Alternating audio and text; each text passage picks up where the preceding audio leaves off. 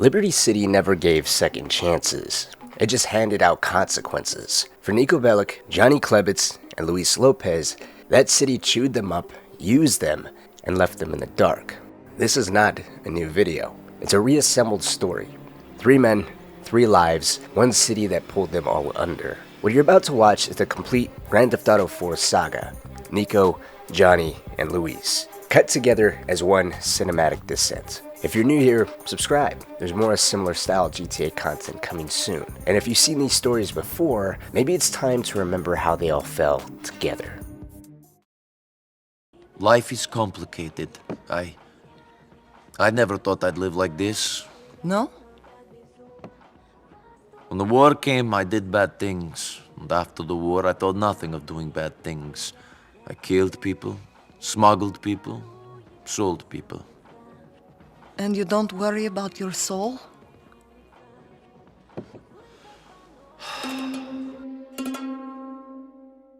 Niko Bellic is a man burdened by a past that refuses to let him go. A soul torn between the weight of his sins and the desperate hope for redemption. He comes to America not merely enticed by his cousin Roman's grand promises of wealth, luxury, and a fresh start, but in search of something far more elusive: peace. The ghosts of his past have followed him across continents, whispering reminders of the bloodshed, betrayal, and shattered dreams that have shaped him. America, in his mind, represents a final chance to escape, to carve out a life where his history is forgotten, his debts are erased, and his conscience is at least unburdened. But the past does not loosen its grip so easily. Beneath his reunion with Roman lies another deeper purpose, one that has haunted him for over a decade. He seeks a man, an old comrade, one of the only other 2 survivors of an ambush that changed everything. A day where 15 men went into battle. A day where only Niko, Darko Brevich, and Florian Kravich emerged alive.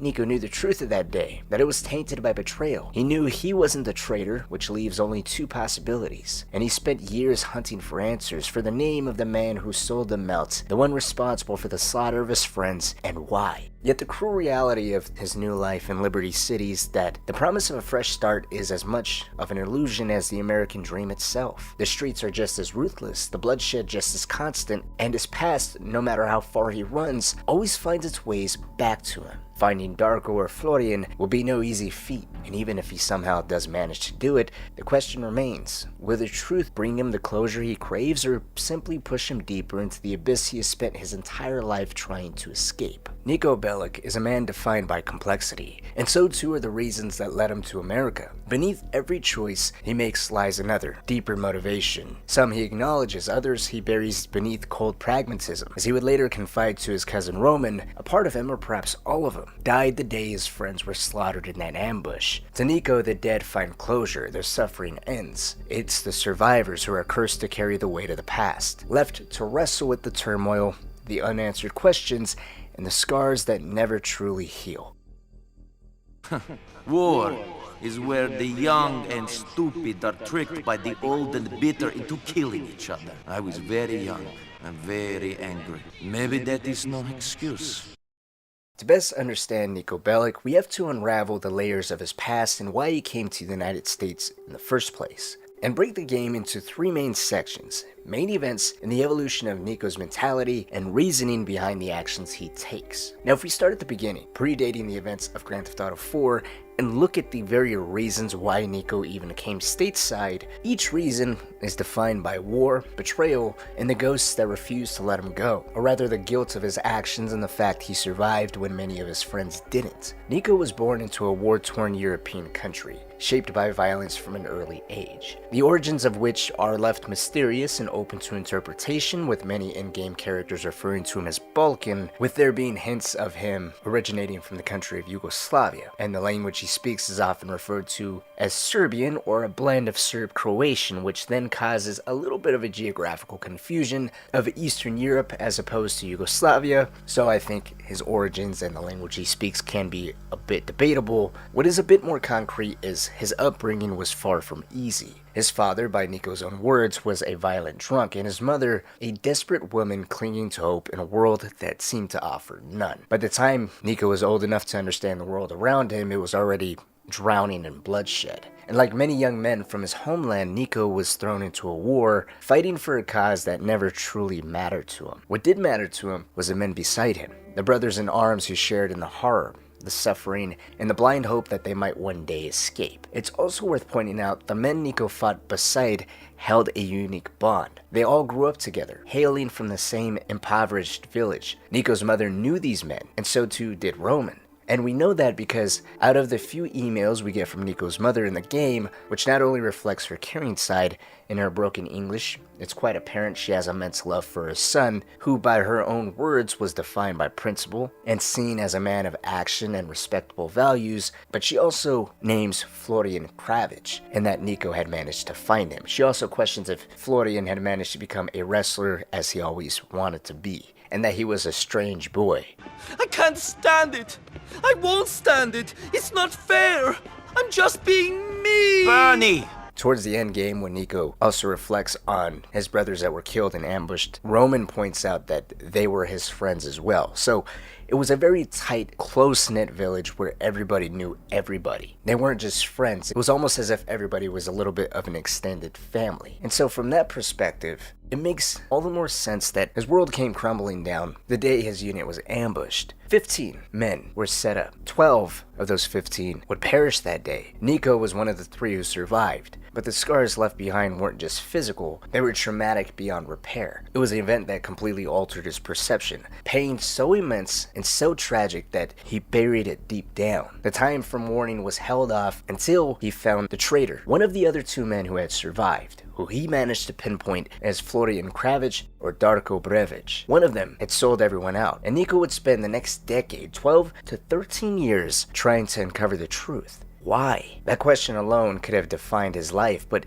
it was only one of the demons haunting him. After the war, he and so many other previous soldiers were unable to land a job. And so, like many disillusioned soldiers, Niko turned to crime, with no real future, no purpose beyond his search for the traitor. And so, that led him into smuggling, working for a man named Ray Bulgarin, a vicious human trafficker with deep ties to organized crime. Niko handled smuggling operations for him, moving people and cargo across the Adriatic Sea. It was dangerous, dirty work, but in the chaos of that life, Niko would find a strange sense of direction. That would all end when one of Bulgarin's shipments was lost. Whether if it was due to bad luck, incompetence, or setup, Niko would never know. But to Bulgarin, it didn't matter. Someone had to pay, and Niko became the scapegoat. Knowing that there was no reasoning with a man as ruthless as Bulgarin, Niko ran. He'd spend some time drifting, taking mercenary jobs across Europe, all while still searching for the truth behind the ambush that haunted him since the war, seemingly the only thing keeping him going. Then came the opportunity, a way out. His cousin Roman had moved to America years prior, and he painted a picture of Liberty City as a land of wealth, success,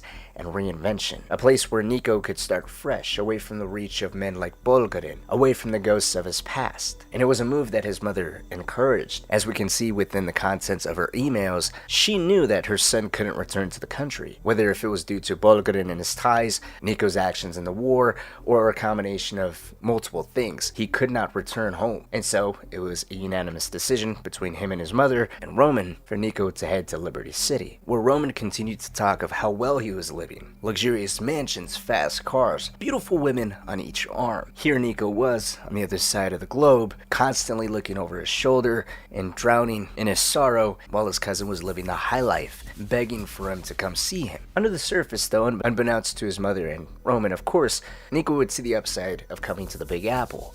America wasn't just an escape, but a brand new hunting ground. In his search for Florian and Darko, he hasn't pulled up any leads whatsoever, but he has a hunch that at least Florian could be here in Liberty City. It offered him a way out, a sliver of hope that his desperate search for closure might finally lead somewhere. And so, when we first meet Niko Bellic at the beginning of Grand Theft Auto 4, he's not just a former soldier reuniting with his cousin. He's a man with ulterior motives, a fugitive running from his past, and a hunter chasing ghosts. Yet in many ways, he's also a man chasing an illusion. From the moment he steps onto American soil, reality begins to unravel the last of his delusions. He's picked up in a battered cab by his cousin Roman, who makes a feeble excuse about his sports car being in the shop. The truth, however, is far bleaker than Niko could have ever imagined. Roman's tales of wealth, luxury, and success were nothing more than fabrications. His so-called empire was a run-down, roach-infested apartment, not the lavish dream he had sold to Niko and his mother for the past 7 months or so. It's a realization that would cause Niko to yell at Roman. So, you full of crap or what? What? Where's luxury condo? Where's sports car? Where's Barbara with big titties and Stephanie who sucks like a vacuum? What are you talking about? In your letters to my mother, in your letters to me, all I hear about is Mr. Big, Mr. Roman, living the American dream. Sports cars, condos, women, money, the beach, opportunity. I come here, and the only thing big about your life is the cockroaches. Niko's outburst at Roman in that moment might on the surface seem like some simple frustration at being lied to, as though he regrets uprooting his life for an illusion, but in light of what we now know about his past, his reasons for coming to America, and the weight of the ghosts he carries, it becomes clear that his anger runs far deeper. It is a frustration of a man who has spent his life being deceived by others, by circumstances, and most tragically by himself. He wasn't just duped by Roman's lies, he was angry at himself for believing, even for a moment, that a new beginning was possible. I would even go so far as to say this destruction of his hope was so profound he'd never really recover from it. As he says in this line to Roman about how coming to a new country doesn't wash away your sins or brand you as a new person. It only compounds and makes it harder for you to keep your head above the water. America is an opportunity for a new beginning. You're in need of one. There's no such thing as a new beginning, Roman. With every day we live, we pick up new baggage. Baggage that we must carry with us for the rest of our lives. There's no dropping into pretending we are fresh and clean just because we get off a boat in a new place. Of course, by the time this conversation takes place, or there's any dialogue close to this between the two of them, Niko's already gotten his hands dirty, resorting to things he had done back in Europe, albeit for different reasons. The grand elaborate tales of luxurious mansions, fast cars, and gorgeous women could have easily all been forgivable. After all, Niko knew Roman had a tendency to exaggerate. Damn near everyone that knew Roman personally knew that was a talent of his. The problem wasn't just that it was a lie, it was a part of a genuine issue that could lead to real trouble. Real trouble that out of the two of them, only Niko seemed to be able to acknowledge. We got loan sharks after us. Roman, šta se dešava? You and your debts, Roman. Uvek isto, nikad drugačije. As if it isn't hard enough settling into a new country and getting yourself established, it's difficult for Niko to even be able to focus on just that. On one hand, Roman hasn't seen his cousin in years and wants to know what happened in the war. In the midst of his excitement that his cousin is here, he tries to find moments where he asks Niko why he's so closed off, why he won't let him in and share on the things he saw and the things he's done. On the other hand, Niko's slowly doing the same thing in a way. The roach-infested apartment and struggling cab business are initial shocks, but when Niko finds out, not too long after all of that his cousin has loan sharks after him, it's the first taste of something serious. And yet, his cousin seems to not take it so seriously. Now, from our perspective, this early in the game, Niko is a war vet and immigrant to this country. He has a protective side for his cousin, but there's also a cautious side. The caution is a mix of getting his footing. After all, he is new to the country and should be looked after by his cousin who's already established, until, of course, Niko finds his own way. However, due to Roman's inability to acknowledge the dangers of the life he's skirting on the edges of by taking money from loan sharks and then instead of paying it back, going to illegal gambling games with the hopes of winning big, the roles become reversed. Niko is thrusted into the position of looking out for his cousin, instead of the other way around. And following his service in the army, Niko became all too familiar with the types of people Roman is getting involved with. He knows the methods, he knows the ruthlessness, and he knows the type of men Roman is. The people who naively accept money and making promises that they just cannot keep, borrowing from the wrong people and betting against forces far beyond their control, which in this case for Roman is gambling. His gambling addiction would be a major problem later, and we'll see how Niko becomes more and more assertive in regard to it. But starting out, Niko appears to apply a more gentler, subtle approach, using humor as a means to get his cousin to see reason, joking of how Roman is not called the janitor because he cleans house and he always wins, but on the contrary, he's called the janitor because he can't seem to pay his debts and so he's forced to mop the floors. It all starts off lighthearted enough, Niko putting his faith in Roman, trusting that his cousin knows what he's doing. But that illusion quickly crumbles when Niko finds Roman being assaulted by the same Albanian loansharks he thought they'd left behind the day before. Roman was fresh from an illegal gambling session, during which he had used money he owed them just to place bets, and the men would have beat the hell out of him if it wasn't for Niko helping him escape. But the consequences were immediate and were currently ongoing. Led by a man named Darden, the Albanians would corner Roman at the cab depot. They smash his computer, seize him in a headlock, and Darden brandishes a knife. It's in this moment when Niko walks in and sees his cousin in real danger that he's forced to act. He disarms Darden, breaks his arm, and sends the Albanians running. This would be the first time Niko resorts to any kind of violence since arriving in Liberty City. And even then, it's important to note that it's not about ego, dominance, survival, or even really about money, at least not from Niko and Roman's perspective, of needing more, as would be a driving force much later that wasn't heavily motivated to pay someone back. But right now it's purely about survival. It's about protecting himself and the only person he has left. But things don't end there with the Albanians. A few days later, they would catch up to Roman again, this time at a public basketball court. Only now, it's much more personal. Darden was furious not just over the broken arm that he had received from Niko, but the money that was owed to him that Roman seemed to just not be taken seriously. He would have his men beat Roman in public, and once again, Niko steps in. He'd fight off Bleeder and Kaleem, and the confrontations would end in a high-speed chase after Darden. When Niko finally corners him, Darden will pull a knife for the second time. But this time, Niko doesn't just disarm him, he kills him. Now on the surface, it looks like Niko is falling back into his own patterns. A violent man solving problems the only way he knows how, just like he did back in Europe. But if you really pay attention to what he says before and after the killing of Darden, the story takes a very different tone. You see, after rescuing Roman and chasing Darden, there's a brief moment in the car where Roman is bloodied and fed up. He vents about always being pushed around. He's been beaten twice and had his computer smashed. He was always left begging for mercy. For once,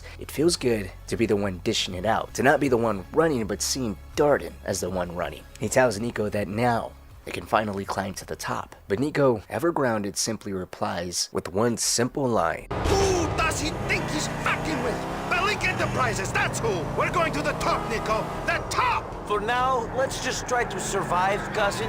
That line speaks volumes. Niko has no grand ambitions, no illusions of power or success. Whether it's realism, trauma, or a deep desire to avoid repeating his past mistakes, it's clear he doesn't want to get swept up in another life of violence. Or maybe it's all of those things. And the conversation that comes next, I think, only reinforces that. After killing Darden and returning to the vehicle with Roman, on the drive back, Niko finally opens up, and he offers Roman a rare glimpse into his past. He tells him that Darden, to Roman, was what Ray Bulgarin was to him.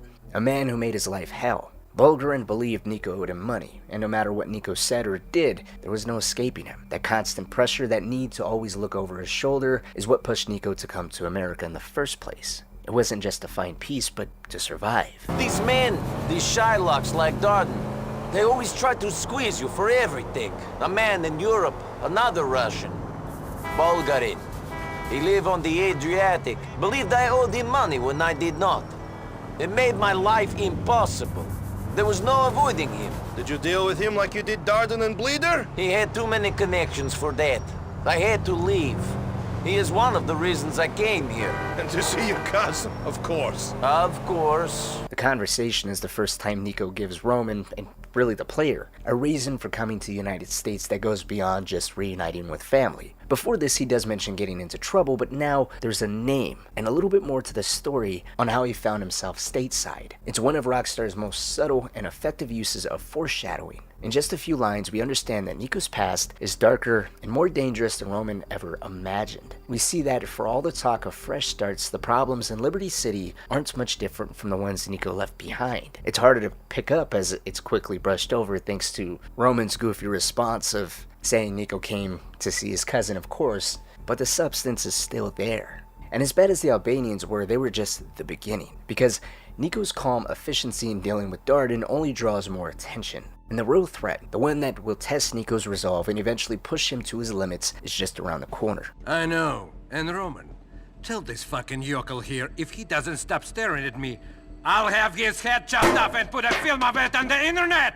That threat is Vlad. Unlike Darden, Vlad's problems don't just come with knives and beatdowns. They come with power, manipulation, and the kind of consequences Niko won't be able to just walk away from so easily. Where the Albanians were content to beat the money out of Roman, Vlad took a different approach, one built entirely on control. He used Roman's debts as a leash, keeping him firmly under his thumb. He'd walk into Roman's cab depot, insult him in front of his employees, and openly flirt with Mallory, who was Roman's girlfriend. He would even lay hands on her. This would make Roman clearly very uncomfortable, and when he would try to push back, or give even the slightest amount of resistance, Vlad would shut him down, reminding him of the money he owed, and just like that, Roman would always fall silent. The power dynamic between Vlad and Roman is clear long before the Albanians are even mentioned, and from the very first encounter, Niko isn't having it. He's visibly cold towards Vlad, shooting him a dark stare that borders on threatening. But to Vlad, Niko's just another immigrant, fresh off the boat, a quote-unquote dumb peasant that wouldn't understand anything unless it's explained to him like a child. Vlad talks down to Niko, he mocks him, and even goes so far as to speak to him like he's property, an extension of Roman, and therefore something else he owns. But that attitude begins to shift when Vlad learns that Niko dealt with the Albanians. Suddenly, this peasant isn't so useless. While Roman is seen as a coward who can't handle his own problems, Niko proves he's capable, effective, dangerous, but still a stupid peasant. And Vlad, ever the opportunist, sees value in that. From that point on, he starts using Niko as muscle, an enforcer to collect debts and intimidate others, not out of respect, but out of convenience. Even working directly under Vlad and doing his errands, Vlad never stops talking down to Niko. He still throws insults, and of course Niko would do the same. And really, it wasn't much of a working relationship, as it was more of a fragile arrangement built on mutual avoidance and an uneasy leverage. As long as Niko stayed useful, he had just enough pull to keep Vlad at a distance from Roman, a kind of shaky insurance for his cousin's safety. But keeping Vlad away from Mallory was another story. That line was much blurrier. Vlad never gave a straight answer when Niko would always bring it up. He dodged the topic entirely, waving off Niko's concerns and tossing him another job like he was handing a task to some clueless errand boy. It was clear he still saw Niko as nothing more than an extension of Roman, a tool, not a threat. But that was a mistake. With every job completed, Vlad would grow more comfortable, more arrogant, and more convinced that Niko was just like Roman, submissive, easily controlled, and firmly under his thumb. He started treating him more and more like property, and eventually, that false sense of control would push things to a breaking point.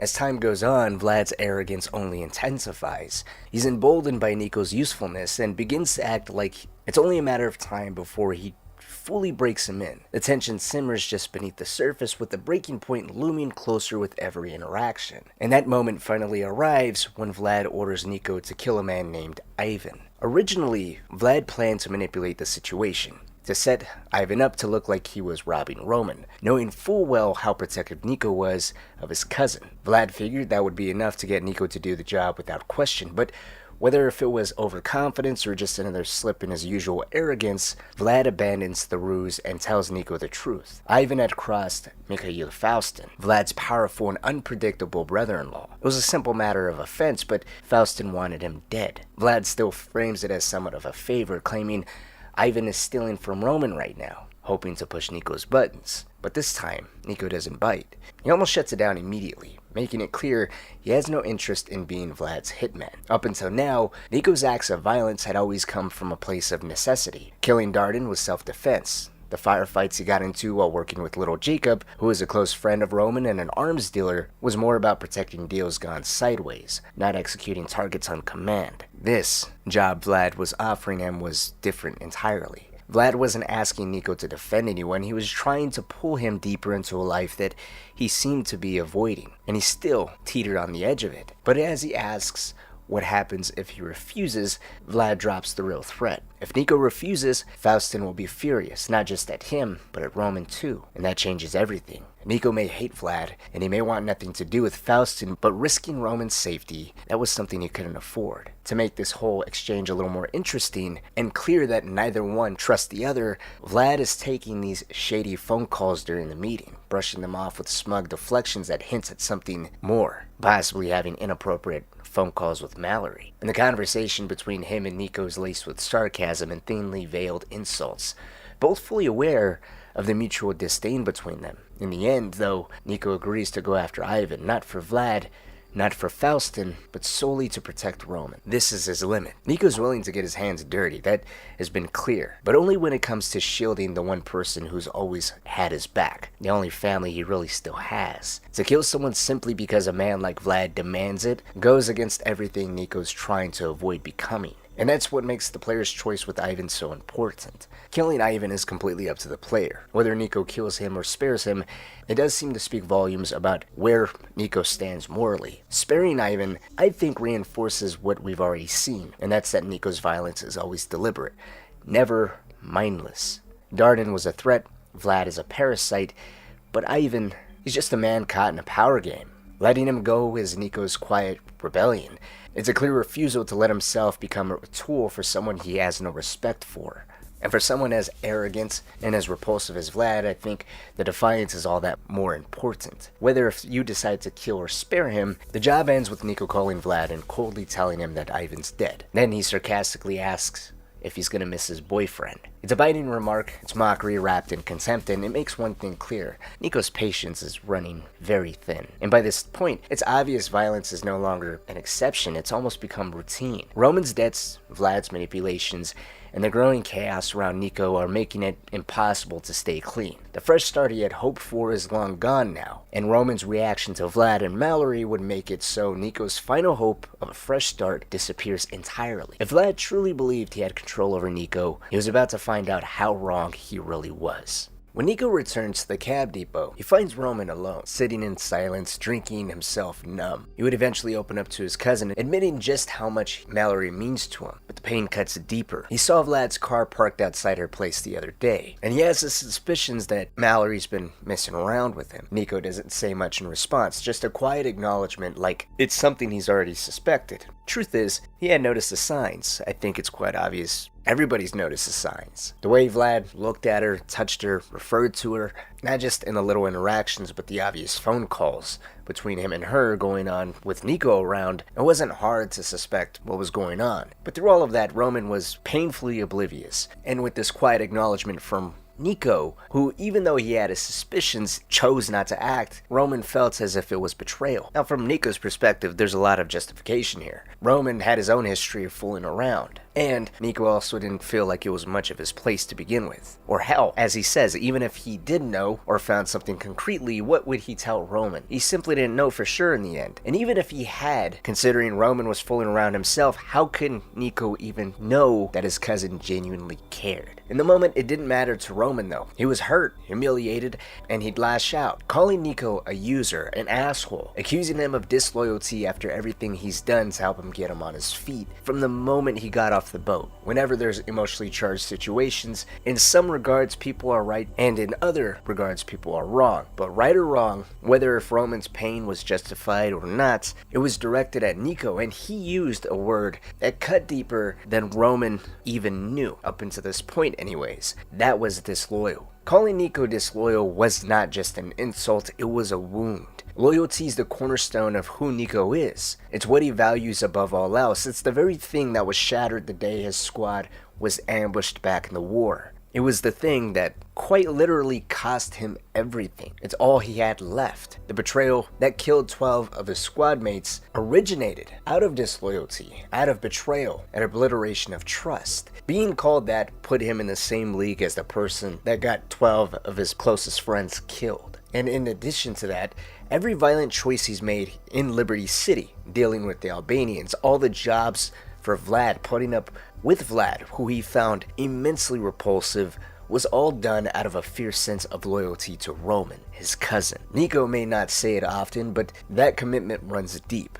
Anything less than total devotion to Roman is intolerable to him. Even if Roman said it in pain without meaning, the damage was done. That moment was all Niko needed to push him over the edge, without waiting for things to get worse, or reason with Roman to try and justify why the lack of action, why he chose not to do anything, or waste any more time in general. He decided it was time to end it here and now, not just for Roman's sake, but to make things right. He would head straight to Comrade's bar, and Roman would reluctantly tag along. Comrade's bar was Vlad's usual haunt, and while it's tempting to imagine some version of this playing out with words and a warning, it was never going to happen. By the time Niko arrived, Vlad was drunk, he was smug, and like always, dismissive.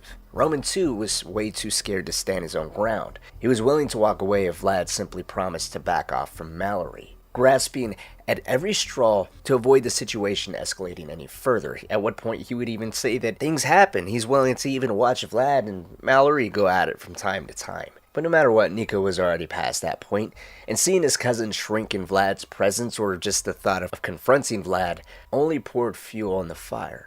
Niko had already made his decision, and as luck would have it, by the time they arrive at Comrade's bar and face Vlad, the confrontation explodes beyond anyone's hope of controlling it. Vlad would attempt to leave and place his bodyguards behind to deal with Niko. Niko would immediately take down both bodyguards and then chase Vlad through the city in another chaotic vehicle pursuit. And when he finally corners him, there's no hesitation. The words exchanged between Vlad and Niko is already what Niko knew was coming. Before he even pulled the trigger, Niko knows none of this can be undone, none of this can be avoided. He's seen men like Vlad before, petty, prideful, vindictive. As he tells Roman if he lets Vlad live, this cycle will continue. There'll be more threats, more humiliation, and next time, one of, if not both of their lives. The way they're chasing Vlad down in a vehicle, he won't forget it. He'll be back. It doesn't matter if Vlad has powerful friends. Niko's done playing it safe. He's done letting men like Vlad hurt the people he cares about most. So much so, he's willing to take chances with these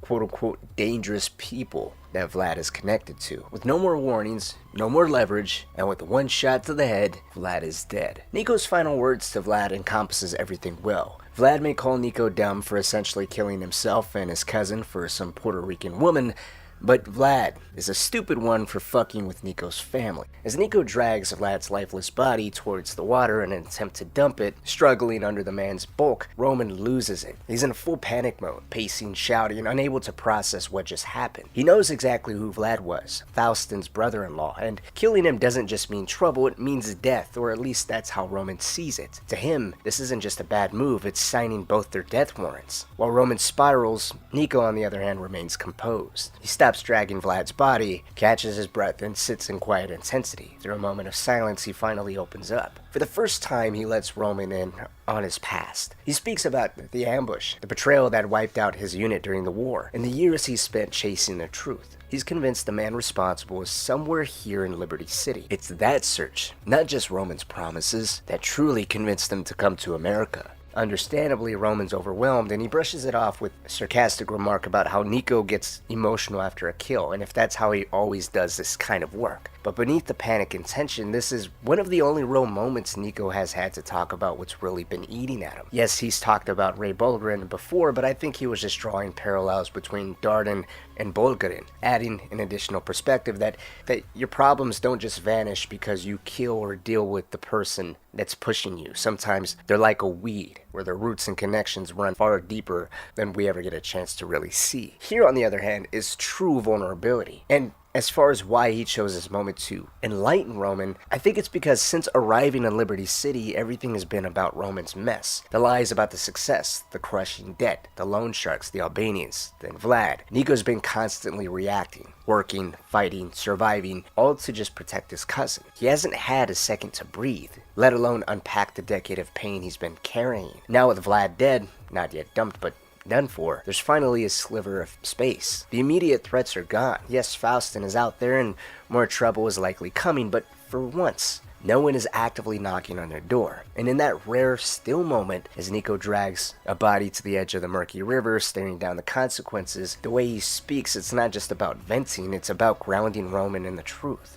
It's clear he doesn't hold the same delusions or ridiculous hopes for what is going to be set out before him and his cousin.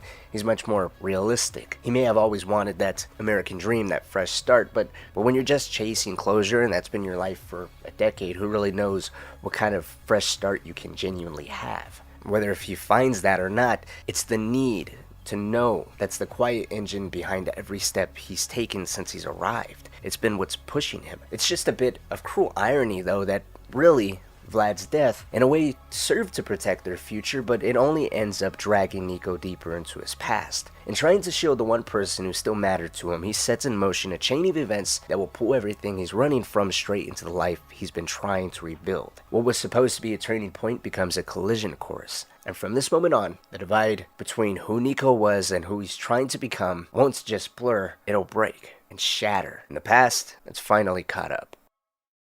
Hello, Mr. Bulgarin. I didn't rob you.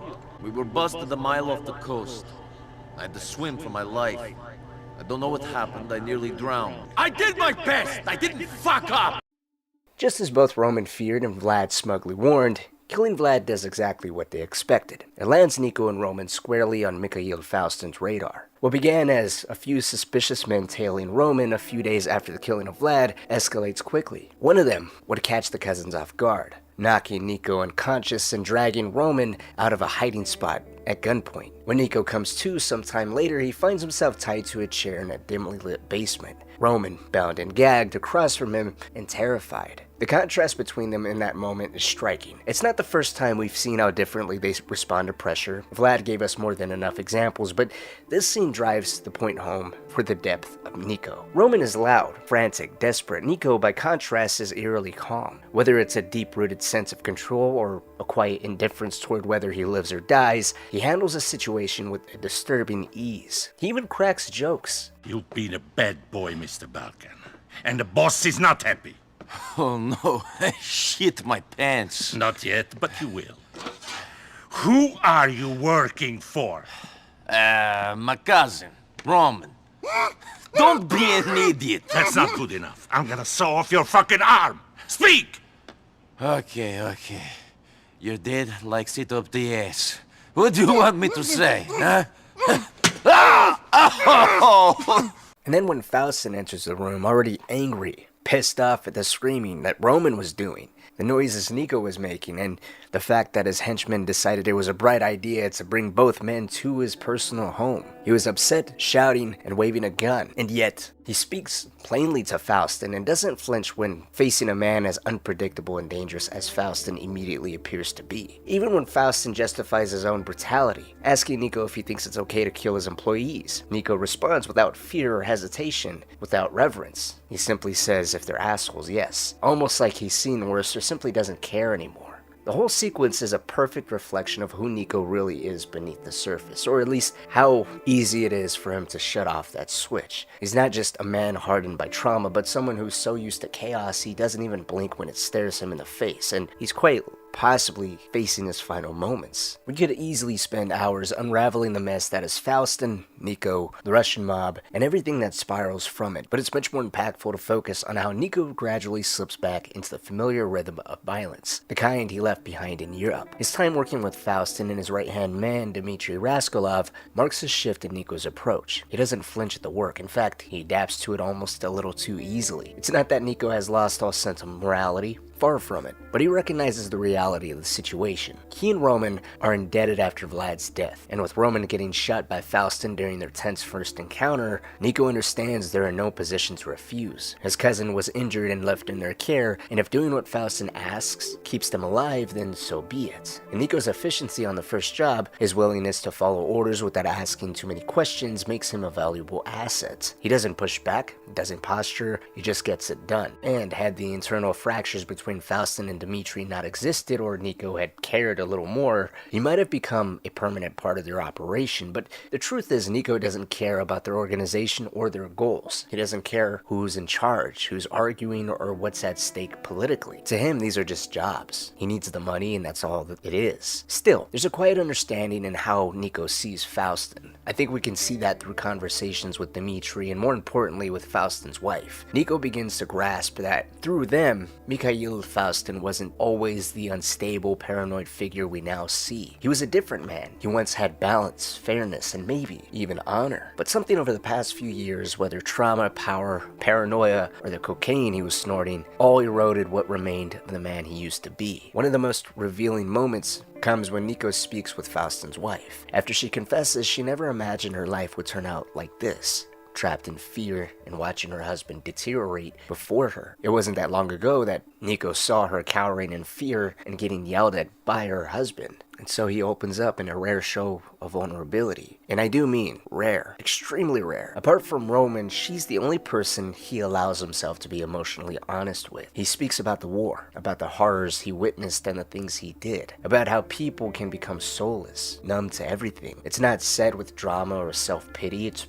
quiet, it's reflective. You can feel that Niko sees something of himself to a point in Faustin, a man warped by violence, consumed by it, shaped into something unrecognizable over time, and it's a parallel that isn't forced, it's lived. Niko doesn't excuse Faustin's behavior, but he does understand how a man can get there, even sharing with Dmitri that he hopes things don't get to him as the way they got to Faustin. Of course, it's not a direct comparison like that, and the context is more so Dmitri discussing how Faustin wasn't always like this. He was a calm man, but things got to him, and so Niko shares that he hopes it doesn't get to him either. Regardless, while Faustin's a clear live wire, Dmitri plays the opposite role, trying to steer Faustin back toward reason, or at least keep his outbursts from bringing more heat down on their organization. Dmitri prefers to play it smart, make deals, avoid unnecessary bloodshed, and cut into a rival's profit rather than their throat. But Faustin's impulsive violence makes that nearly impossible. Where Dmitri sees strategy, Faustin sees insult. The smallest sign of disrespect or disobedience earns a death sentence. And since Niko isn't invested in any of these power struggles, just as he wasn't interested in Vlad's ego games, he just observes them, keeping his distance and occasionally unleashing a smug remark to Faustin's goons.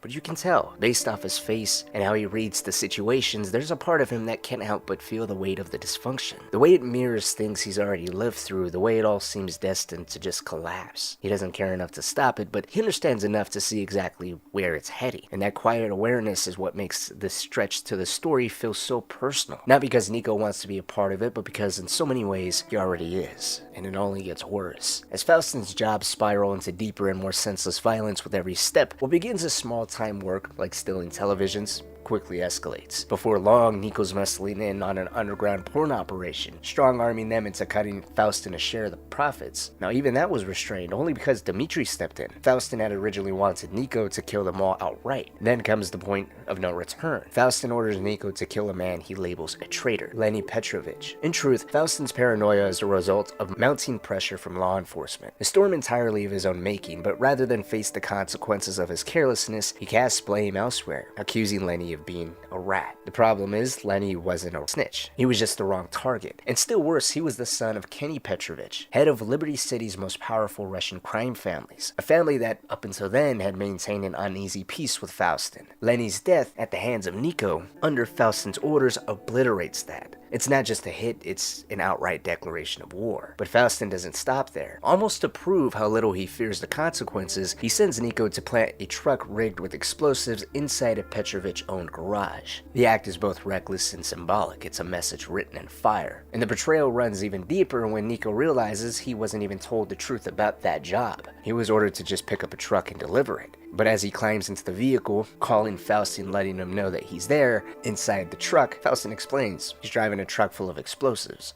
after the fact. That deception sparks a moment of friction between Niko and Faustin, but then the damage is done. The line is already crossed. The garage is blown up and whoever's inside is killed. What's fascinating here is not just Faustin's descent into chaos, but Niko's silence in the face of it. He doesn't challenge Faustin's motives, he doesn't protest the deteriorating state of the organization, and he certainly doesn't try to ease Dmitri's growing panic as the situation spins further out of control. It's not that Niko's indifferent, he sees it all. The impulsive violence, the paranoia, the self-destruction, but he stays removed, operating in a detached, almost clinical manner. He doesn't get drawn into the drama or the politics, but because he's not there to be a part of it, he's there to survive. And by this time, it's not even as Roman is that much of a concern, he's been far removed from the situation. Not that it even matters. By the time Niko finishes his work for Faustin, especially against someone as powerful as Kenny Petrovich, his fate is already sealed. Faustin's recklessness, his refusal to listen to reason, and Niko's own involvement in escalating the conflict has pushed things past the point of no return. It's what leads Dmitri Raskolov to quietly pull Niko aside for a private meeting. There's no shouting, no threats, just cold clarity. Dmitri, ever the pragmatist, has managed to arrange a tentative peace between the Faustin's faction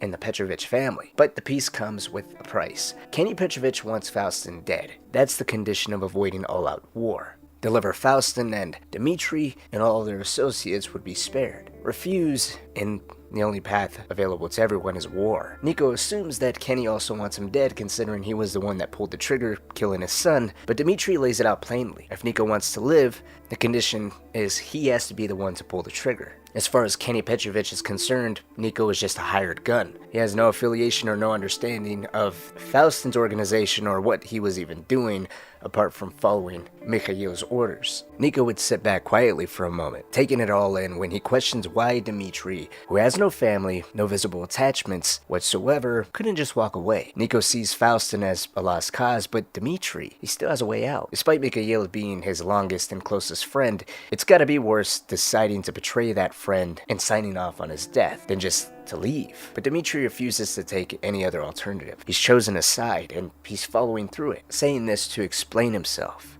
There's no way out? Not now. Not after you killed Petrovich's son. You don't have any family. You could run. Wherever you go, people will find you if they want to badly enough. His words do carry an uneasy truth. After all, Niko found himself in an entirely different country because a man did everything he could to get to Niko. And considering what happens not too long after this, it's yet another moment of foreshadowing. Now, I've always found it interesting that Niko still never puts up much of a fight. Granted, it makes sense for him to kill Faustin in order to save his own skin, and as we play the rest of the mission, Niko tells Faustin plainly that he brought this on himself. So it's a mixture of doing what's best for himself, as well as seeing that this is just cruel justice that Faustin ultimately had coming, whether if it was via Niko or somebody else. But even then, it's just odd in a way for him to agree to side with someone such as Dmitri, who is in essence betraying his closest friend. Even if Niko was grateful that Dmitri managed to broker some type of escape out of all this by being the one to kill Faustin, the fact that Niko seems caught off guard by Dmitri's betrayal to him feels weirdly naive and almost out of character for him. Or maybe it just goes to show how deeply he felt for Dmitri. Maybe he really did see some parallels between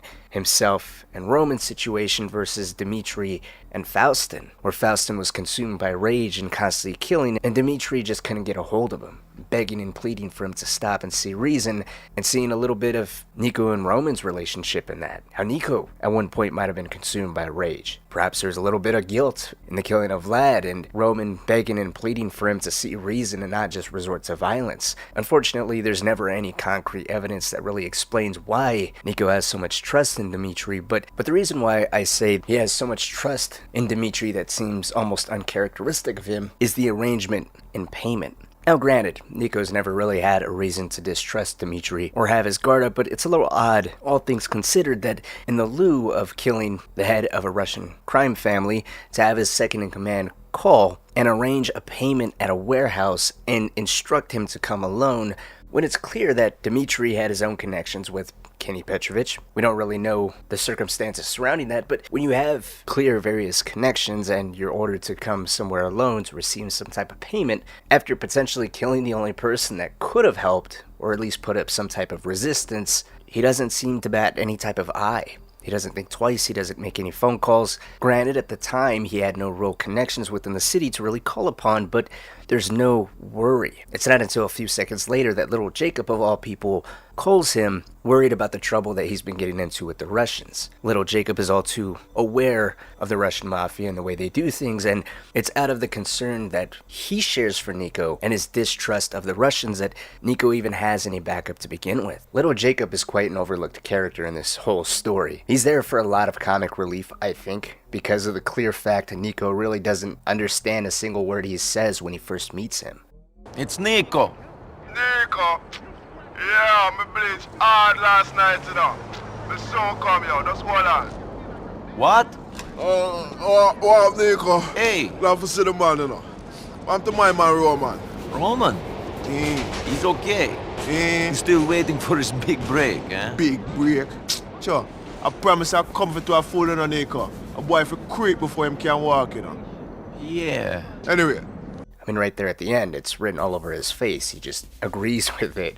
In game dialogue, he's unsure of what to say or how to respond because it's clear he just doesn't know for sure what the hell little Jacob is saying. But by the end of the game, he comes through in most of the important moments. He makes random calls checking in on Nico when Roman's gambling debts are netting him in more trouble. Jacob and Mallory are the only two to call Nico, warning him of his cousin's problems. And at the end of the game, regardless of your ending, Jacob is always by Nico's side to repay revenge, looking out for him and lending him a hand. It's a bond that is formed in the early jobs Nico does for him, and I'd say it's solidified when he backs him up at the warehouse to face Dmitri, which was in fact a setup far worse than Nico could have ever predicted. As it turns out, Nico's luck has pretty much ended. Ray Bulgarin, the man that pushed him to escape Europe, was here in Liberty City and apparently is a close friend to Dmitri. The meeting to pay Nico off for killing Mikhail Faustin was nothing more than to confirm his identity and hand him over to Ray Bulgarin to pay off Nico's alleged debts with his death. Luckily, Nico would respond quick enough to keep a guard from slicing his throat, while little Jacob slides into the warehouse to provide support against the waves of armed men the pair had brought with them. In the end, Nico, little Jacob, Dmitri, and Bulgarin would all escape with their lives, but nothing from here is really the same. Dmitri and Bulgarin would spend the rest of the game pursuing Nico and using his cousin as an easier target to draw Nico out, but that'll come in time. Following Nico and little Jacob escaping with their lives, he would call Roman to inform him of the failed deal and the threat of Ray Bulgarin being here. In his phone call to Roman, it's clear he's in a panic, drowning in the mistakes of his former life and well aware of not only how well connected Ray Bulgarin was back in Europe and could very well be the same here in Liberty City, but all too familiar with his methods and the repulsive, unspeakable things he's all too willing to do. And Nico's fears of what might happen are somewhat confirmed when he hears Roman pick up the phone whispering, calling back to the days following Vlad's death and Roman being tailed. He'd ask his cousin to meet him in an alleyway and to come quick. When Nico arrives, he finds his cousin locked in a trunk of his cab. He did that to himself in an attempt to be safe. According to him, people have been constantly calling the apartment and hanging up, so it spooked him, and Nico wasn't answering his phone, so it made him fear the worst. And Nico would tell him their situation is far worse than either one of them could have ever imagined. Out of the entirety of Grand Theft Auto 4, this is one of the rare moments where Nico is completely apologetic. He apologizes for everything. He's fucked up. The deal with Dmitri fell through and he sold him up the river to a well-connected human trafficker that wants him dead. That guy I owed money to, Bulgarin. Yes, the guy in Europe who lives by the Adriatic. Yeah, he's here now. Great. I'm sorry. I've ruined your life. He really does seem defeated. He tells Roman he's ruined his life, and the look on his face when he does so almost calls back to everything he ever had to do in order to escape Bulgarin before. In later Rockstar games, primarily Red Dead Redemption 2, a lot of weight and significance is put in the looks of characters and the silence that they give. Now, that's attributed to, of course, technology and just how far graphical fidelity has went, but the evolution of Rockstar's writing as well. And that element isn't lost here on Nico. In a lot of ways, Nico himself, his personality, his mission, his outlook to change his life, and whether if he is worthy or not worthy of redemption, is very reminiscent of Arthur Morgan. And what I absolutely love about both of them is they're both distinctly their own person without any deliberate connections made. In other words, when you play Red Dead Redemption 2, Nico doesn't immediately come to mind, and going back and playing Grand Theft Auto 4, there's no immediate, oh, this is just like Nico's story, or this is how he responded. It's the exact same. There's nothing like that that taints the character development and the fact that these two feel like very different people, essentially. But it's hard to not pick up on those nuances after studying many characters in Red Dead Redemption 2, as long as I have. Regardless, bringing Roman up to speed on the fact that Bulgarin was here in Liberty City, there was no need to go any further. He already enlightened Roman on how he made his life hell, and he never wanted that for his cousin. But Roman, ever the optimist, pulls him out of this despair. It's very characteristic of Roman, again, that insane optimism. Sometimes it's goofy, other times it's annoying, clearly to Niko, but in this moment, it serves a greater purpose. It actually switches the roles. He snaps Niko back from that dark place he was quickly descending back to, and he tells him, they can find another way. Niko would give a flash of anger, swearing to kill every Russian, but Roman says that's exactly what he won't do, almost as if he forbade it. They don't have time for revenge, and Niko, of all people, can't afford that. They can lay low and start over. Roman just wants to go back to the apartment and collect their things and pick something special up. The driving force behind the story is, of course, Roman and Niko heading back to their apartment to gather their things, but on the way there, the conversation the cousins have is touching and holds its own significance. After calling Mallory to see if she can get her cousin to let Niko and Roman crash at her old apartment for some time, he would hang up positive with some good news, shedding some light at the end of the tunnel. He would talk of how things really might not be that bad, and how he was thinking about getting out of the cab business, and that reminded him of a dream he had a night before. He and Niko had a place of their own, a restaurant where people can sit and relax. It was classy, a place of distinction. In his dream, Niko met the right woman. Roman would describe her as beautiful, pure like his Mallory, who he was married to in that dream. Everything was perfect. Niko may not see himself settling down now, but in time he will. And Roman would say that this could be the start of that, the fresh beginning. Of course, Niko's immediately focused on just distancing himself from Dmitri and Bulgarin, but Roman does have a point. Eventually, there will come a time where this does all end. Regardless of Roman's own vices and seeming to fall off from that vision from time to time, it's something he does hold on to that is, when both cousins aren't looking forward to it, then at least Roman can serve as Niko's anchor and push him in that direction. It's something he does genuinely want for them, as he's so adamant Niko finds the right girl that he even goes out of his way to call Katie McCreary, whom he never met, to tell her how much his cousin likes her and that she's absolutely 100% invited to his wedding and that she needs to be there, which does of course happen at the end of the game. But before that dream can come true, reality sets in. When they arrive, they discover Roman's apartment is in flames, and his cab depot is as well. Bulgarin, Dmitri, and the Russians have effectively taken everything from the cousins, and as such, Roman is torn up. It prompts him to break down crying, attacking his cousin for ruining his life, and he's done him no good, getting beaten, having his computer smashed, which really wasn't Niko's doing, and getting shot in the stomach since Niko arrived. Unlike Niko, who had everything handed to him as soon as he got off the boat, it took a ridiculous amount of time to scrape together enough cash to buy a cab, then another, the cab depot, sleep under his desk for over a year, and then buy the shitty apartment that Niko attacked the moment he walked in. And on top of all of that, that fire that just consumed that shitty apartment claimed the wedding ring he wanted to show Niko. That was really why he wanted to go back to the apartment. He claims he bought a wedding ring that was worthy of Mallory, but it didn't matter anymore because it burned down with everything else he had. And that was all thanks to his cousin. It's yet another moment of just lashing out. There's no concrete hate here, just grief. The two of them would head over to another part of Liberty City, taking up a temporary residence in Mallory's cousin's old apartment in South Bohan. With no money, nowhere else to go, Niko and Roman are back to square one. Possibly worse off, as Niko's past is very much real, and a bigger danger than it may have ever been since coming to the city. I got money. In which case you've got help. So, tough guy, you know about this business? I know about protection. What do you need? I need money. This pays. I can do it. I don't care if I live or die.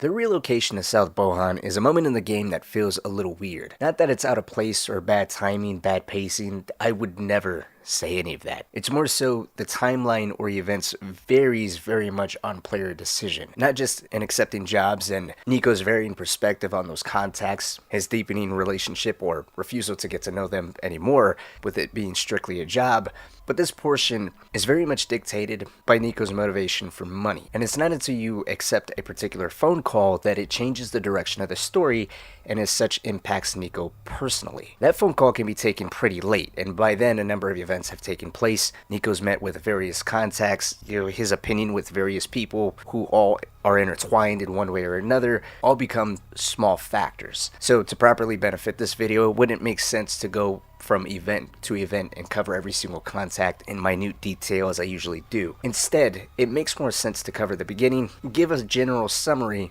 and what exactly separates Niko now versus before. and discuss the phone call and events that changes him afterwards. So, re-establishing themselves in South Bohan is priority number one, and it was thanks to Mallory that the reason Niko and Roman are even able to get off their feet as quickly as they do is because this is where she grew up. She had a lot of childhood connections. Through Mallory, not only did they manage to get their new apartment, but Mallory would introduce Niko to two contacts of hers. Their introduction marks a clear shift in the trajectory of Niko's story. Not a descent, but a change in purpose. Up to this point, Niko's been navigating Liberty City with a fractured sense of direction. He arrived looking for closure, hoping to finally leave behind the wreckage of his past, while building something stable alongside his cousin. But that hope began to erode. Protecting Roman forced him into his old habits: violence, intimidation, survival over principle. Now with Manny Escuela and Elizabeta Torres, we see Niko's priorities fully pivot. He's no longer chasing peace or even survival with intent, he's just working. Any job, any task, any risk, as long as it pays. The two contacts themselves are interesting as their introduction not only highlights that shift in Niko's motivations, but even touching on the level of flexibility Niko has to secure what he's after, primarily cash. Manny represents everything Niko despises in the city. Once a gang member himself, Manny now brands himself as a vigilante, claiming to clean up the streets he helped corrupt. But it's all for show. His real goal is fame, not justice. He uses Niko's work as content to prop up a false narrative about redemption and community service. And from the moment he meets Manny, Niko doesn't hide his disdain. He can barely stand to be in the same room as Manny, let alone feed into his ego while being used to kill the very people Manny once called friends, all while a camera rolls to build up his personal brand, which Niko absolutely hates being a part of. Through Manny, Niko is also introduced to Officer Francis McCreary, roped into the illusion of community reform. But even Francis isn't what he appears to be. Like everyone else in the city, he's in it for himself. And Niko becomes a tool in yet another scheme of Francis's later down the line. In hindsight, it's actually quite fitting Francis meets Niko through Manny, as both he and Manny have a similar mask of intending to do right and lawful publicly, but behind the scenes is nothing more than hypocritical men, employing the same means they publicly condemn to privately secure their own interests. Then there's Elizabeta Torres, who operates in stark contrast. She's a drug dealer. No pretense, no apologies. She's powerful, respected, feared, and real. Through her, Niko gets tangled up in a web of crime that includes names like Johnny Klebitz of the Lost MC, Playboy X, who dominates the crack trade in northern Algonquin, and Patrick McCreary, Francis's brother and a relic of Liberty City's once powerful Irish mob. Between the two, it's glaringly obvious that Niko can stand, or at least tolerate, Elizabeta over Manny. He respects her honesty, even if her world is just as dangerous. Manny, on the other hand, is nothing more than a clown, a liar, a performer, a coward, hiding behind a mask of morality. Yet despite these personal feelings towards Manny and the other dangers getting involved with Elizabeta, he pushes all of that aside for the single purpose of getting out of the situation he's in now. As long as people are paying, Niko's willing to oblige. They really just are jobs. And there's two key moments during this part of the story that emphasizes that. The first one is on the drive with Playboy X to meet with Johnny to oversee a heroin deal. It's the first time Niko and Playboy have ever met, and so Niko asks if Elizabeta gets Playboy to do jobs like this often for her. I'm gonna play X's response in its entirety and how Niko asserts himself as part of what Playboy's been cooking up. Does Elizabeta get you to do stuff like this often? Elizabeta don't get me to do shit. I just like to keep an eye on things. There ain't a deal in this town I don't know about. I own this city, for reals. Yeah? Well, how come we haven't met before? You obviously ain't been big time. I started small like you, player. Slinging rocks on the corner, sticking cats up, all type of shit. Them was the old days. Now it's all about diversification. A heroin deal is your way of diversifying? Money talks. Money say jump, cats say how high. This is a cash deal. I got other shit going down as well. What type of shit you got going on? I'm always looking for work. If it pays, that is. I pay like a Slongberg Sachs bonus, bitch. It's Christmas every day when you rolling with this nigga. So you got work? Not yet. I gotta set shit up. But I'll need a cat like you real soon.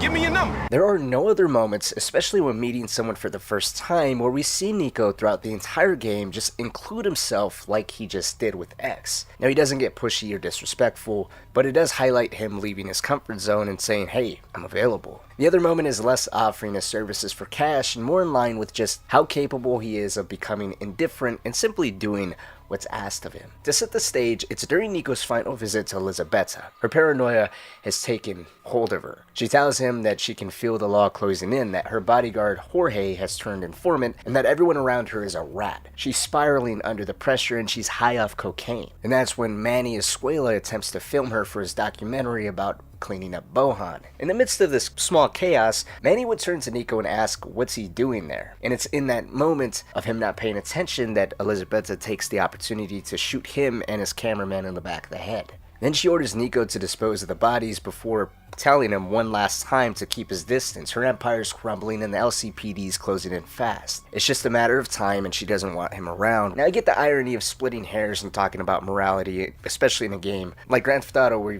you're killing and robbing people left and right. But the missions always stuck out to me because even though Niko didn't particularly like Manny, he wasn't necessarily a threat or that much of a problem. He could be very well annoying but harmless enough.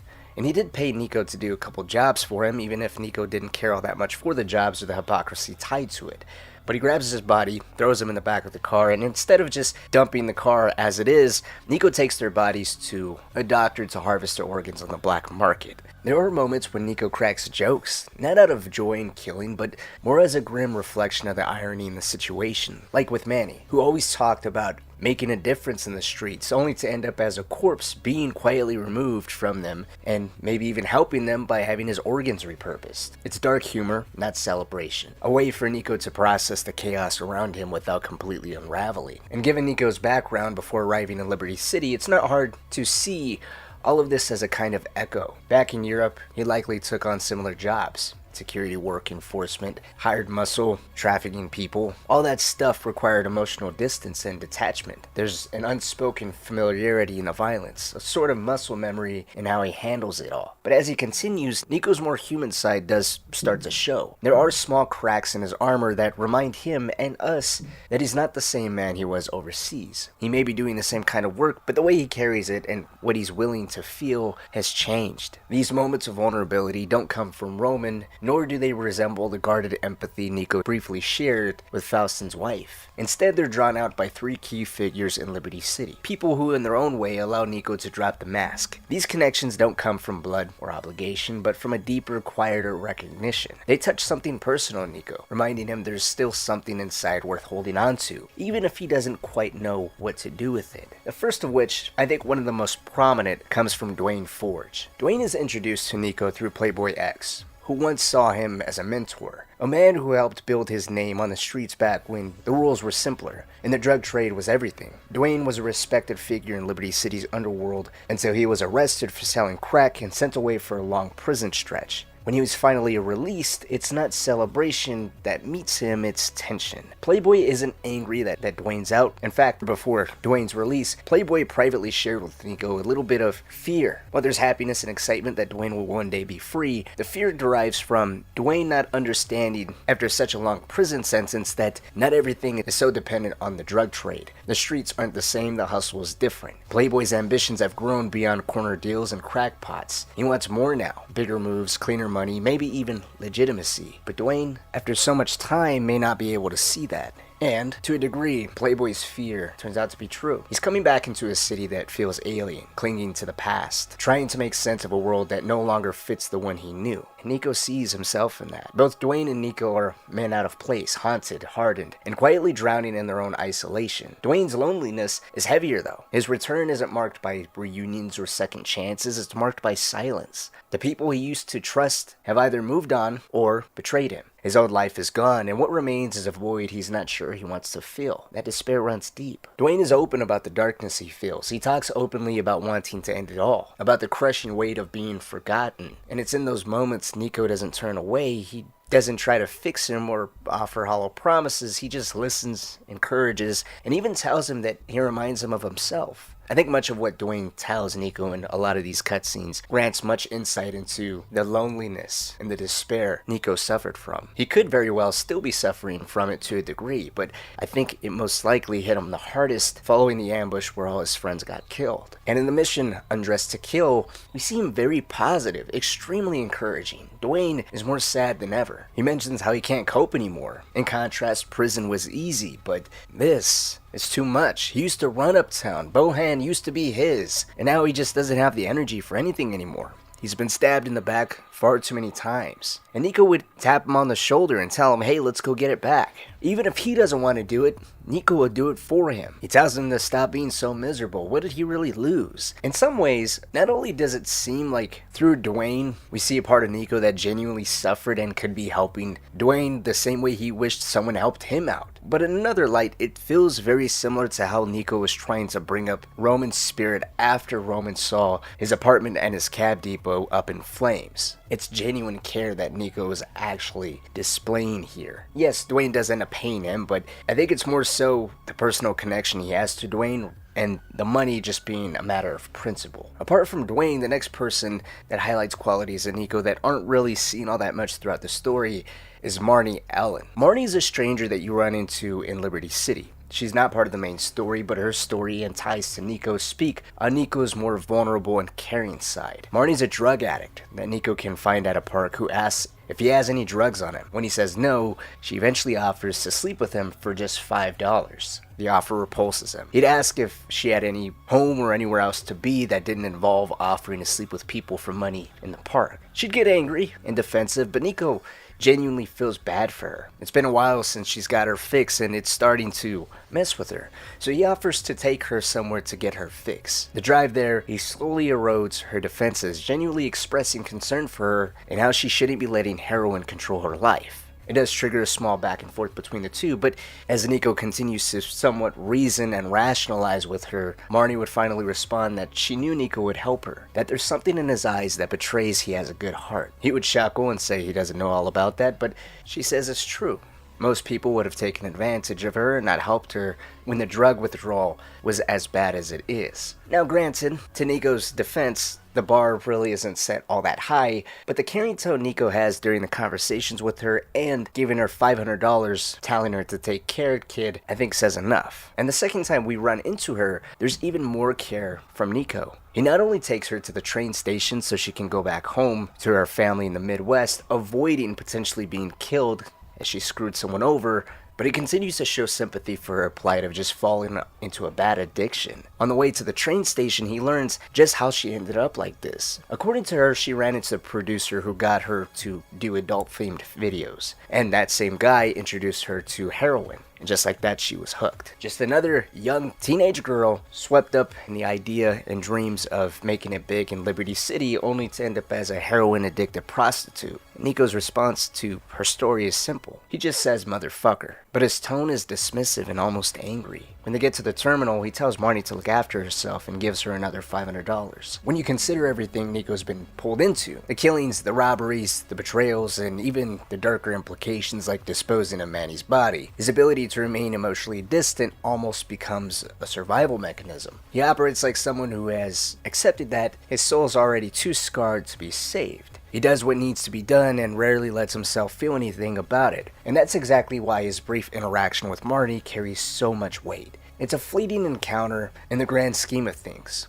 No shootouts, no money, no grand consequences, but it's one of the few moments where Niko chooses compassion without obligation. And it's just so damn unfortunate that Niko's second interaction with Marnie is only a maximum of 2 minutes long. Marnie's lost, strung out, drifting through the city like a ghost. She has nothing to offer Niko, and yet he listens. He doesn't judge. I mean, of course, he does throw her own logic at her, I think, to get her to rationalize and see reason through her own decisions, but he still helps her. Not because it benefits him, but because somewhere deep down, he still remembers what it means to care. In a life filled with violence and cold transactions, that quiet, human gesture stands out. It's a reminder that Niko's heart isn't gone. It's just buried. And even if he doesn't fully believe he can be redeemed, moments like this suggest that something inside him still at least wants to try.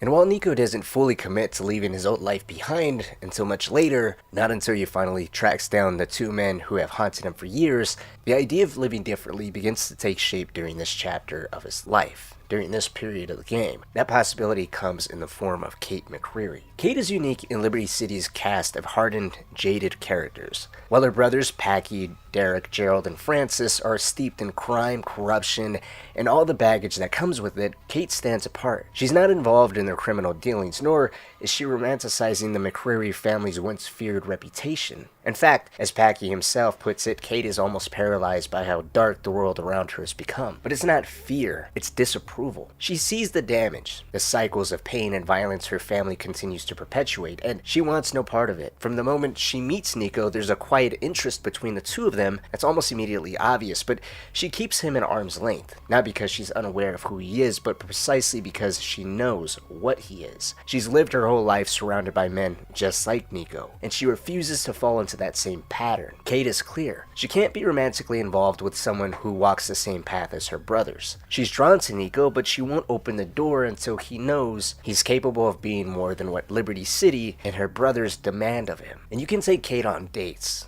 like many other women in the game, but these moments with her are different. The dates aren't about distractions or cheap romance or trying to get lucky. They're about understanding her views on family, on loss, on choosing a different path when the world offers you nothing but broken ones. Niko is someone she can be herself around. She doesn't have to lie about who her family is, and she doesn't have to pretend to be okay with it. But what she can't do is allow herself to fall for a man who's still trapped in that same life. For Kate, redemption isn't just a hope, it's a boundary. And for Niko, her presence becomes something that grounds him. She sees goodness in him, but not in the way that others do. She doesn't praise him for his loyalty or toughness, but she sees potential in what he could be if he just let go of revenge and stopped defining himself by the past. She wants to believe there's more to him than just blood and survival. There's also a quiet, unspoken pain lingering around her. In subtle ways, she alludes that her brothers suffered deeply under their father, possibly being molested, something that Packy confirms that he and Gerald did suffer at one point. Kate didn't experience that horror, but she still carries weight. But instead of numbing herself with violence, she's chosen distance, reflection, and quiet strength. She's not running from her past, she's refusing to repeat it. And if Niko is ever going to have a shot at something more, it won't be through another job, another paycheck, or another act of vengeance. It will be through earning the right to stand beside someone like her. As the story progresses and Niko becomes more deeply entangled with the McCreary family, his bond with Kate grows into something far more meaningful than just attraction. She begins to serve as kind of moral compass. One of the only people in his life willing, and as far as he sees it, really able to tell him the truth he needs to hear. Apart from Roman, she's the only one Niko calls at the end of the game to get a second opinion from in regards to possibly working with Dmitri again. He tells her there could be a lot of money possibly improving his and Roman's life, but he'll be going back on an oath he swore to himself. She'd assure him that money wouldn't change their lives, and no amount of money in the world is worth compromising the person that you are. And if he accepts that deal, she would never look at him the same, but most importantly, he would never look at himself the same. The fact that Niko even considers calling Kate for her opinion in such a pivotal moment says everything about the role she would come to play in his life. It's not just about seeking advice, it's about trusting someone with a part of him that's still undecided, still searching. And at that point, her influence doesn't just signal a growing emotional connection, it reflects his evolving mindset, his willingness to pause and reflect rather than react out of anger or pride. It speaks volumes about his internal struggle with revenge and just how far he's come. But before Niko can even get to that point, we need to talk about the phone call he receives that alters the path of the story, or more so shakes him up, reminding him exactly what his main drive and genuine purpose here was all along, which always was finding the person responsible for the betrayal of his squad back in Europe over a decade ago. Now, this phone call would come courtesy of Mallory, 2 of them, and one even coming from Jacob, all alluding to some serious danger Roman might be in. At first, it's just a call from Mallory, concerned that Roman didn't come home the night before. Niko would initially brush it off, thinking Roman's probably just caught up in one of his usual late-night distractions. He got too drunk or was out late with Brucey, just recuperating from the night before. It wouldn't be the first time that Roman was staying out late and just crashed wherever. But then little Jacob reaches out a few days later, hinting at something deeper. He brings up Roman's gambling habits and how owing the wrong people in Liberty City can go south fast. It plants a seed of worry, but again, Niko tries to stay focused not only on work, but the fact that there is no concrete evidence that Roman is in serious trouble. It's more so little Jacob has been hearing things and just wants to make sure everything is alright. But a few days later, Mallory would call again. This time she sounds shaken. She tells Niko she's certain Roman's been kidnapped. She's heard rumors that he owed money to the Russians, and a friend of hers spotted him being dragged out of a club. Word on the street is, after they dragged him out of the club, they've taken him to a warehouse deep in the industrial section of Bohan. Still, Roman has never said anything, not to Niko or not to Mallory, or made any mention whatsoever of Russians or in any debts to anybody, let alone them. As he hangs up the phone with Mallory and promises to go to the industrial section to at least check the warehouse out,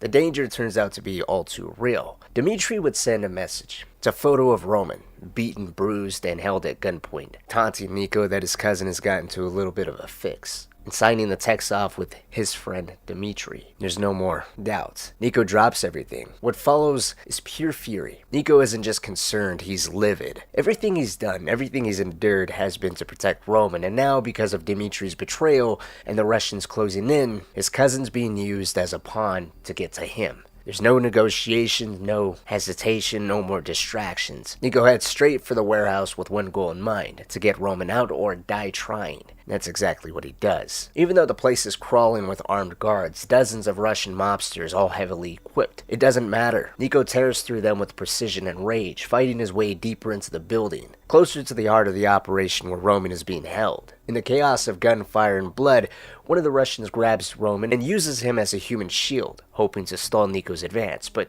Niko doesn't hesitate nor freeze. He just takes a deep breath, lines up the shot, and with one perfectly placed bullet, drops the man without touching Roman. The quick embrace the two have after Roman being saved, followed by their drive back to their current apartment in Bohan, puts a lot in perspective for both of them. For starters, Roman's gambling addiction and ignorance attached to it is brought up yet again. Niko would ask how in the world he's in debt considering Niko hands him money, damn near all the money he's risking his life for. Roman's response reveals that despite everything that just happened and all the bad he's suffered in regards to being in debt and dealing with loan sharks, such as being kidnapped, beaten, nearly killed, he still talks about bad luck and bad cards, still holding on to the belief that you have to lose a little bit of money in order to win big, that there's a cycle to these things. He claims he's on the downswing of that cycle, that the man who owned the spot he was gambling at knew Dmitri and was trying to get him to give up Niko. They want Niko dead, and in light of everything that just happened, Bohan is no longer safe for them. They need to leave. It's a moment that leads them straight to the heart of everything they've been avoiding. Once they reach their apartment, the tension that's been simmering finally breaks. Niko's patience with Roman's gambling fantasies, his constant belief in get-rich-quick schemes, has completely run out. He's angry, not just because Roman keeps making reckless decisions, but because those decisions are being made while dangerous people are hunting them down. People who have already burned Roman's house and business to the ground, forcing them both to start over with nothing. For the first time, this would get Roman to finally admit that he doesn't understand the country as well as he likes to pretend that he does. The system, the rules, the danger, it's all too much. He agrees he's tired of pretending he has control, and he tells Niko the best thing they can both do now is just disappear, keep a low profile, cut their losses before it's too late, and go. He promises to stop gambling, to stop putting himself in harm's way, but he also makes it clear if they're going to survive, Niko has to let go of his obsession with revenge. Roman sees Niko for what he's become: cold, focused, relentless, determined. He's always pushing forward, always chasing something. And now that chase has brought both of them to the edge. If the Bellics are going to make it out of this alive, revenge can't be on the table anymore. Niko has to let go what just happened. Yes, Dmitri took Roman, kidnapped him, and used him as a way to try to get at Niko, but they don't have the time, the firepower, or the freedom to go to war with people like Dmitri and the Russians. Roman begs him to just let it go. Niko would agree. He promises to leave the Russians alone, but he asks for something in return. Just a little bit of time. Not for retaliation. The Russians questions he completely forgoes. What he's after is closure. He pleads with Roman to let him find Florian and Darko, the two survivors from the day his squad was ambushed, the two people who may finally answer the question that's haunted him for years. Why? He knows they're barely holding things together, that this will put them in even more danger, and he's fully aware they may not have much time left at all, but he can't move forward. He can't build a life with or without Roman until he knows the truth. This isn't about vengeance anymore, it's really about peace. He's not asking to fight, he's asking to be free. There's a desperation in his voice that Roman acknowledges and grants him. And as we'll see, the closure will come, but like everything in Niko's life, freedom doesn't come without a cost. Okay, but I want Florian and Darko. I need to know what happened. Give me that. I have not been the same man since the day that Darko betrayed us. Niko, be calm! Be calm! Fuck! Calm! Florian! Florian! I've come for you, Florian! Once Niko recenters himself on the original reason he came to Liberty City, which was to find Florian and Darko, he then throws himself deeper into the city's underworld. The jobs become more frequent, the stakes higher, and the connections far more complicated than ever before. But even then, his vision and his purpose has never been truer. As we continue to discuss Liberty City's underworld, filled with unstable alliances and shifting loyalties, and how Niko walks that fine line, I think it's important to at least talk about the conclusion between Dwayne and Playboy.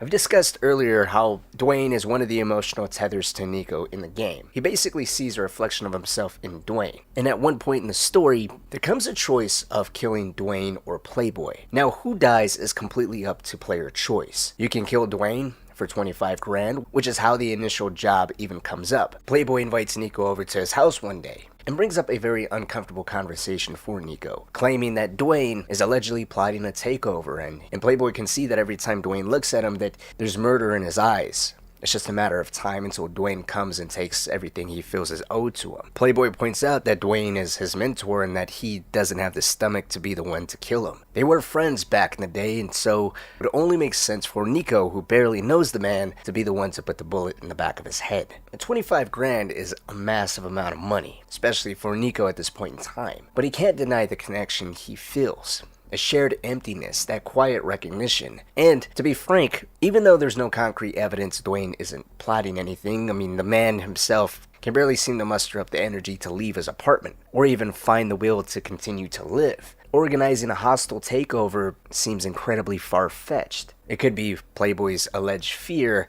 is either more rooted in guilt or a sense of obligation that he just doesn't want to have anymore. There's really no canonical choice, but it's hard to take that 25 grand outright. Yeah, you might be putting a man out of his misery, but when the conversation to kill said man is one of, if not the only conversation throughout the entire game where Niko audibly says that he doesn't like it and it's making him feel uncomfortable. Well, you can't kill him. Nope. But you can. But I don't want to. Well, neither do I, man. But if he goes insane, we all dead anyway. I mean, Dwayne is a killer. I don't like these conversations. But do you think that I do? But it's kill or be killed out there. You got a lunatic after you? Man, you dumb. Now I will give you a lot of money. Because see me? Now I ain't scared of no one. But a motherfucker says he's gonna kill me, the motherfucker's gonna die.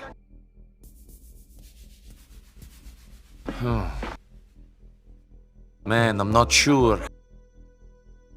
I got to think about it. It's hard to go against that and still take that 25k and drop Dwayne. All things considered, it's not a light choice with any easy answer. Siding with Dwayne may be the moral move, but even then there's no feeling of happiness, of relief that the right call was made. That's largely in part due to Dwayne's response in finding out Playboy was killed by Niko. The man has the deed to Playboy's penthouse, but instead of finding joy in his newfound fortune, moving out of the roach-infested projects that he's currently living in, he rejects the upgrade. He gives it to Niko as a sort of thanks, I guess. He respects Niko for having his back, but won't take the penthouse penthouse due to it reminding him too much of Playboy and all the good times they both once had together, before they were forced to come to ask the same man to betray their former brother and kill him. It's just a sad situation that at the very least rebuilds Niko's conscience, sparing Dwayne and giving him hope that there are still people that have his back. With that chapter closed, Niko then finds himself taking more work from the McCreary family from both sides of the law, with his introductions into the family being through Francis and Packy. Francis's jobs are all around perfecting his image in exchange for neither looking for Niko, who he knows was responsible for Mikhail Faustin's death, and the Russians wanting him. He would initially offer Niko a deal. Knowing all this information about him, he promises to not keep an eye out for Niko if he catches his drift, and in exchange for this sort of protection, he wants Niko to take care of a blackmailer of his. First, it seemed as if it was just one guy with a couple tapes, but then he hires Niko to land a job interview at a prestigious law firm in order to get a private one-on-one with the main lawyer, a man by the name of Tom Goldberg. He's the target. He orders Niko to land this job interview, and once inside, to not only kill Tom, but take any files he has within his office that might be related to Francis. The final two jobs Francis gives Niko perfectly captures the hypocrisy and desperation of a man clinging to power behind a badge. In one, Francis pays Niko just $5,000 to kill a drug dealer. Not because justice is being served, but because going through legal channels would take way too long. And so, because he wants immediate results, he pays Niko $5,000 under the table to go and kill this drug dealer. In the second job, Francis is furious because Niko did exactly what he was asked to do, to kill one man. But Francis expected Niko to wipe out the dealer's entire crew, and when that doesn't happen, he threatens and blackmails him again, forcing him to go back and clean up this loose end. The interaction between the two, I think, is quite obvious that they both essentially have each other checkmated. Yes, Niko's been the killer behind all of Francis's jobs, but at the end of the day, Francis is trying to become commissioner. How's that gonna look when he tries to take Niko in for killing people when Niko can just turn around and say Francis paid him? The relationship between the two of them is shaky from the start, and it just never improves. Niko sees right through him.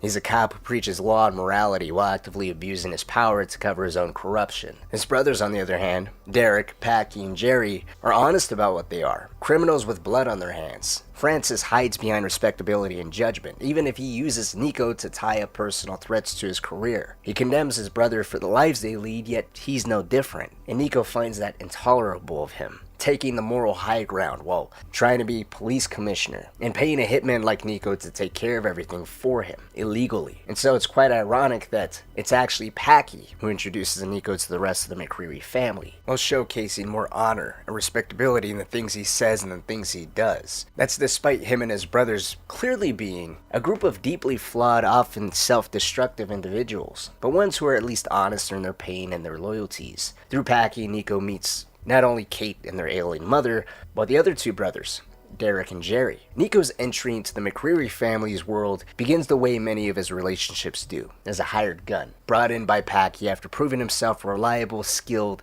and discreet. At first, he joins Packy to steal some illegal medicines being smuggled into the city by the Triads, followed by a high-risk warehouse raid targeting the Angelatis, one of Liberty City's most powerful mafia families. Each job goes off smoothly, and with every success, Niko earns more than just money. He earns a deeper place in the crew, and begins to learn not only more about the family's operations, the family's history, but their inner dynamics as he continues to meet each member of the family. The turning point of all of this would come before and after the Bank of Liberty heist. It was a massive operation that requires absolute trust, at the start of which it's quite clear Jerry does not trust Niko whatsoever, even threatening him to not screw over his family. In the wake of the job, it not only showed that Niko is capable of how he works under pressure, keeps his mouth shut, and can carry the weight of something that big, but how important he is to the family. The job itself didn't go over as smoothly as everyone hoped. One of their associates, a longtime friend of the McCrearys named Michael, was gunned down, while Packy and Derek were arguing with each other. Niko doesn't jump in or straighten them out,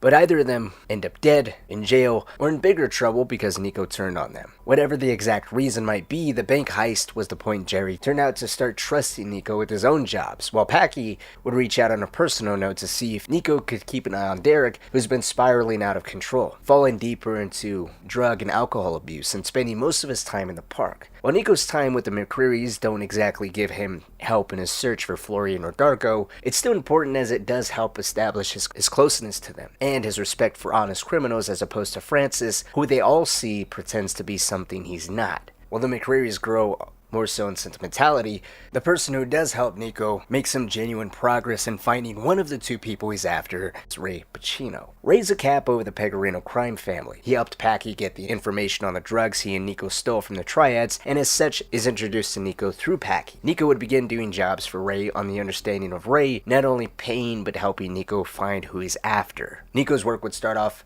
as a hit job, but then it progressed into dealing with a very complicated deal. The deal was surrounding diamonds. It's a moment that marks one of the most significant points of intersection between GTA 4's main story and its two DLCs, a shared thread that pulls together the chaos of multiple lives all orbiting around the same object, which was the diamonds. Originally stolen by Johnny Klebitz and the Lost MC from Anthony Gay Tony Prince, the diamonds are stashed in two trash bags waiting to be collected by Ray Bocino's crew. Niko is part of the crew sent to retrieve them. What follows is a spiral of betrayal and missteps, which in turn sours Niko's view of Ray. Following his diamond retrieval, Niko is then forced to take the diamonds back from the very people he picked them up with after they tried to cross Ray, leading to a messy reclaim mission that only complicates things further because Niko actually kills the entire crew, something that upsets Ray as he tells Niko he never specifically told him to kill them, to just retrieve the diamonds. Once the diamonds are reclaimed by Niko, he's brought in to oversee a deal where he and Johnny are meant to sell them off to a buyer for $2 million.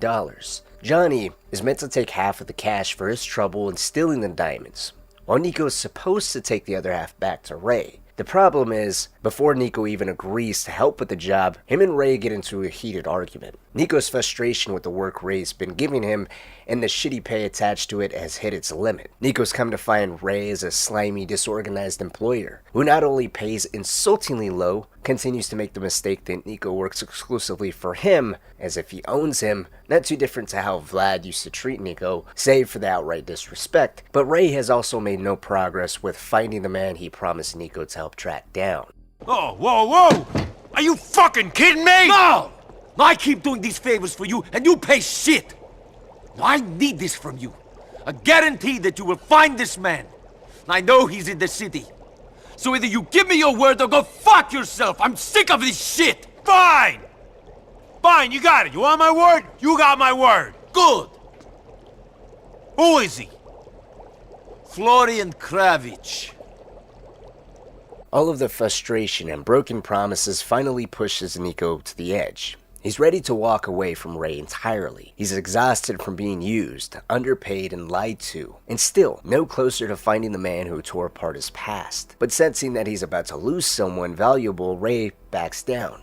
He relents. He gives Niko his word. He'll help him find who he's looking for. He just needs time to reach out through his connections, and in return, he asks Niko to handle one last job. But first, he does need a name. Niko tells him the name of Florian Kravich. Ray would joke about the name, but he promises to help him track him down, as long as Niko agrees to see this job through. But like most of Ray's operations, this one spirals out of control. The diamond deal at the Libertonian falls apart when a third party catches wind of the exchange and opens fire on Niko, Johnny, and the buyers, turning the museum into a war zone. For those that have played the DLCs or has paid close attention, this third party is Gay Tony's bodyguard, Luis Lopez. From his perspective, he was actually just taking the diamonds back that was originally stolen from him. In the chaos, Niko manages to escape with his life, but not the diamonds. They vanish, and Niko has no clue who took them. When he reports back to Ray, all he can tell him is that Johnny took the cash and never returned. That betrayal not only costs Ray the diamonds and his money, but it sparks a fallout with the Lost MC. Furious and needing to make a statement, Ray would then send Niko on one final job to track down and kill a group of lost bikers as a warning. Niko follows through, carrying out the hit as instructed. And for his trouble, he finally gets something in return. His reward handed over a day or two later. Whether it's closure, progress, or just more blood on his hands is debatable. But for Niko, it's a necessary step forward and another debt collected in the name of finding the truth. Through a phone call, Ray would give Niko what he's been waiting for. the lead he was promised. He admits that Niko's been a solid earner, dependable and useful, and now he's ready to throw him the bone he's been chasing. There's a man named Talbot Daniels who owes Ray a chunk of money, and Ray believes Talbot might know something about Florian Kravich. He tells him where he can find Talbot and that he should be the one to point Niko in the right direction. As soon as the call between Niko and Ray ends, Niko then contacts Roman, and his voice is flat, emotionless. He doesn't explain much, he just asks if Roman can do him a favor. If he can meet him outside their new apartment in Algonquin, where they've been staying since Bohan became too dangerous. Roman agrees, and when Niko picks him up, he doesn't waste time. He tells him about Talbot and that he's going to lead them straight to Florian. Roman immediately recognizes the name. He knows Talbot from some of the card games he's played around the city. Then comes the heavy pause, and Roman, clearly unsettled, says out loud, So, you're finally going to kill Florian Kravich. The weight of the moment lingers. Silence hangs between both of them. Roman eventually breaks it once more, not with encouragement, but with full-blown concern. He reminds Niko that if things go wrong, he's the one who will pay the price. Whenever Niko goes too far, it's always Roman who ends up caught in the fallout. If Florian turns out to be the wrong man and Niko pulls the trigger, his people will come looking for someone, and Roman's always the easier target. He half jokes that he didn't have so many scars until Niko came to Liberty City, and now he feels like a human chopping board. They really don't know how dangerous or how well connected Florian might be since he came to Liberty City. And there's truth in what Roman says. Some of it might be exaggerated, but the danger is real. Niko's capable, hardened, and largely unbothered by risk. His own safety's never been a priority. But Roman's a soft target, the one who always gets found, always gets hurt. And for all of Niko's coldness, he does care for Roman. While he takes into account the fear Roman shares, he also catches the sarcasm, the exhaustion behind his words. Roman would share he's just worried for his cousin, that he has to learn to let hate go after all. And will killing Florian make him feel any better? Niko doesn't have an answer, besides soon they'll find out. The cousins eventually spot Talbot Daniels, who's selling caricatures on the street, trying to blend into the rhythm of everyday life of the city. At first, Talbot denies knowing anyone named Florian, but Roman, who's played cards with the guy enough times to read his tells, knows he's lying. He nudges Niko, suggesting that Talbot doesn't handle pressure well, and maybe beating him a little might jog his memory. It works. Talbot almost immediately breaks, admitting that he does know a Florian who lives uptown. Niko tells him to then get in the car and start giving directions, as he's going to be personally leading them straight to Florian's doorstep. Talbot complies, leading them through the city, gradually weaving toward the man Niko spent over a decade searching for. As they close in, parking outside Florian's apartment, Talbot casually mentions that Florian goes by another name now, Bernie. He then would ask Niko what he plans to do once he gets inside, if he plans to kill Florian. Niko's response highlights the rage that's been quietly building in him as he got closer and closer to Florian's. Long past the point of reason, he restrains his rage for a second to coldly tell Talbot that when he's done with Florian, he'll be begging to die. That's all Florian has to look forward to. Then he quietly dismisses Talbot, sharing he's done his job. What follows next is one of the most emotionally charged moments in all of Niko's story. For the next minute or so, we see him storming into Florian's apartment, angrily waving a gun while Roman desperately tries to calm him down. I mean, the weight of this moment is everything. Over the 10 years, he's finally found one of the men, and he doesn't even try to pinpoint if Florian was really the traitor or not. The anger takes over, the grief is nothing but rage, and all he has now in front of him is a vengeance. He's shouting in his native tongue, telling Florian he's come here for him. He kicks his door down, a vast difference from when he's finally closing in on Darko, which we'll discuss a little later. But right now it's all anger, rage, and grief boiling over into vengeance with no reason beyond that. It's not until Niko sees Florian, is genuinely shocked with what he sees and how he's living his life now, followed by Florian beating Niko to the punch, exclaiming he thought either he or Darko was the traitor, realizing Niko thought it was actually him, prompting him to cuss him out and shockingly call Roman fat. What are you guys doing here? Why did you kick my door down? I've come to ask you some questions. It wasn't you, was it? What wasn't me? Who set us up? It was you or Darko! I thought it must be him! Oh my god! You think it was me? That's why you are here! You've come to kill me! Well, screw you, Niko Bellic and fatty Roman! It wasn't me, it wasn't! I wouldn't do that! Can we stop with the fat jokes, Florian?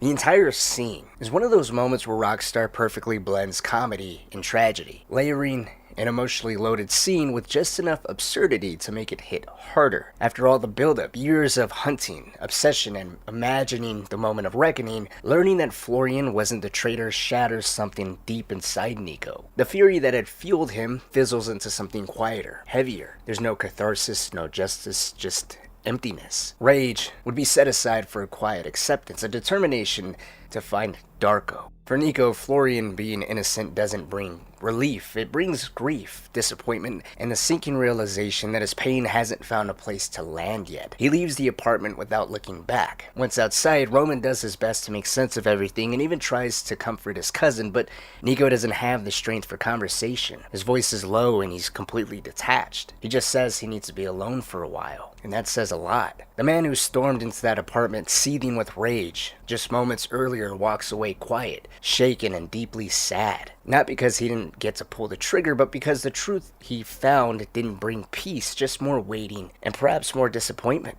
It's hard to not think for a second that Niko genuinely believed Florian was the traitor, because of how he is before and after confronting Florian, as opposed to Darko. Granted, circumstances are different, since Darko there is no way it could have been anyone else other than him. I mean, the man even outright admits to it, but the stark contrast between Niko's intensity before confronting Florian and the emptiness that follows says a lot. The way he storms into the building, seething, consumed, almost vibrating with years of rage, only to leave hollow and quiet, reveals something deeper. It could mean he truly believed Florian was the traitor, as it would have been easier to accept it had been him. Florian sounds as if he was always the odd one out, the least likely to fight back and the easiest to blame. That kind of thinking would offer a twisted sense of closure, even if it wasn't based on truth. It speaks to the way Niko spent years turning his grief into suspicion, trying to make sense of a betrayal he never fully understood to begin with. Or maybe it wasn't about Florian at all. Maybe it was just that everything had built up for so long, the time, the losses, the silence, it just all boiled over, and in that moment, Niko just lost himself to vengeance. There was no logic, no weighing of facts, just a need to make someone pay. When it turned out Florian wasn't the traitor,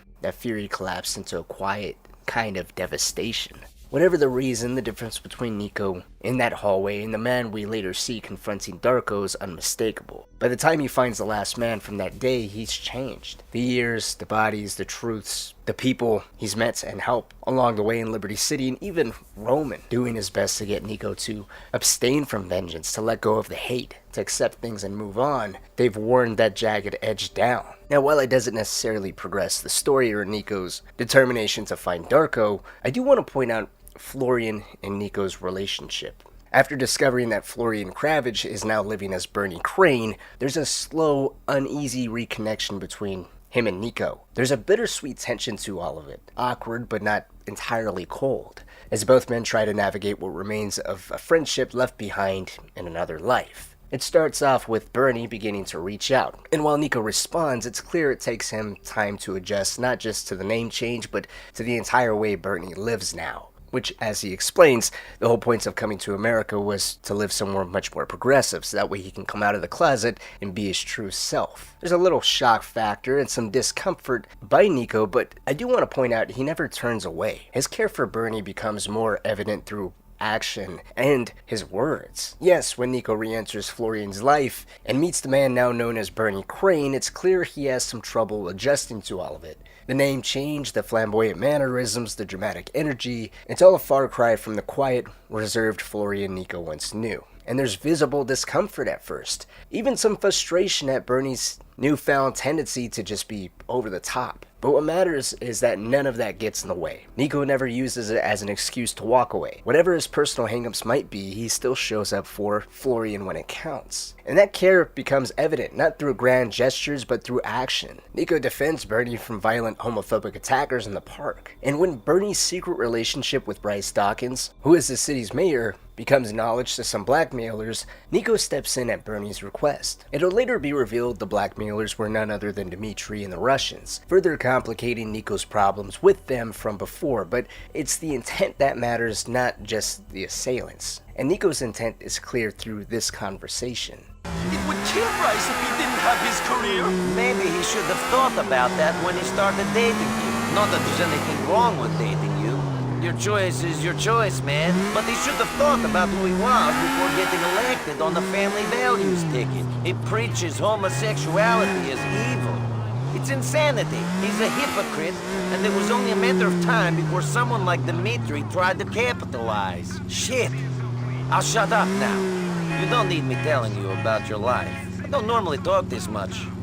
I'm your friend, and I will try to help. At first glance, it might look like Niko's just lashing out at another hypocrite, a politician who publicly condemns homosexuality, calling it immoral and evil, while privately sharing a relationship with Bernie. And yes, Niko does hate people like that. I think that's quite obvious through our time with Francis and Manny. But this isn't just about contempt for hypocrisy. It runs deeper. Niko's frustration in this situation comes from real concern. He gets caught up in the conversation, talking more than he usually would, offering warnings, voicing anger, not because he cares about Bryce or the political fallout, but because he genuinely doesn't want Bernie to get hurt. The chaos, the blackmail, the risk, Niko sees it all and it rattles him more than he expected, and it makes it that much more powerful when he catches himself realizing how far he's gone into someone else's personal life, how much talking he's doing, as he says. Despite the years, despite everything that's changed between he and Florian, and despite how much Florian has changed as a person and his lifestyle, Florian is still his friend. And Niko, for all his coldness and distance, it shows that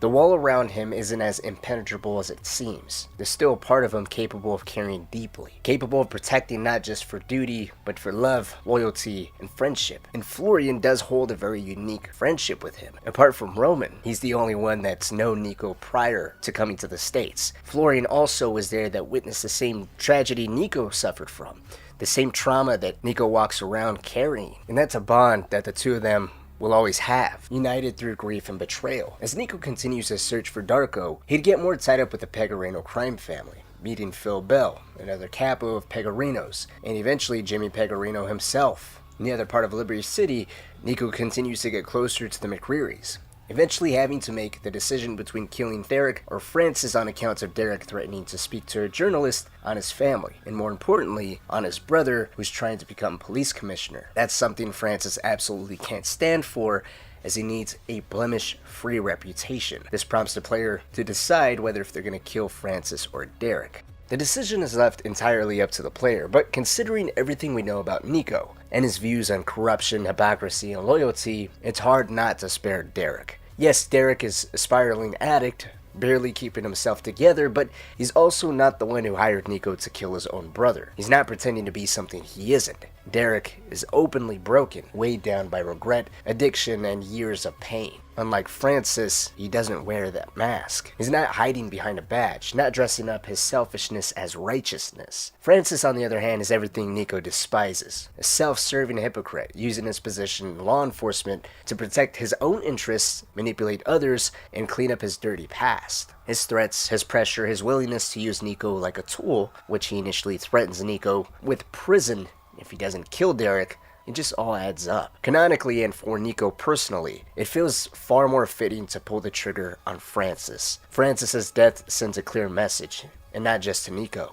His siblings, including Packy and Kate, all acknowledged it was bound to happen. None of them mourn him. Only their mother shows any real grief. To everyone else, Francis's death wasn't a tragedy, it was a long time coming. In contrast, Niko's decision to spare Derek deepens his ties to the McCreary family. His relationship with Packy grows more meaningful, and his bond with Kate becomes even more personal in the aftermath. She directly thanks Niko for even coming to the funeral, something a lot of people would have not done just for the fact that Francis was a cop, let alone the hypocrite that he was. And you can see the difference in the way the game presents each outcome. If the player chooses to kill Derek, Niko distances himself from Francis at Derek's funeral. But if Francis is the one who dies, Niko sits beside Derek at the service, quietly honoring the man he chose to spare. It's a subtle detail, but it says everything. Niko may be a killer, but he's not without a code, and when forced to choose between a man who's honest about his brokenness and a man who cloaks his corruption and virtue, it would make sense for Niko to side with the truth, even when truth is a hard thing to face sometimes. While Niko is getting deeper into mob work and twisted dynamics of familial betrayal with the McCrearys and the Italian Mafia,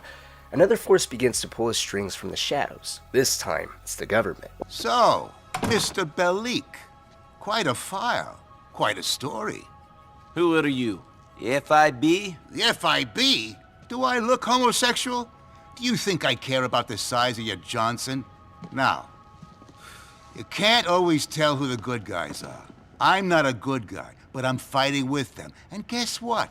So are you. Hooray. What begins as a mysterious contact from the United Liberty paper quickly escalates into something far more unsettling. A man, never named but clearly tied to the IAA, begins coercing Niko into doing off-the-book operations under the veil of national security. The jobs themselves appear to be about stopping terrorist threats, but the further Niko is pulled in, the less clear it becomes what or who he's really working for. And yet he has no choice but to comply. From the beginning, there's a biting, condescending edge to their relationship. The contact clearly enjoys the power move. He lobs sharp, mocking jokes at Niko, often with a smirk that suggests he's read far more of Niko's file than he's letting on. In fact, he makes that clear, threatening to hand Niko's history over to the FIB if he refuses to cooperate. And he brings up Niko's time in the army, his war record, and even taunts him in his own native language.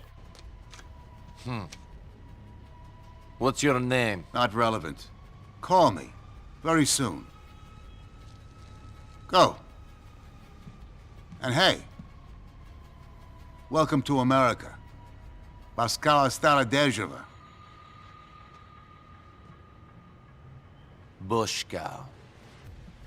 It's all very personal. He knows a lot of, if not everything, about Niko, and every interaction feels like a reminder that Niko's past will never stay buried. That no matter how far he's come, or what he's survived, or how much he's evolved since coming to America, someone's always watching and willing to exploit him. By their second meeting, the stakes become more clear. The contact casually reveals that he knows Niko's hunting someone, and that he fully expects Niko plans to kill whoever it is once they're found. He doesn't offer help, not directly. Instead, he dances around the idea, playing a cold game of maybe or maybe not, dangling the promise of assistance like a carrot on a stick. But what really matters isn't the promise, it's the leverage. Niko gets no say. He does what he's told, or he's handed off to the federal government. As the contact tells Niko, people like him and Michelle, who is used against Niko, are perfect for this type of work. They're people who don't have a lot to lose, but don't necessarily have a reason to live. And so, reluctantly, he becomes the government's weapon, just as he's been used by everyone else since the day he stepped off the boat. The irony is sharp, though. A man who came to America for freedom now finds himself trapped once again, with someone else pulling the strings and another enemy lurking just behind the curtain. Through the morally gray missions assigned by the United Liberty paper, Niko not only finds himself tangled deeper in the shadowy operations of national security, but he's also introduced to one of the last major power players in Liberty City,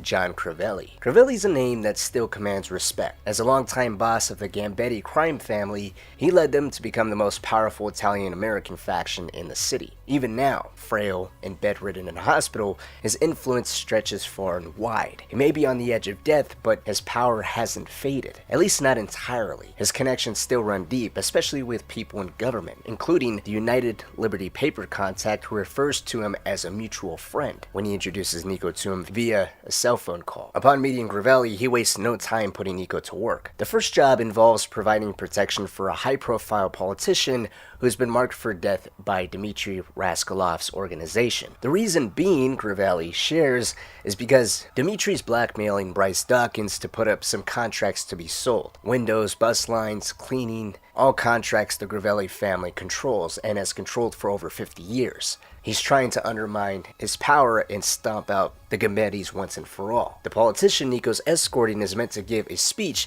on the threat of Russian organized crime. If Niko helps work with Crivelli, Crivelli offers Niko the inch-thick file the police have on him and the man Niko's searching for. All he has to do right now is make sure that man gets to City Hall. Crivelli's suspicions of the Russians doing everything in their power to make sure the politician doesn't make his way to City Hall turns out to be true when the convoy is hit in a violent ambush on a back street, but thanks to Niko's experience and resolve, the politician survives the attempt. Impressed, Crivelli sends Niko on another task, to eliminate Kim Young-guk, a counterfeiter running operations on Gambetti territory without permission. And finally, in what would become his last assignment, Crivelli, alongside the ULP contact, has Niko destroy multiple Ancelotti-run drug vans, a hit to both Ancelotti's and Dmitri, who are now tightly allied. These missions subtly reveal just how much the power dynamic in Liberty City is shifting. The Russians under Dmitri have become a serious threat, not just to Niko, but to the old guards. Dmitri and the Russians continue to do their best to muscle in on Gravelli's old territory and his old connections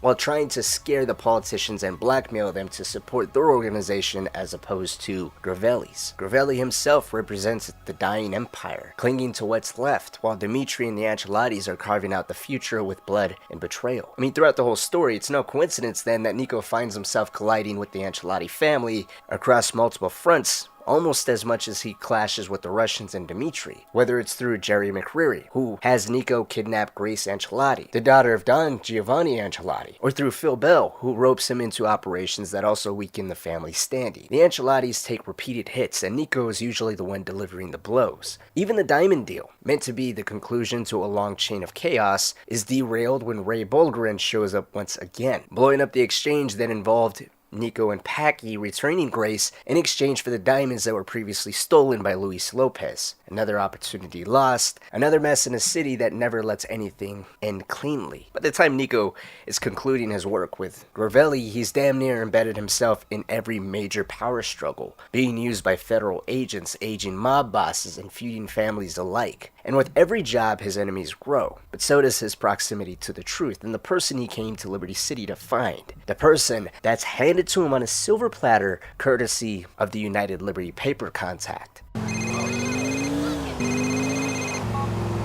Bellic, I have your man. He's been flown in.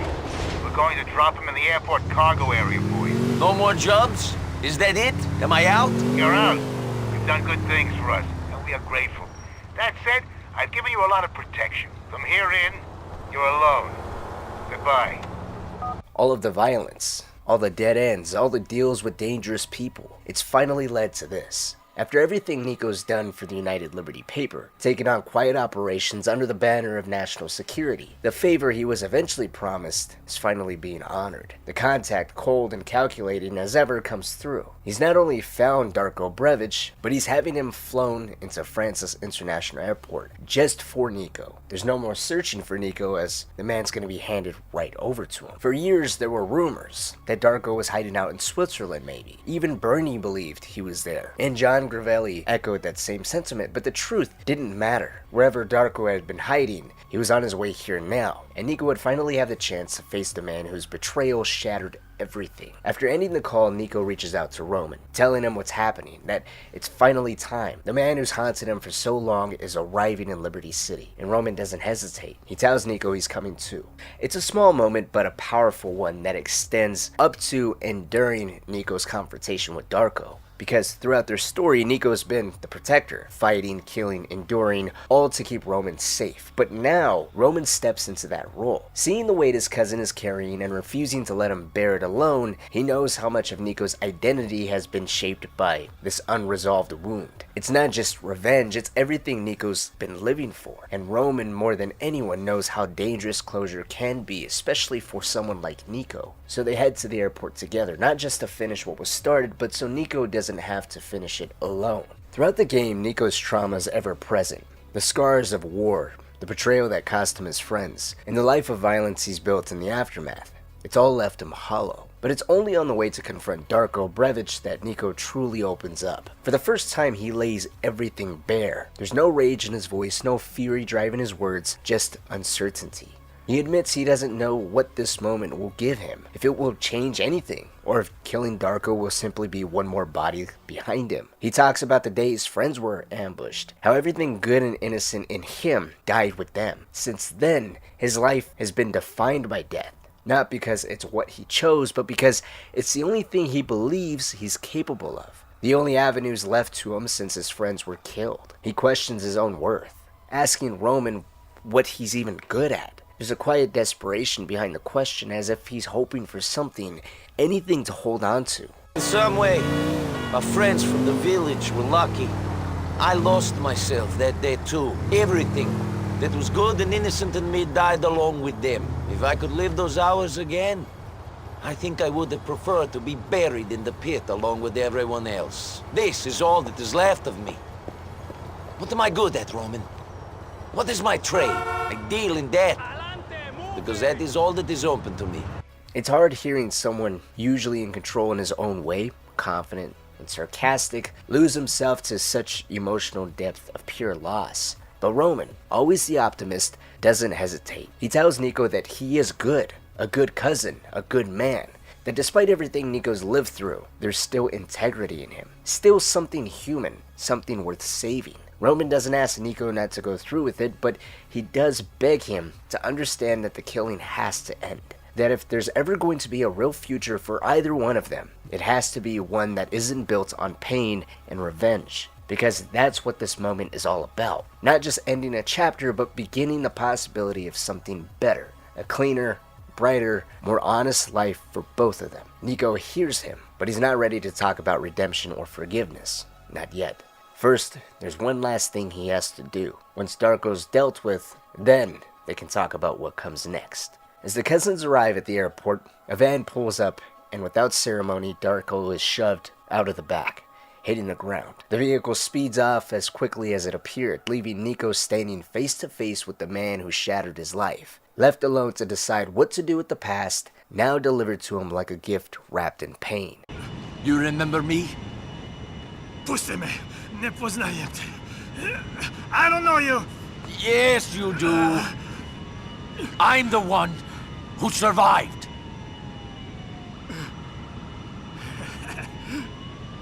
Niko, hello. Reci mi zašto? Zašto? Zato što smo bili prijatelji. Svi smo odrasli zajedno.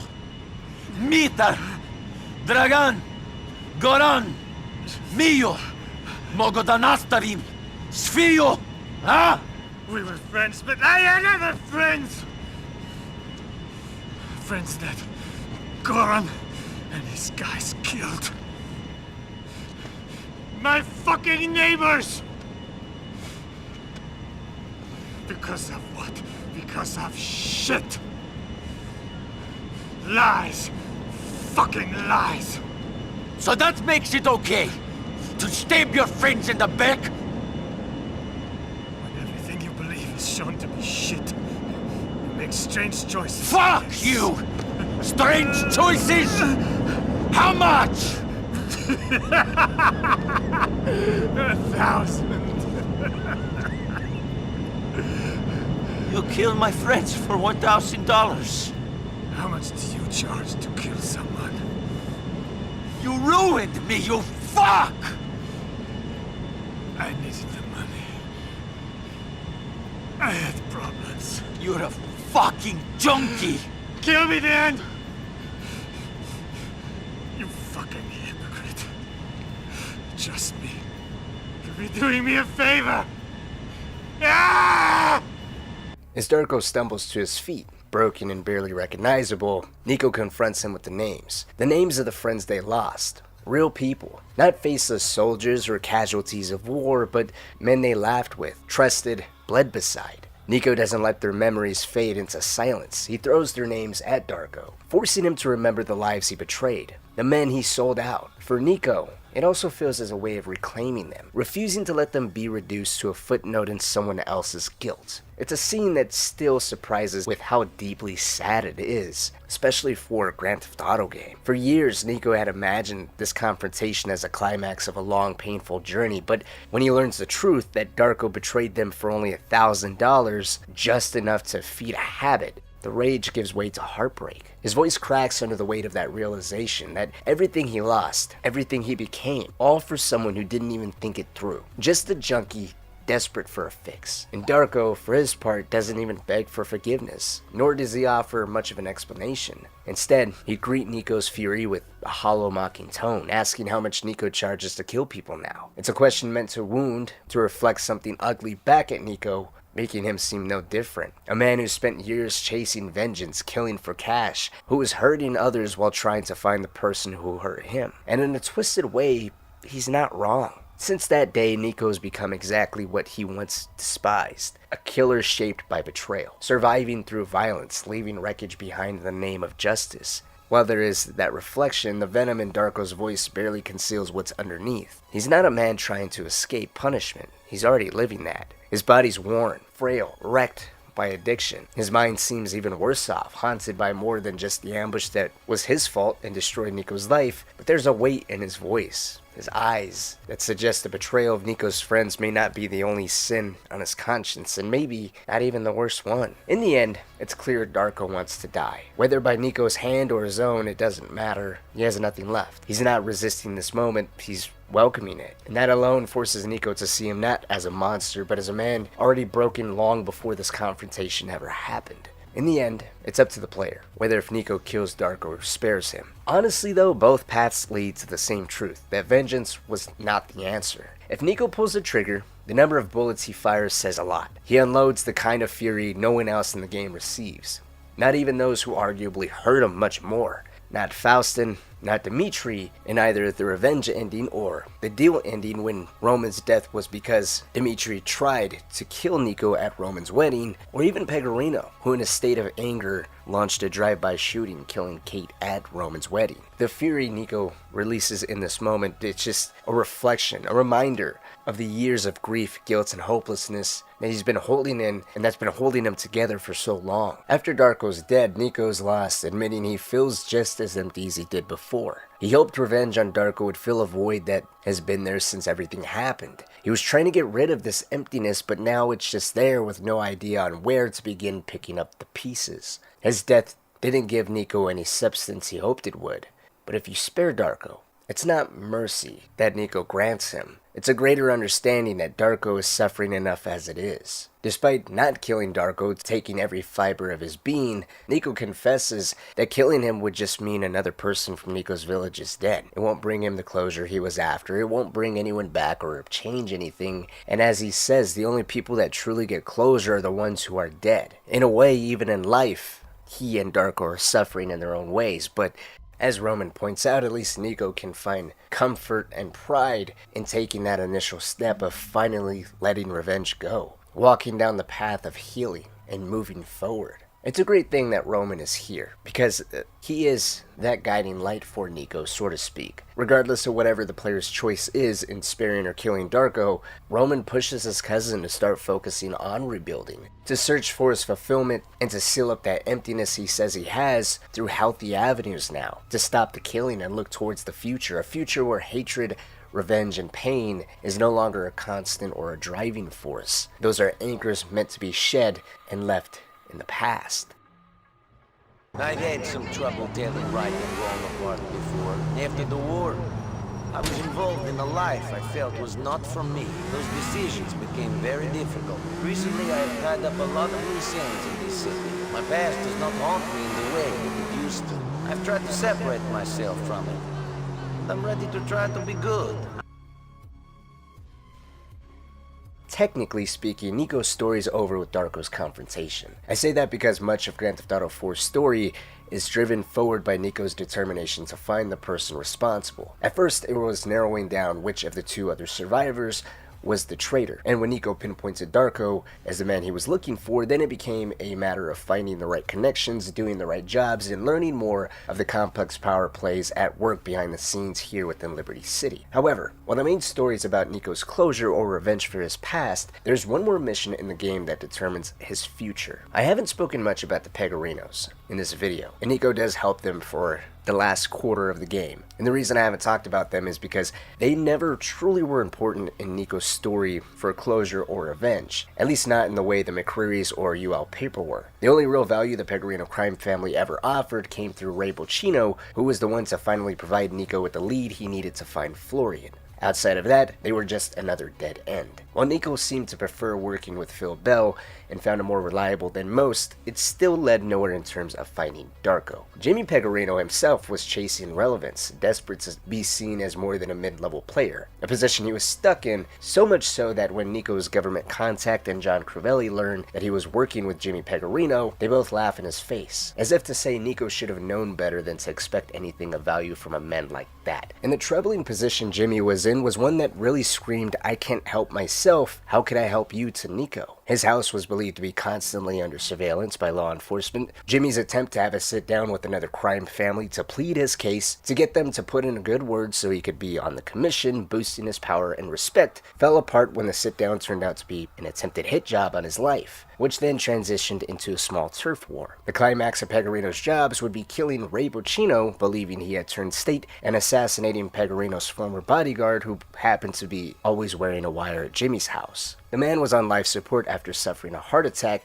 and under heavy police security. Niko would stroll in and pull the plug. Similarly to what happened to Manny's body after he was killed by Elizabetta, Niko strolling into a hospital and taking a man out on life support has just always been one of those actions that just stood out. Again, it's hard to pull hairs on morality in a Grand Theft Auto game, but watching a man violently convulse in a hospital bed after Niko says how tired he looks to go to sleep, followed by a shootout with police in a hospital's emergency room, is hard to forget. But much of this work is just another detour, more of a distraction from the path that mattered most at the time, which was finding Darko. Once Darko was finally confronted and dealt with, Pegorino's bigger role is in the end, in the game's finale. Jimmy would order Niko to take part in a heroin deal with Dmitri Raskolov, promising a vast sum of money in return. Now, Niko would initially flat out reject the deal because of Dmitri's previous attempts to kill him and Roman. Him and Jimmy would end up getting into a back and forth until Niko relents and agrees to get Jimmy to just shut up. But when he's finally by himself, he would call Roman first and then Kate to get their opinions on whether or not Niko should take the deal. In hindsight, the phone calls Niko receives before the final choice each carry weight in their own way. Roman, ever the optimist, encourages Niko to take the deal. There's a kind of naive excitement in his voice. He's already heard that Niko and Dmitri might be working together again, and he assumes that means old wounds have been healed, that Niko has not only moved on but completely forgiven Dmitri. But Niko quickly reminds him of what Dmitri has done. Not just the betrayal, but the kidnapping, the torching of their apartment, and the destruction of Roman's cab depot. Roman will brush it off, saying he's already got a better apartment now, and with the money Niko gets from this deal,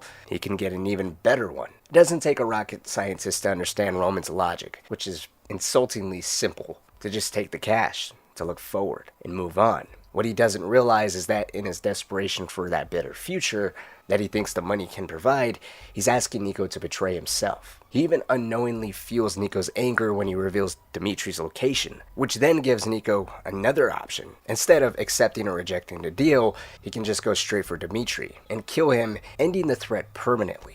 In contrast, Kate's response is grounded in principle, not optimism. It's almost ironic considering she's surrounded by crime through her brothers. But Kate has always stood apart from their lifestyle, even condemning the world they're all a part of and holding on to the idea that something better, something honest, is still possible. And that's a notion she continues to hammer home inside Niko whenever you go out on dates with her. But when Niko tells her about the offer, working with the very man who betrayed him, a man he swore to himself to never work with again, Kate doesn't hesitate. She tells him not to go through with it. No amount of money, no promise of a better life, not even for Roman, is worth doubling back on your own principles.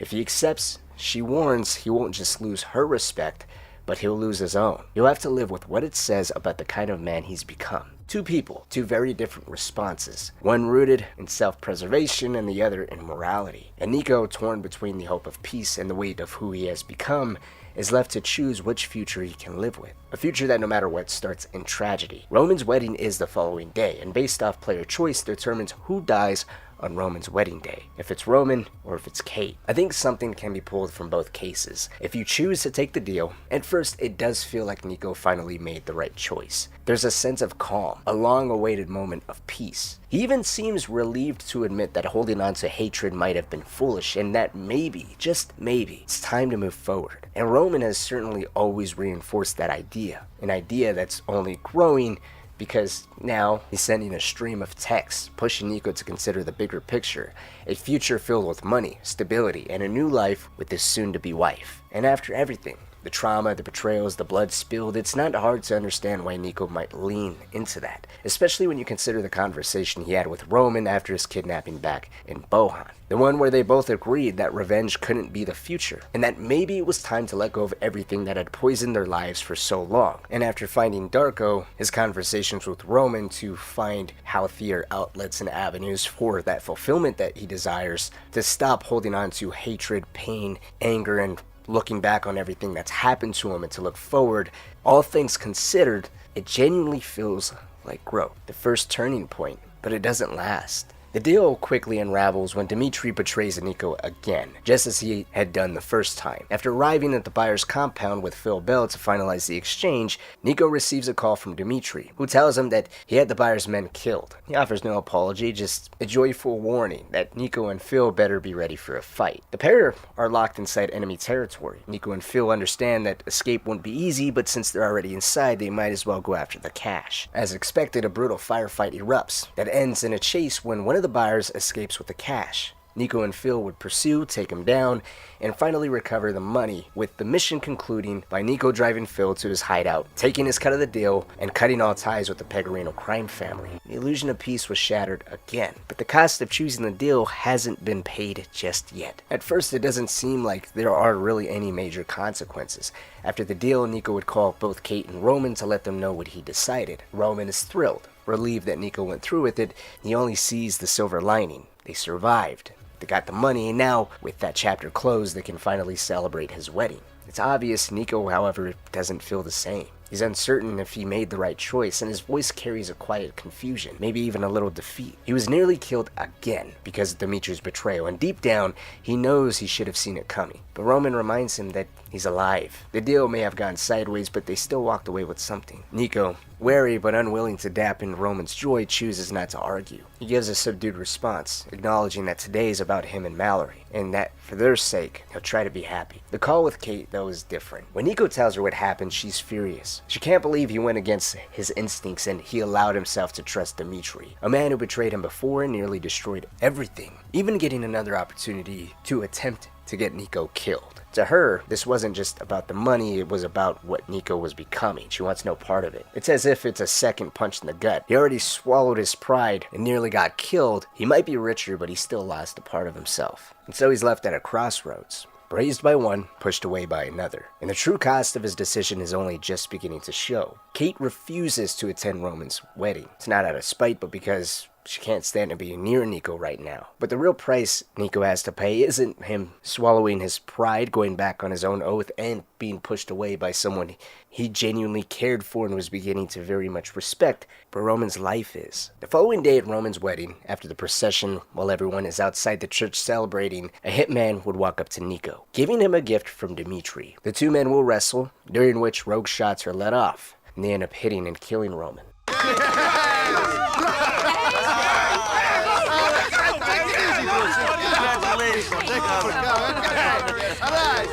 Yes, thank you for coming. Okay. Yes.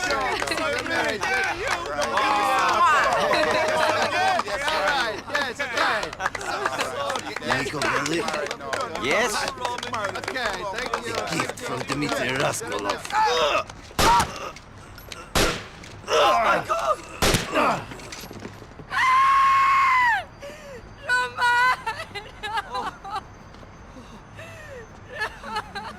Bombo clad.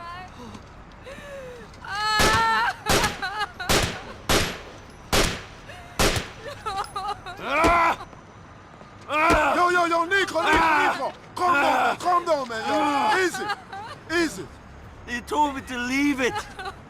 I left it. Niko, get up, man. Get up. Oh, man. Gotta get you out of here, police them soon come. Don't worry, man. Me find Dmitri, me call you. Leave. Okay.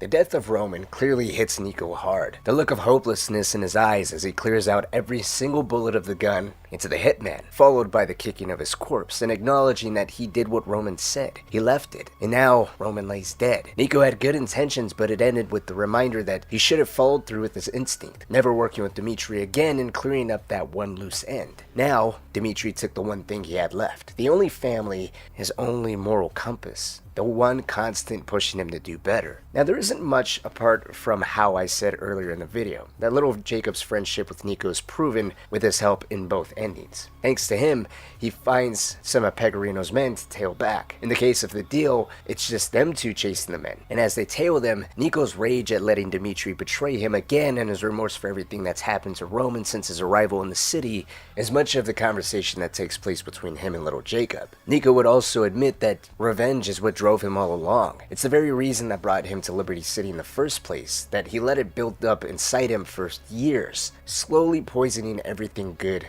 inside him. And now, standing in the aftermath of Roman's death, he knows he can't let that happen again. He refuses to let it happen to himself, to Mallory, or anyone else who loved Roman. And that's what drives him to now kill Dmitri once and for all. Niko would eventually storm the compound where Pellegrino and Dmitri were holed up in, cutting through their men with brutal precision. There was no hesitation, no mercy. And as Niko finally reached the staircase to reach the rooftop, he finds Dmitri doing what Dmitri does best, betraying someone else. He shoots Pellegrino in the head, revealing he never intended to share anything. The heroin, the profits, it was always going to be his alone. It's the final betrayal. One more in a long line of treachery that defines the kind of man Dmitri has always been. He would then flee to the docks, trying to escape by helicopter. Niko, after failing to climb on board, would follow by boat, until Jacob arrived with the helicopter, finishing the final leg of the pursuit by helicopter. In the chase, both would receive damage, forcing Niko to crash land in Dmitri's helicopter to perform an emergency landing. Ironically, bringing this all to an end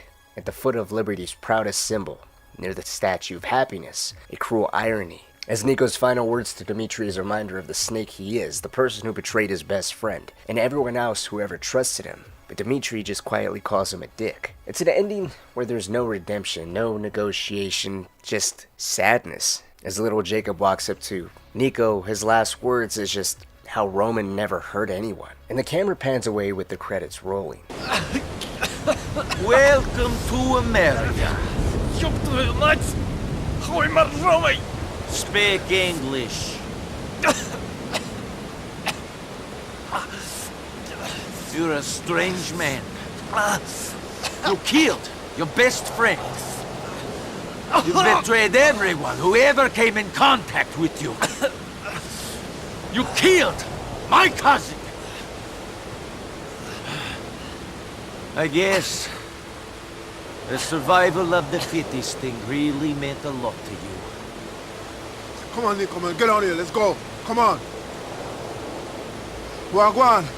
Come on, let's go. Roman never hurt anyone. I know. Let's go, man. It's over. You won. If you choose the revenge ending, it's Pellegrino here instead of Dmitri. And Niko's reason for going after the man was because of Kate's killing at Roman's wedding, instead of Roman dying and Niko pursuing Dmitri. Kate's death, in a way, feels sadder and more tragic. I mean, Roman is Niko's only family, but Kate seemed like Niko's only genuine future. The drive from her house to Roman's wedding, the dialogue between him and Kate shares a lot in terms of how much Niko liked her, how much dealing with Darko and Dmitri really meant for him personally to turn over a new leaf. Now, depending on your relationship with Kate, if you went on dates with her and it's high or not, the specific wording changes, but the sentiment is still the same. It's quite obvious that Niko's hit this point where, as he says, his past doesn't haunt him anymore. If your relationship status with her is high, though, I want to point out he's much more direct. Their relationship is much more developed. Kate would joke around with Niko, commenting about how she's never been to a wedding with a lowlife like Niko, and she hopes he doesn't let off a couple pop shots in the air as celebration. Niko would joke around along with her. The two of them will make jokes about him robbing nuns or taking a collection plate if he's in the mood. It's a subtle nod of how the two of them can genuinely be themselves. Kate's surrounded by people very similar to Niko because of her brothers, and Niko, well, Kate knows exactly what he is, what he was, the life that he has led. They would get on the topic of something a little more sentimental, of how the church Roman is having his wedding at is the same church Kate's brother's funeral was at. She would talk of how he wasn't a good person, but she wishes he was happy in his life, and how that happiness she hopes he found was in the right person. How the right person can make your life wonderful just like the wrong person can ruin it. And that's when Niko shares his past, surrounding himself with the wrong people, doing the wrong things, consumed by his anger, and he's over it. He's ready to move on and surround himself with good, honest people. He's ready to try to be good, and if he's with the right person, then maybe it'll be easier. Of course he's alluding to Kate. He's more direct if the relationship is high. If it's low, Kate is more talkative, sharing she's only intending this wedding for Niko, hoping he can be good and saved, and she's ready to take a chance on him. Both end with Niko promising to treat her right and protect her, but he fails. Yes, okay. There we go. Okay, yes, we are married. Okay. Come here,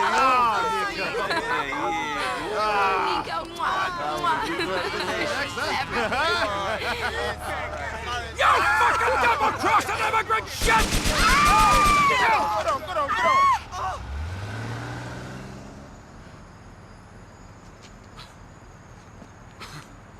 Oh, my morning on this blood clot.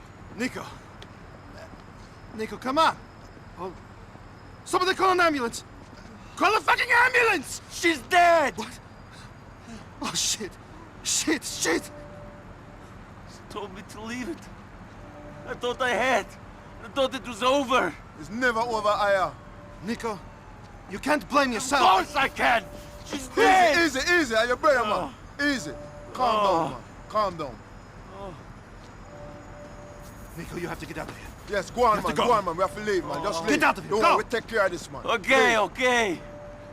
He had a fleeting moment of something more, letting go of hatred, anger, revenge, celebrating in the day of his cousin, and looking forward to something beautiful and positive with Kate, until Pecorino drives by with an AK-47 gunning her down, leading to practically the same outcome. The only difference in little Jacob finding Pecorino's men with Kate dying is Jacob and Roman are present, and Jacob being solidified as someone Niko can genuinely rely on. Outright telling Niko that just because he lost Kate doesn't mean he lost everyone, he still has him and Roman. In the conclusion, by the Statue of Happiness, Niko confronting Pecorino seems to be much more intense by comparison, with him demanding why he killed Kate, and before finishing off Pecorino, he jokes of how the commission that Pecorino was so desperate to join all saw him as a fat joke, laughing in his face, spitting on his legacy, rubbing the dirt in the only wound he appeared to have left. And unlike Dmitri, where he and Jacob quietly stand over him without letting off any final shots, with the ending on Pecorino, Niko would deliver one clean shot to the head.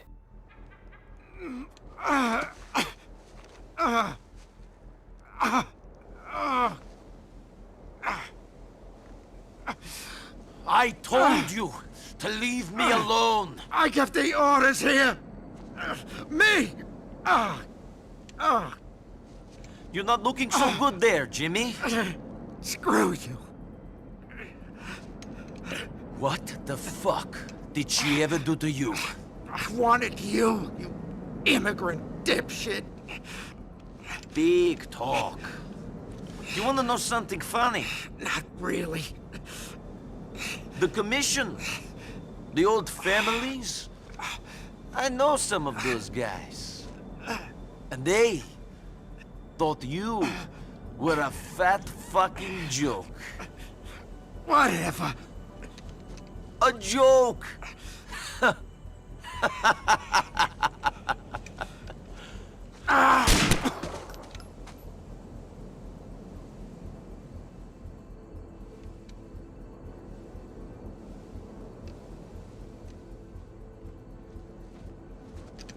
Cousin. Yeah. You did it. Really? I don't know. What did I do? But we're done. Now we can start making money. Freely. I suppose so. We won, man. We won!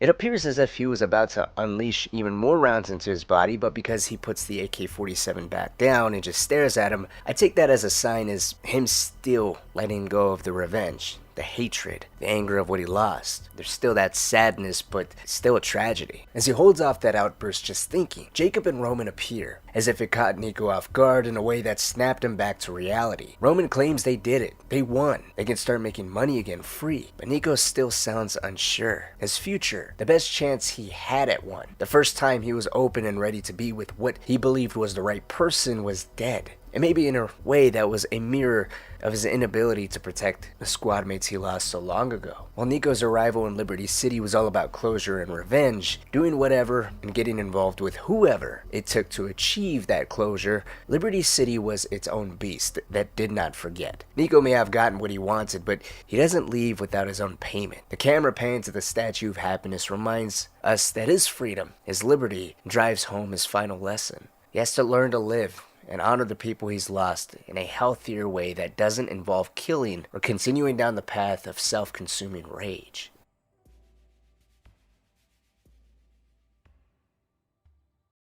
Trevor!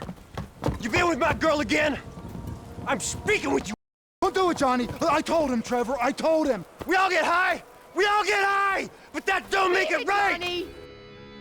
To most, Johnny Klebitz was just another name to forget. A strung-out biker who picked the wrong fight with Trevor Phillips and got his skull stomped into the dirt for it. Just another NPC, meth-addicted, broken, and unceremoniously erased from the world. Moments later, his brothers Terry and Clay followed him into the ground, gunned down by the same lunatic who took everything from Johnny. Johnny died humiliated, lost in a fog of addiction. Ashley, the woman he'd once crossed empires for, was in bed with the man who killed him. We see Johnny confront Trevor, crack under the pressure, relent, and then was left bleeding in the desert dust. No last words, no redemption, just a shell of the man he used to be. But that wasn't who Johnny Klebitz always was. Just a few years earlier, Johnny led the Lost MC's Liberty City chapter. During that time, we don't see him as a hothead or a junkie. In fact, he's the stabilizing force behind it. A man who held the crew together while their original president, Billy Gray, spiraled deeper into heroin-filled delusions of biker glory. Billy saw war. Johnny saw survival. Billy chased chaos. Johnny chased longevity, keeping the crew's businesses running, keeping his brothers fed, and quietly covering the cost of Billy's rehab. And he did all of that while trying to steer them towards something better. All of which wasn't done out of weakness, but because he knew the road they were on would kill them. He wasn't just some footnote in Trevor's story. Johnny was a leader, a fighter, a man who tried to hold on to brotherhood while everything around him burned. And in the end, the world forgot him, just as it forgot what he used to stand for. Listen, Billy, after everything we did for you, paid your rehab, paid your lawyer's fee, paid your rent, paid everything. Shit, we set stuff up for you. Unlike the stories of Niko or Luis, we don't need to trace Johnny Klebitz back to childhood. His tragedy didn't begin with innocence lost, it began with a brotherhood breaking apart. And to understand how it fractured, we have to begin just before the Lost and Damned DLC, when Billy Gray was locked away in court-ordered rehab, and Johnny was left trying to hold the club together. Now, by the time the DLC begins, Johnny's been serving as acting president of the Lost MC's Liberty City chapter for several months now. Billy had been arrested on drug distribution charges and was being forced into court-ordered rehab. But his unraveling had started long before that. Even before the arrest, Billy was becoming unstable, violent, erratic, and drunk on a cocktail of steroids and alcohol-fueled delusion. Under his leadership, the Lost drifted from purpose, vision, and unity and brotherhood. The Angels of Death, Billy's growing primary focus, weren't just rivals anymore, they became targets. Billy wasn't looking for peace, he wanted war, and he dragged the Lost with him. But his recklessness didn't just harm enemies, it devastated his own ranks. One crash in particular, directly linked to Billy's impulsive decisions, would leave scars that would never fully heal. Angus Martin, one of Johnny's closest brothers, was paralyzed. A woman involved in the same incident lost her leg, and an Angels of Death member had his nephew end up in a coma. It wasn't just a bad night, it was carnage, and it echoed far beyond just the crash site. Now, there's no precise point marking when Billy turned to heroin, but the aftermath of that incident only deepened his spiral. His volatile nature grew. The club continued to suffer, and when Billy was finally pulled off the street and into rehab, Johnny was the one left standing in the wreckage, leading a fractured crew on the brink of collapse. And that wasn't the only burden Johnny carried. Just before Billy's arrest on a drug-fueled bender, he had slept with Ashley, a woman who had once meant something to Johnny. It was a betrayal layered in hurt, but Johnny didn't retaliate. He chose loyalty. He chose to believe in the title that he held, vice president. He chose to stick to the brotherhood over personal pride. Instead of exploding, he stepped up. Not just to navigate the enemies Billy had made, but to keep the club alive through restraint and purpose. The crash didn't just leave bodies behind either, it had a political fallout. The Angels of Death were done playing defense. They'd spent too long watching the Lost act with impunity, striking whenever they pleased, and treating the Angels like obstacles instead of equals. Now, with Billy gone and the Lost reeling, the timing couldn't have been better for retaliation. Billy's arrest, after all, had left the chapter vulnerable. Their president was out of the picture before he could ignite a full-blown war, and the Lost themselves were already in financial trouble, mismanaged under Billy's chaotic rule, with the potential burden of paying for Billy's legal fees around the corner. So to their rivals, they looked exposed, weak, leaderless, and ripe for a collapse. Johnny saw what was coming, and he knew that unless something changed fast, the Lost would be destroyed. So he made a decision, one that was painful, humbling, but calculated. To protect the brothers that were still standing, and to show that the Lost were no longer the same reckless crew they'd been under Billy, Johnny offered the Angels of Death Billy's bike as a peace gesture. It was symbolic, it was a quiet surrender meant to avoid war. Some add that there was financial payout included as well, though there's never any concrete information about that. But the message of relinquishing Billy's bike was clear, and that was Johnny was doing everything he could to keep the club alive, even if it meant swallowing pride to just buy them some time. Meanwhile, during Billy's continued absence, Johnny didn't just hold things together, he quietly redefined what leadership meant for the Lost MC. He didn't claim the presidency, nor did he tear Billy down in public. Out of loyalty and respect for the chain of command, he actually made sure everyone still recognized Billy Gray as the official president, even if he was gone. It wasn't always easy though. Angus, in particular, who now relied on a wheelchair because of Billy's reckless decisions, never hid his bitterness. He remained a loyal brother, but his anger toward Billy was palpable. Johnny understood. He shared that frustration, but in the spirit of unity, he wouldn't let it fester. He showed empathy to Angus while reinforcing the image of a club still loyal to its president. Fractured, yes, but not broken. Where Billy had chased chaos and bloodshed, Johnny focused on survival. He cared about the business side of the club, and he treated it with seriousness. Under his leadership, the Lost avoided unnecessary conflicts, stayed off the radar from both the law and their enemies. It wasn't just damage control, it was a quiet rebuild. Together with his closest friend, Jim Fitzgerald, Johnny kept the engines running, keeping members fed, legal fees for Billy paid, and even covering Billy's rent. Every dollar was stretched for the good of the crew, every decision grounded in purpose. Johnny wasn't loud about it, but he cared more than anyone. He was tougher than most, more sensible than many, and unlike Billy, he didn't need violence to command respect. He led through action, not spectacle. It wasn't glamorous, but for a moment, it worked. Until Billy was free. Let me rephrase the question. Where the fuck is my bike and where the fuck haven't you got it back for me? Because you know where it is. Are you deaf? Give me that whiskey.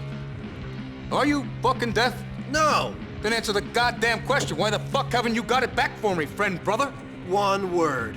Business. Billy's release from rehab marked a turning point for the Lost MC. On paper, he had completed his sentence, months spent in court-mandated rehab, smiling through the 12 steps, telling his parole officer what they wanted to hear, but nothing inside him had truly changed. If anything, the time away only deepened his need to reclaim what he'd lost. The chaos, the power, the image. He was still the same reckless, impulsive man who had been taken off the streets, and maybe a little worse.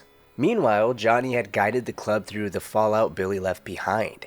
He didn't just keep the wheels turning, he restructured everything, kept them out of fights they couldn't afford, focused on steady revenue, maintained a fragile but functional truce with the Angels of Death. Again, it wasn't glamorous, but it was smart, and it was working. The Lost were finally breathing again. Johnny's leadership was measured, protective, loyal. And when Billy returned, Johnny didn't hesitate. He handed back the president's patch without resistance, but that loyalty would come at a cost. Billy didn't just reclaim his seat, he bulldozed the foundation Johnny had laid. He mocked the diplomacy, undermined the strategy, called Johnny's careful stewardship weak, spineless. To Billy, the rebuild wasn't resilience, it was betrayal. And in no time at all, he started dragging the club right back toward the ruin he left them in months ago. Billy's return wasn't about just taking over though, it was about making a statement. And it started with his bike. Johnny had given it to the Angels of Death months earlier, a peace offering to keep the club from going under. It wasn't a proud move, but it bought them time, kept blood off the streets, and helped stabilize what little they had left. Billy knew all of that. He knew why it was done. He knew where the bike was. And as Johnny points out, not only did it give them all breathing room, it helped set the foundation so that way he can make sure Billy was taken care of. His legal fees were taken care of. Everyone here in the club was fed, and Billy's rent was paid. Billy was aware of all of that. But I think him immediately responding by demanding Johnny go get his bike back was a power move. I think it was him trying to openly say he's in charge again. That the diplomacy, the route, and structure that they've been heading down over the last couple months was all wrong. It wasn't in his vision, it wasn't in his leadership, and it definitely wasn't going to be continuing now that he was back in charge. And I think he knew all the right ways to push Johnny's buttons. He questions his loyalty, he questions where his balls are, and how he was so willing to give that bike up in the first place, which didn't make sense considering the bike was built by him and Angus for Billy. That should be club pride, not the Angels' property. And it does work very well in the moment, as Johnny openly denounces what he's been working for over the last couple months.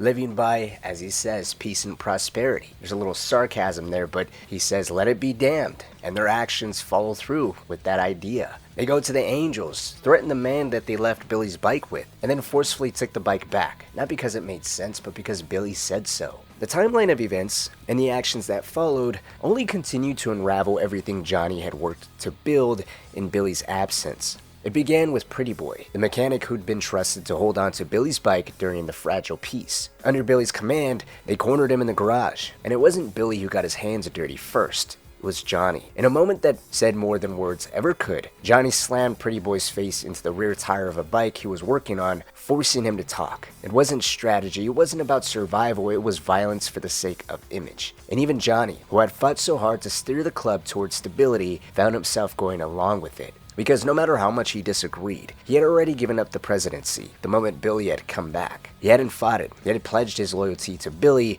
without hesitation, and now, as vice president, he was caught between the man he once believed in and the reality of what that loyalty now demanded. The information forced out of Pretty Boy led them straight to the Angels of Death's clubhouse in Northwood. There, they hit back hard, attacking the Angels, reigniting a war Johnny had worked to avoid. It was loud, it was reckless, and it was unmistakable. The Lost under Billy Gray had returned to their old ways. Now on the surface it looked like unity, the Lost riding together once again, fighting side by side, but underneath that, resentment was brewing. The rift between Johnny and Billy was growing deeper by the moment, not even by the day. The club had been through two eras, two visions of what it meant to wear the Lost patch. To Billy, Johnny's time as acting president was weak. It was soft, a pathetic shadow of the true brotherhood that he visioned. Billy believed the Lost needed blood, chaos, and conquest to survive. That loyalty meant nothing without scars to prove it. To get drunk, get high,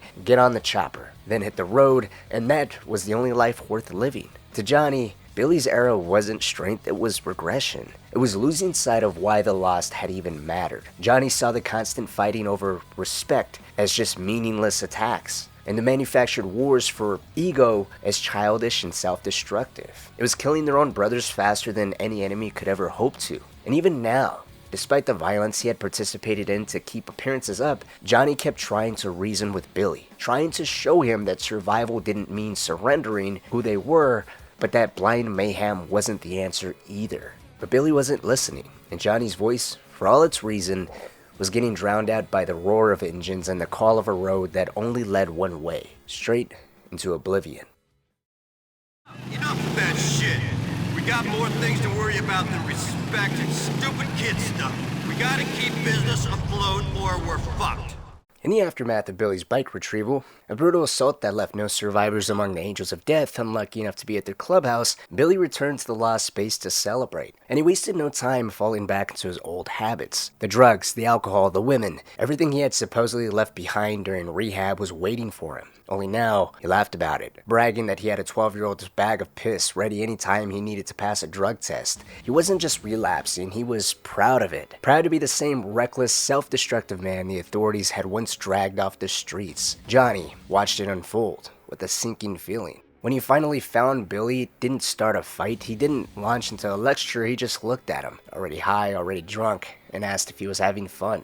Billy grinned and waved off the concern, boasting about that bag of piss he had as a joke, and Johnny's response was a quiet, loaded, real nice. He didn't need to say anymore. The disappointment was clear. He could already see the direction things were heading, and it wasn't going to end well. And Billy, already wired and agitated, picked up on it immediately. He cussed at Johnny, got in his face, ready to start something. Their leadership styles, their opposing visions for the lost, was just seconds away from boiling over. Two men who had once fought for the same brotherhood, now standing on opposite sides of what it should mean. But before it could explode, another brother of theirs would step in. Jason Michaels was urgent, almost panicked. He broke up the standoff between Vice President and President to deliver a warning. Members of the Angels of Death have just piled up outside, uninvited. The personal fight between Billy and Johnny was shelved immediately. Billy's anger instantly pivoted. Furious that anyone would dare crash his welcome home party, especially these deadbeats, he locked his pistol and barked at the rest of the lost to follow behind him. The war Billy had been itching for was now walking right through their front door. Or rather, delivering themselves to the erratic, volatile, and violent man that was Billy Gray. At first, the Angels didn't start any trouble. It was almost like they knew just showing up unannounced would be enough. Maybe they had heard that leadership had changed hands again, that Johnny was out and Billy was back in. Maybe they knew about the violent raid to retrieve Billy's bike. Maybe their sudden arrival, their casual mention of a truce, was just a way to test the waters to see what kind of loss they were really dealing with right now. Whether peace was even salvageable after the stunt with Billy's bike, I think is debatable. What isn't debatable is how Billy responded. He laughed at the idea of a truce, smirked like the whole notion was a joke, told them he didn't know anything about a peace and that it was a strange kind of peace agreement if they thought they could just crash his welcome home party. And then with a sneer, he capped it all off, calling them deadbeat motherfuckers. I thought we had a truce going. Did you?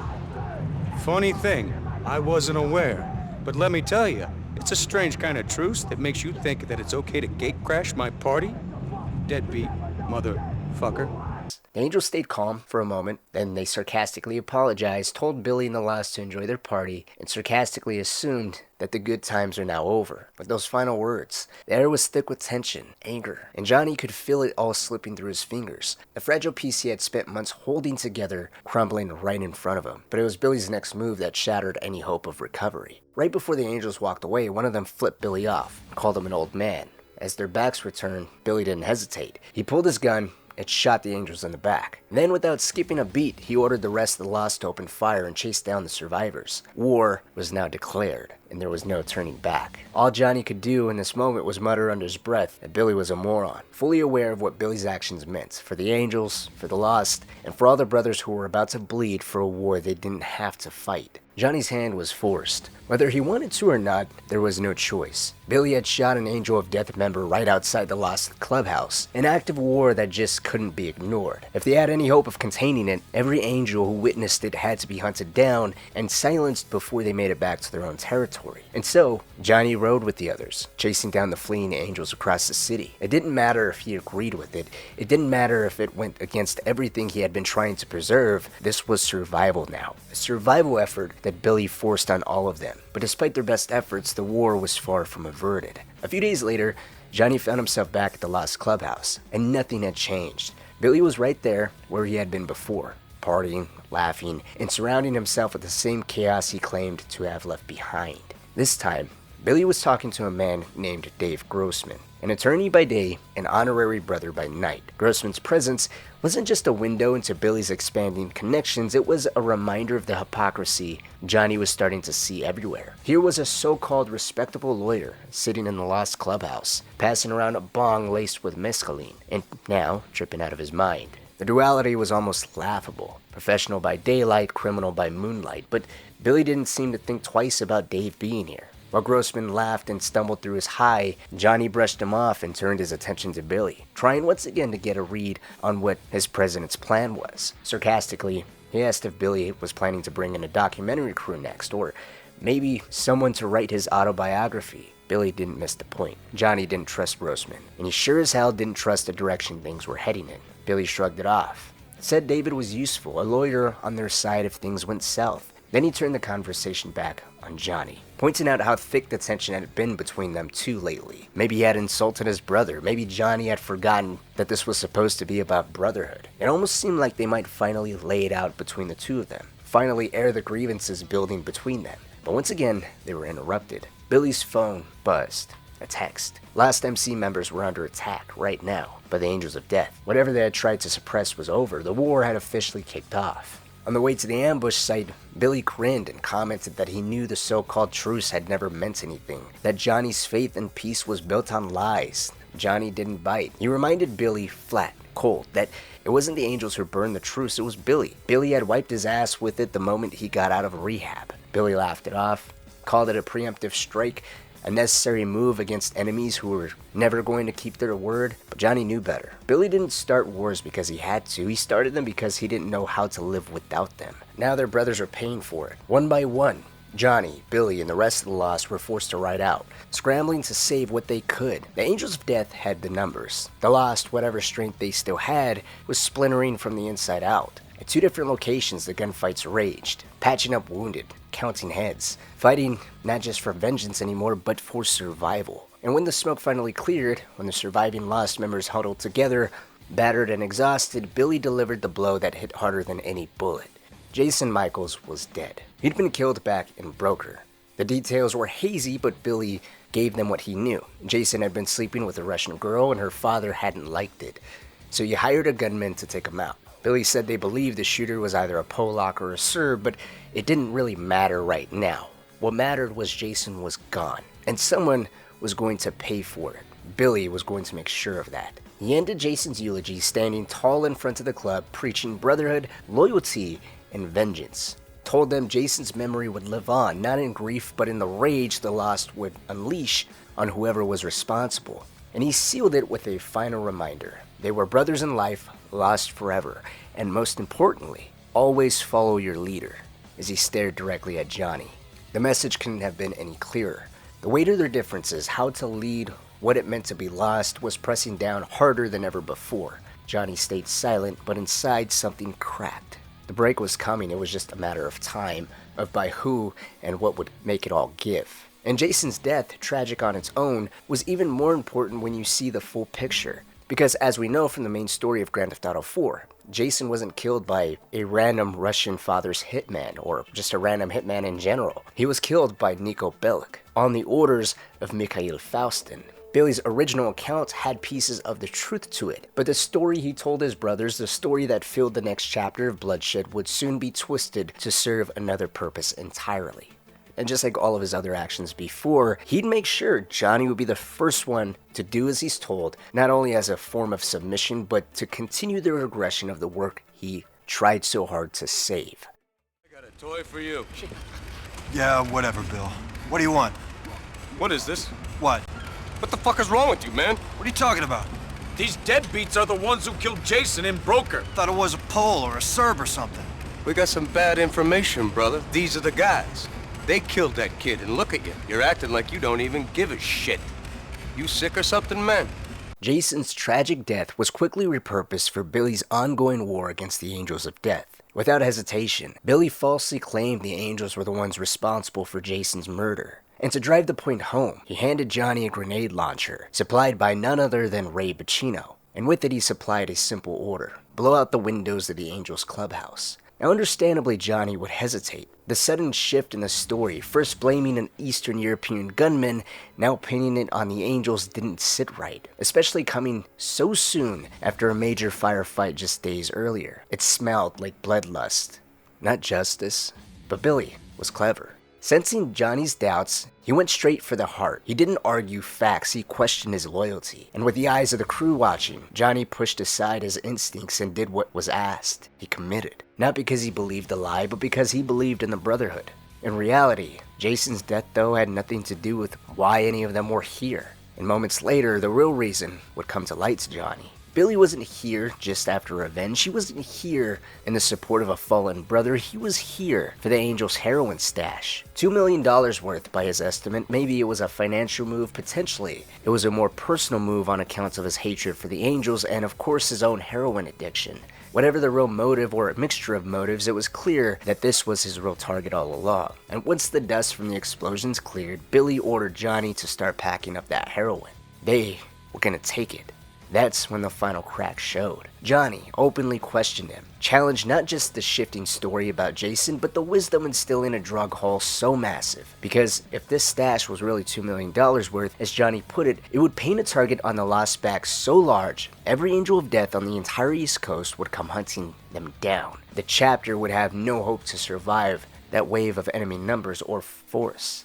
In response, Billy didn't negotiate, he didn't reason, all he did was pull rank. He told Johnny to do as he was told and to let his leader worry about the aftermath. And in that moment, the brotherhood Johnny believed in, the one that he had sacrificed for, fought for, bled for, felt a little less real. The loyalty to their brothers felt less passionate. The passion of avenging Jason was just a facade. He wasn't why they were here. They were here because of Billy, because of his bloodlust, his ambition, his need to feel invincible again. And whether Johnny realized it in that moment or not, the heroin they packed up would become the catalyst for everything that followed. It would tear the Lost apart. It would destroy whatever friendship still existed between Johnny and Billy. And it would set them all on a path of ruin, shattering the brotherhood they once bled for, believed in, and held together through every single storm.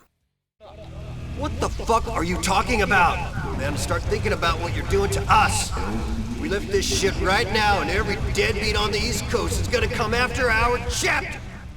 The heroin would become just as heavy a burden as Johnny had predicted, though not the way he expected. After stealing it from the Angels of Death, Billy moved quickly. He'd send Johnny to sell off the stash through loose connections with Elizabeta Torres, a well-connected drug dealer operating out of Bohan, better known for moving cocaine than heroin. While Elizabeta wasn't directly handling the sale of the heroin herself, she would help Johnny orchestrate the deal, and she would also arrange some extra muscle to back Johnny up. Two men. One was Playboy X, and the other was Niko Bellic, the man who, unbeknownst to Johnny, had actually killed Jason Michaels back in Broker. The same man Johnny thought he was chasing after back at the Angels clubhouse was now standing beside him, covering his back in a deal that was doomed from the start, because the whole thing was a setup. It was a police sting operation. Johnny, Niko, and Playboy X barely escaped with their lives, and by some miracle, Johnny managed to hold on to the heroin. But their problems was just beginning, because that heroin wasn't just any street stash. In the wake of the failed sting operation, it would come to light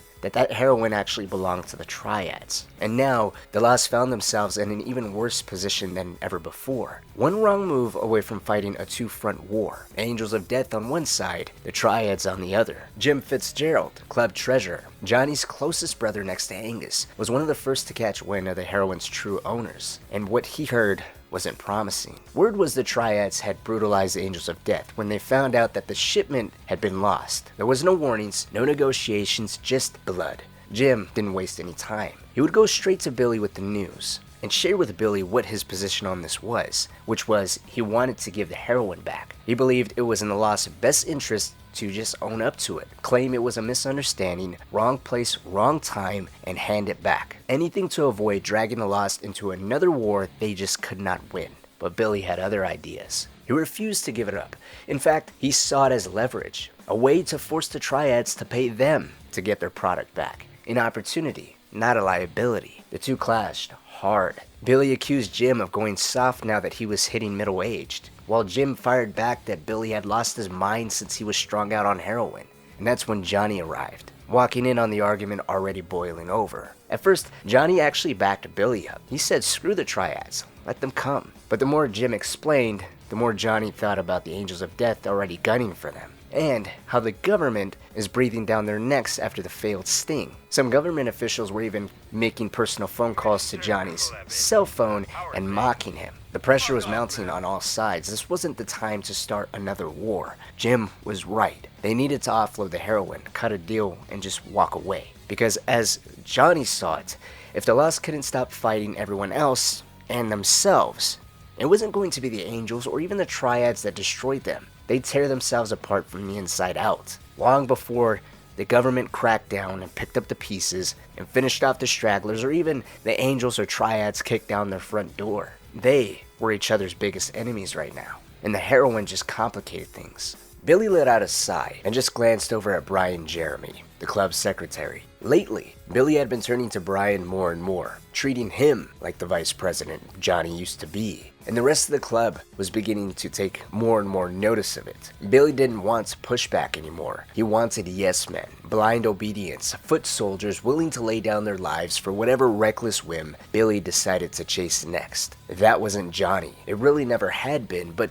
Billy felt that was especially true since his return, feeling the resentment between the two of them. And so, instead of going to Johnny, he went to Brian, who in this moment simply shrugged, offering nothing of value. No plan, no insights, just passive loyalty. So Billy gave in, or at least pretended to. He agreed to return the heroin to the Triads, let Johnny and Jim handle the exchange, or as he put it, let the level-headed ones do the cleanup. But it was never about offloading the heroin, not for Billy anyways, because this was just another trap. Unbeknownst to Johnny or Jim, Billy had already met with the Triads in private, and he struck a deal with them. They could have their heroin back, no strings attached. All he asked in return was a small favor, that they killed Johnny for him. Jim, in all likelihood, was just collateral. But if he died too, even better. Because with Jim gone, Billy would eliminate the only other high-ranking member of the Lost who not only backed Johnny's more stable business-first approach, but shared a deep personal bond with him. I mean, throughout the entire Lost and Damned DLC, the closeness is clear. Johnny constantly checks in on Jim's wife and kid and asks him how they're doing. It's quite evident he even respects Jim's judgment, leans on him in ways he doesn't with anyone else. And in the absence of clarity and sanity with Billy, it seemed like Johnny and Jim had that relationship where they began to go towards each other more and more, for that stable affirmation, for that better understanding of what the best move forward was, not just for them personally, but for the entire chapter. All things considered, taking them both out wouldn't just get rid of opposition for Billy, it would erase any chance of Johnny's legacy surviving within the club. Sure, Angus might have tried to carry it on, but being wheelchair bound left him with limited influence in a gang built on action, not on memory. Billy wasn't just silencing a voice, he was wiping out the last remnants of what the Lost used to be. And it might have worked. It actually almost did. Billy's betrayal was nearly perfect, if not for one thing. He underestimated Johnny and Jim. The two most experienced members of the Lost weren't stupid. They suspected something wasn't right. So, they went to the deal prepared, heavily armed, cautious, but still hoping for a clean deal. Billy and Brian would tag along, but they opted to stay outside, under the guise of quote-unquote having Jim and Johnny's back, pretending to be reluctant skeptics while Johnny and Jim walked into the lion's den. But the moment Johnny and Jim arrived at the meetup spot, they could feel it. Something was wrong. The area was deserted, too quiet. Jim felt it first, almost immediately, that creeping unease. And minutes later, a group of Triads rolled in, already armed and already hostile. The lead Triad made it clear that he wasn't happy about this arrangement, paying for heroin that already belonged to them, that his cousin had risked his life getting shipped in from China. To him, it was clearly an insult.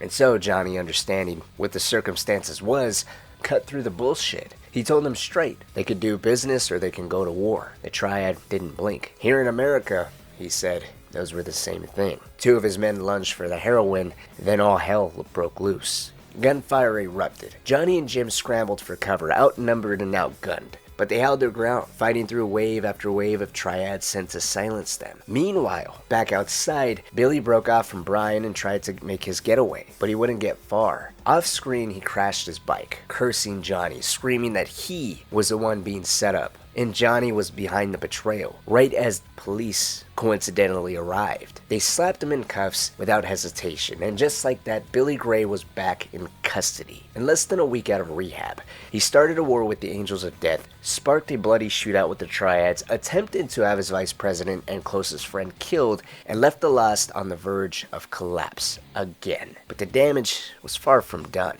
Brian was loyal to a fault. He refused to believe the truth. He didn't know that Billy had planned to betray Johnny. Truthfully, no one really did. The only reason we as players even know that is because in the Ballad of Gay Tony DLC, we catch a quick glimpse of Billy making that arrangement with the Triads. So his disloyalty to his brother, the same brother that he was so quick to always pull rank and loyalty over on was unknown to the entire Lost, and Brian idolized Billy as it was, so he didn't need to know anything else. All he needed was one thing, doubt, and Billy gave it to him. Before the Triad meeting, Billy had told Brian that federal agents were reaching out to him, said Johnny had been speaking to them, that he was being set up to be replaced, that Johnny still wanted to be club president. So when the bullets stopped flying and the smoke cleared, once Brian, Johnny, and Jim made it back to the clubhouse, Brian lashed out. He screamed at Johnny, accused him of betrayal, said the feds had called, said Billy warned him, and now, with Billy behind bars, Brian believed it all. He swore to expose Johnny to the rest of the club, said he'd make sure no one followed him, that the Lost would never answer to a traitor, and just like that, Billy's war had become Johnny's war. Not with the Angels, not with the Triads, but with the men he once called brothers. And as the club splintered, as betrayal festered inside their ranks, Johnny had no idea that the next fracture wouldn't come from the outside. It would come from someone even closer to him, someone he still couldn't let go of, someone named Ashley. You're making yourself heard already, you fucking idiot. Give me a break, sweetheart. I used to fucking love you. You ain't good for me, sugar. That's all I know.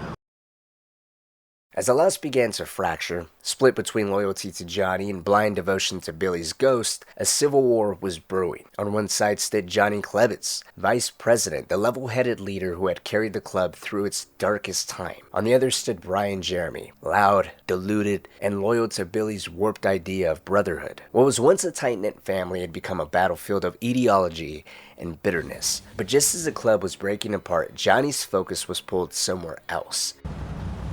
Ash? Johnny boy. John, I need some help. I ain't got a handout for you. Sorry. A handout ain't gonna fix it, Johnny boy. I'm into something bad. I need a knight in shining armor to take me away from this mess. They're gonna kill me, or worse. Jesus, Ash! Where are you? Ashley called from a drug den. She was strung out again, this time held hostage by the same dealers she couldn't pay for the meth she owed. And when she had nowhere else to turn, she called Johnny. Because part of her knew he will come. The two of them had once shared something real, something deep. But Ashley had slowly given herself to the drugs, and Johnny, no matter how much it hurt, knew he couldn't save her. So, as time went on, he kept his distance, leaned harder into the Lost, and tried to bury that part of his heart.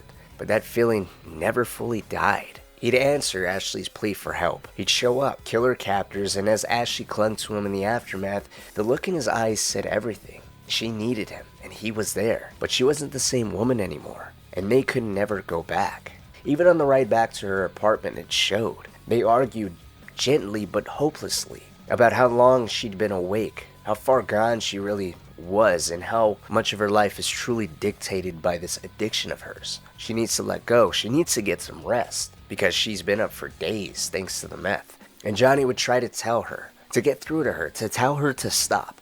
But Ashley just smiled the pain away, said it was hard to stay clean without her knight in shining armor around. Maybe he should hit her. Maybe that's what it would take to make her stop. She began begging, pleading for Johnny to hit her. And you can tell it affected him deeply because all he says is, "I used to love you." He didn't know about hitting her, but he knew that she wasn't good for him. And their conversation ends there. But that doesn't mean the feelings ended there. When they got back to her place, she wasn't finished. Ashley pulled at his heart the only way she knew how. She said he was her real addiction, that she was his, that if he just gave the word, they could take his bike and disappear. Just the two of them like it used to be. And for a second you can see it in his eyes that he wanted it. He still loved her, but he didn't lie to either of them. He'd playfully dismiss it that yes, it'd be him, her, and that little habit of hers. He'd smile at her, call her ridiculous, and just leave. But leaving Ashley, no matter how right it might have felt, was never easy for him.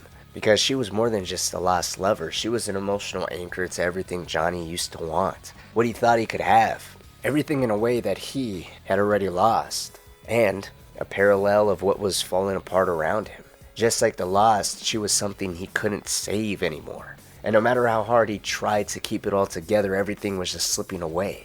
Leaving Ashley's apartment, Johnny barely had time to breathe. The emotional weight of that moment still hung over him when his phone rang. Jim was calling. Apparently Brian wanted to talk. He was proposing a meeting.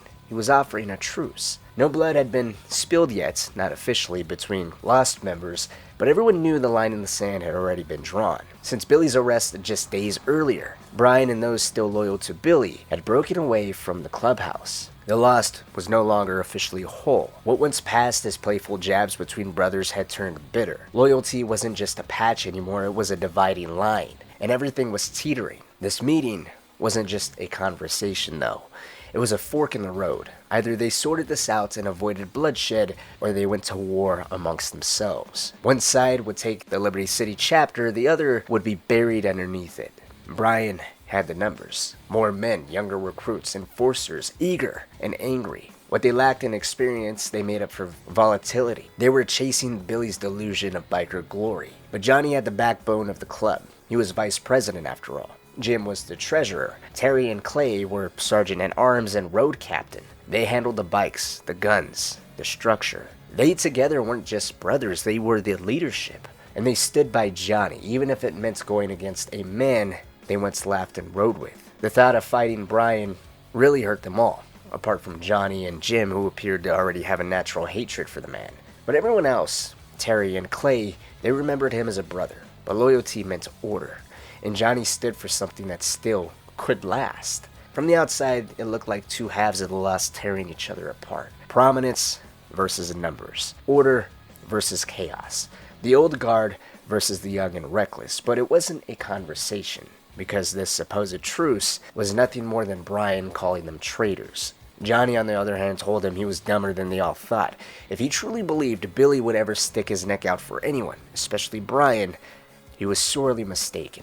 What was supposed to be a peace offering was nothing more than former brothers hurling insults at each other. And then the dam finally gave way. Brian sent a wave of Lost members to kill Johnny, Jim, Terry, and Clay. But they fought for their lives, and they managed to survive. They killed every one of their former brothers who attacked them, even hunted the survivors down, refusing to let anyone escape with their lives, and managed to call them the traitors. Unfortunately, though, Brian had escaped. And they all knew that as long as he was still breathing, the war was far from over. It couldn't be. The line had been crossed now, not just in words, but in blood. And after the smoke cleared, Jim, being the oldest out of all of them, looked around at the bodies. He couldn't hide his grief. They lost a lot of brothers today, and too many numbers had been against them. They may have won, but at what cost? But Johnny didn't flinch. He reminded him that they don't need numbers. What they need was brothers. And in that moment, he made it clear Jim still had them. They all did. Johnny had Jim,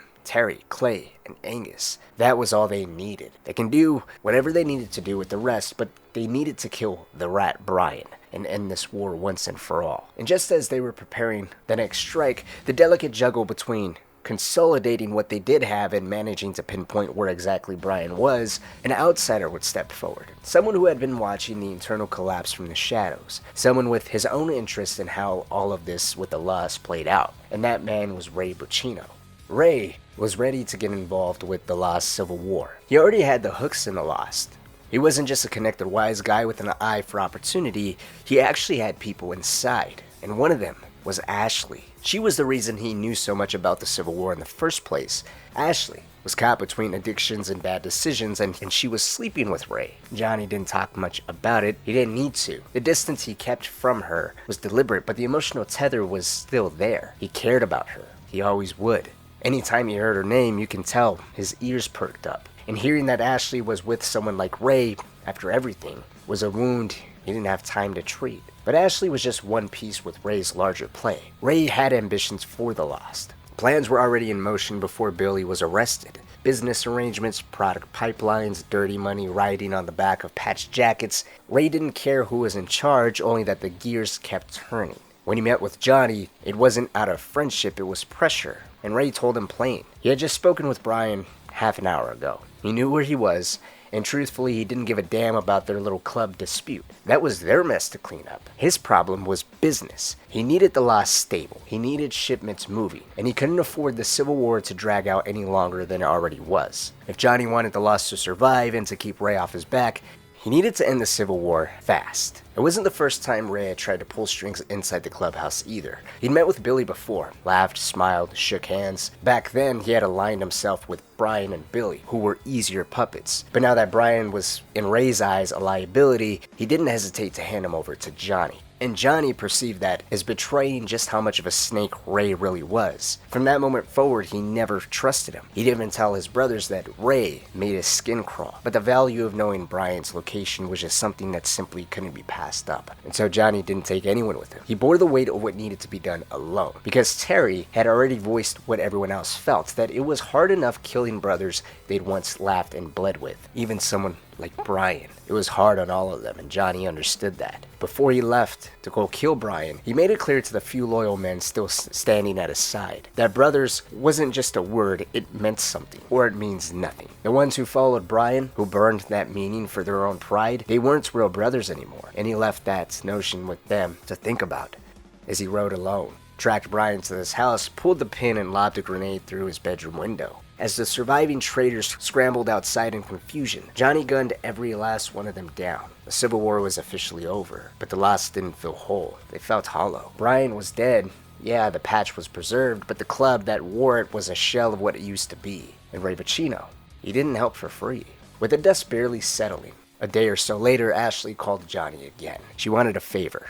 Ray had a job that needed doing, and she wanted Johnny to do it for her. Said it would help smooth things over. Said Ray was just a friend, that they weren't doing anything together. That even if they were, it didn't matter because Johnny had left her. He had someone else now, didn't he? Every sentence was laced with guilt, half defensiveness, and half denial. The kind of self-sabotage that came with too many people and drugs, too many lies, and too many mornings waking up not knowing where the hell the nights went. She kept insisting that Ray treated her well, and that this wasn't what Johnny thought, but the pain in Johnny's face said it all. Hearing her talk like that, hearing her protect the man she used to call when she needed saving, it hurt in a way that he just couldn't explain. Every meeting, every time he saw her, it reminded him just how much he loved her, but just how much Ashley was just gone. And now Ray, her quote-unquote friend, was reaching into Johnny's world again. But this time, he wasn't just bringing a job, he was bringing the next wave of problems. The job Ray had in mind was about diamonds. Unregistered, uninsured, no paper trail. Just a few $1 million worth of clean, undocumented ice. Ray said he had a line on them. What he needed was someone else to do the dirty work. Someone who could move without drawing the wrong eyes. He called it a quote-unquote conflict of interest. Said that if anyone found out he was connected to the diamonds, it raised more problems than it was worth. Johnny didn't bother hiding his irritation. He told Ray that this sounded like business as usual for him. More shady moves, more layers of plausible deniability, more scapegoats. And Ray picked up on it. On the fact that Johnny just didn't like him, didn't trust him, and had no interest in pretending otherwise. But like it or not, this was a high-value score. Ray told Johnny the diamonds were being exchanged at the Dachshund broker, purchased by a man named Gay Tony. It was a clean handoff, high-profile, and discreet. Until Johnny showed up. You expect? Tony, they're gorgeous. Just like you. Hey, come on, can we do a handover, please, and get out of here? This is too much. No, ignore him. He's probably been up all night with some bimbo. Tony. You're a chef. Welcome. Yeah, I have a line on some kitchen supplies. How about I throw that into the equation? What's the price? Look, here's the money we agreed upon, less 10%. Just give us the ice. All right. Here. Tony, can I hold them? Oh, thank you. Thanks. Oh, shit, Tony, we out of here. Come on, let's go. Evan, take him to the club, and don't fuck about, okay? What Ray didn't tell him was that the job would put Johnny on a collision course with two familiar names. Luis Lopez, for the very first time, and Niko Bellic later down the line for what would turn out to be the last time. But with the Alderney chapter of the law still in shambles, Johnny brought backup from the broker chapter to pull off the job. They had numbers behind them, and so they hit the deal hard. Luis and Tony would manage to escape, but Evan Moss, Tony's boyfriend, took the diamonds and ran in the opposite direction. A move that would prove to be a fatal mistake, because Johnny hunted him down alongside Terry and Clay. They chased down the limousine he was being chauffeured in, popped all the tires, killed the driver, and then gunned Evan himself down in the street as they recovered the diamonds. With the diamonds in their possession, Ray's next order was simple. Don't bring them directly to him. Drop them off at two specific sanitation pickup sites. Johnny followed through. Ray's men, along with Nico, acting under orders, would later collect the diamonds under the cover of city waste disposal. And just like that, the job was done. Risky, very bloody, somewhat cleanly executed. But Johnny wouldn't see a dime. Ashley was the one to break the news to him that Ray wouldn't be paying anyone until he figured out how to fence the diamonds. Another delay, another excuse, another reason for Johnny to hate Ray all the more. And all for a job he hadn't even wanted to do in the first place. He did it as a favor for Ashley, for a man he didn't even like, and now he was getting nothing. But his problems with Ashley weren't over, because before Johnny could hang up, she pleaded with him, said she needed him again, said that she'd messed up badly. And so she invited him over to her place, begging and pleading for him to step in and help her yet again. He was visibly frustrated because he already knew where this was going. This was just another mistake, another mess. And he was puttying her hands like always. But this time it wasn't drugs or lies waiting for him, it was actually something much worse. Inside her apartment were two armed men, calm, cold, direct. Ashley owed a lot of money to Dmitri Raskolov. They didn't want stories, they didn't want apologies, they gave Johnny a simple choice. Do what they ask, or she dies. There was no room for negotiation, no time to weigh the past, and just like that, Johnny found himself pulled deeper into a war that wasn't his, with nothing but debts behind him and worse decisions ahead of him. When he asked what they wanted him to do,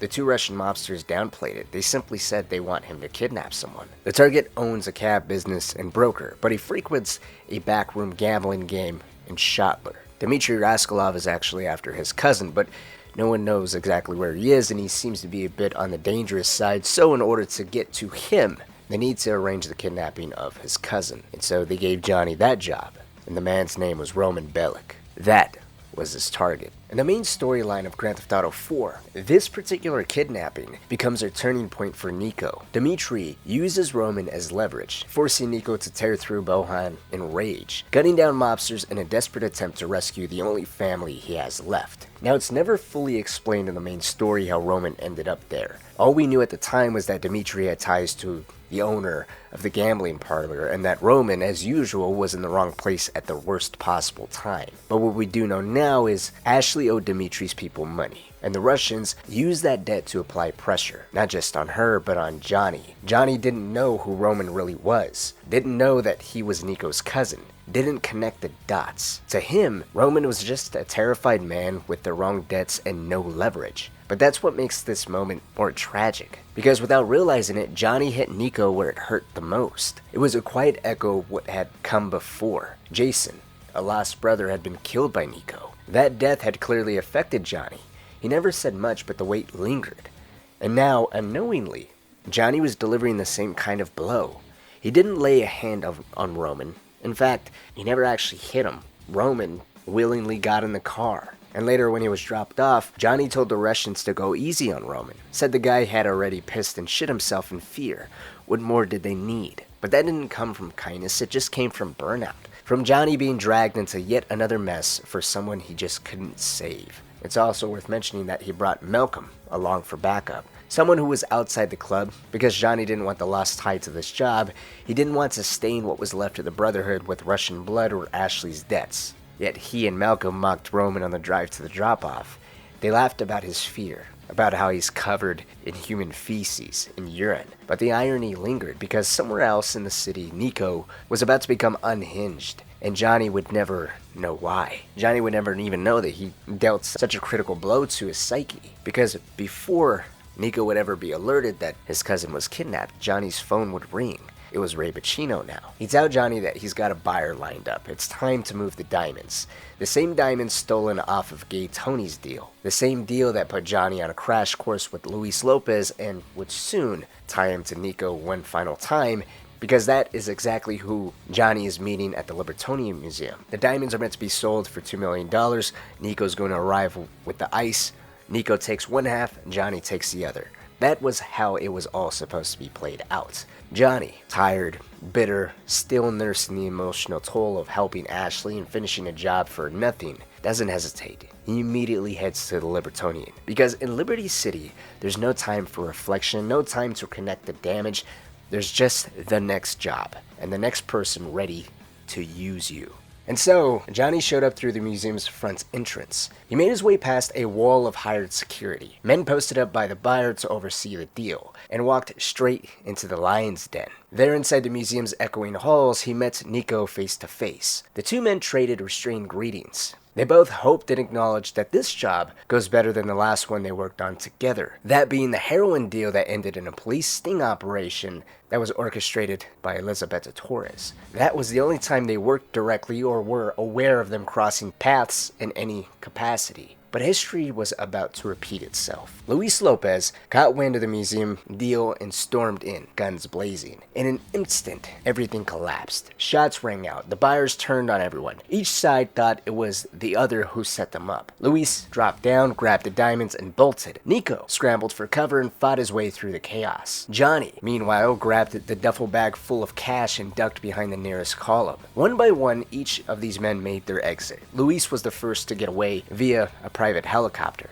that was on the roof. Then Niko, carving a bloody path through the buyer's guards as they turned on him, escaped out the back door. And Johnny, well, he followed last, stepping over the trail of bodies Niko left behind, and that shook him. There was something clinical about Niko's efficiency. It was brutal. Johnny had seen his share of violence, but even he muttered to himself in disbelief, recognizing just how unhinged Niko was beneath the surface. He'd audibly acknowledged that he was glad they were on the same side. But what he didn't know, what he never would know, was that he had already crossed a line Niko would never forgive.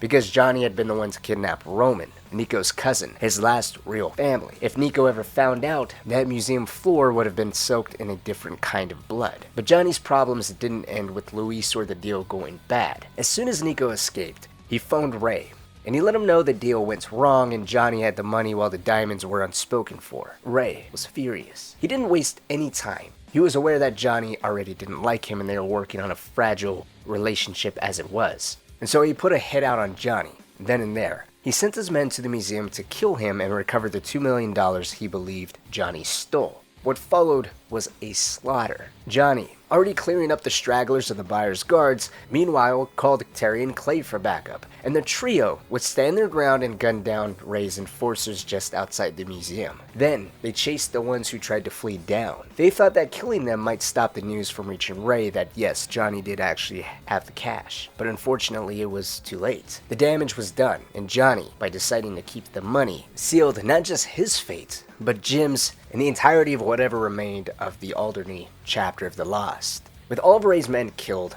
Johnny called it Jim. He didn't say much, he simply told him that he had a gift for him and asked where he was.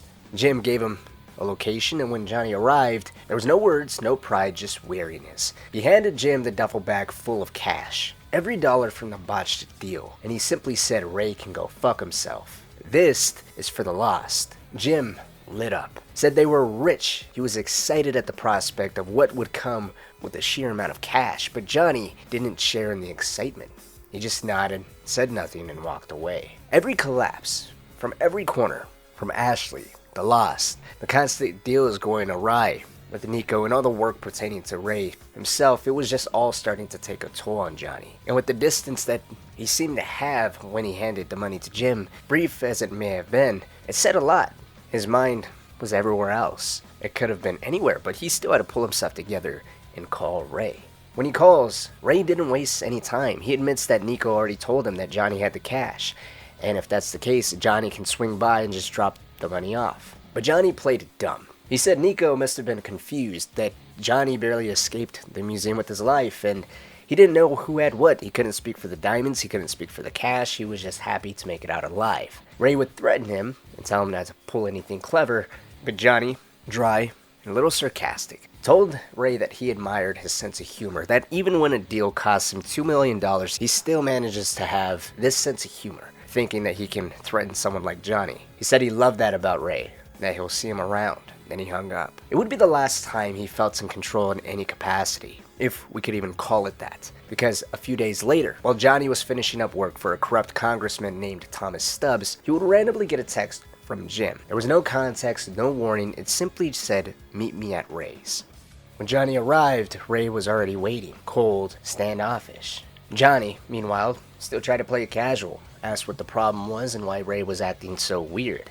Ray didn't blink. He reminded Johnny how he said not to get clever. Then he stood up, pulled a gun, and waved Johnny downstairs. That's where they had Jim. Gentlemen? What the fuck is going on here? Fucking hell! Stop that shit, asshole! Anything yet? Tied to a chair, Jim had been beaten, bloodied, and sporting some new burns across his face. Ray wanted his money. Said Jim chose to suffer, so maybe Johnny would be the one to save them both. And he could, just tell him where the money was. But he stood silent. He kept up the act. He didn't know anything about the money. In response, Ray pistol whipped him to the floor. Told him he'd already slept with Ashley and now he was going to do the same to Johnny. But just like Billy, Ray had miscalculated the two of these men. Jim had a box cutter in his hand.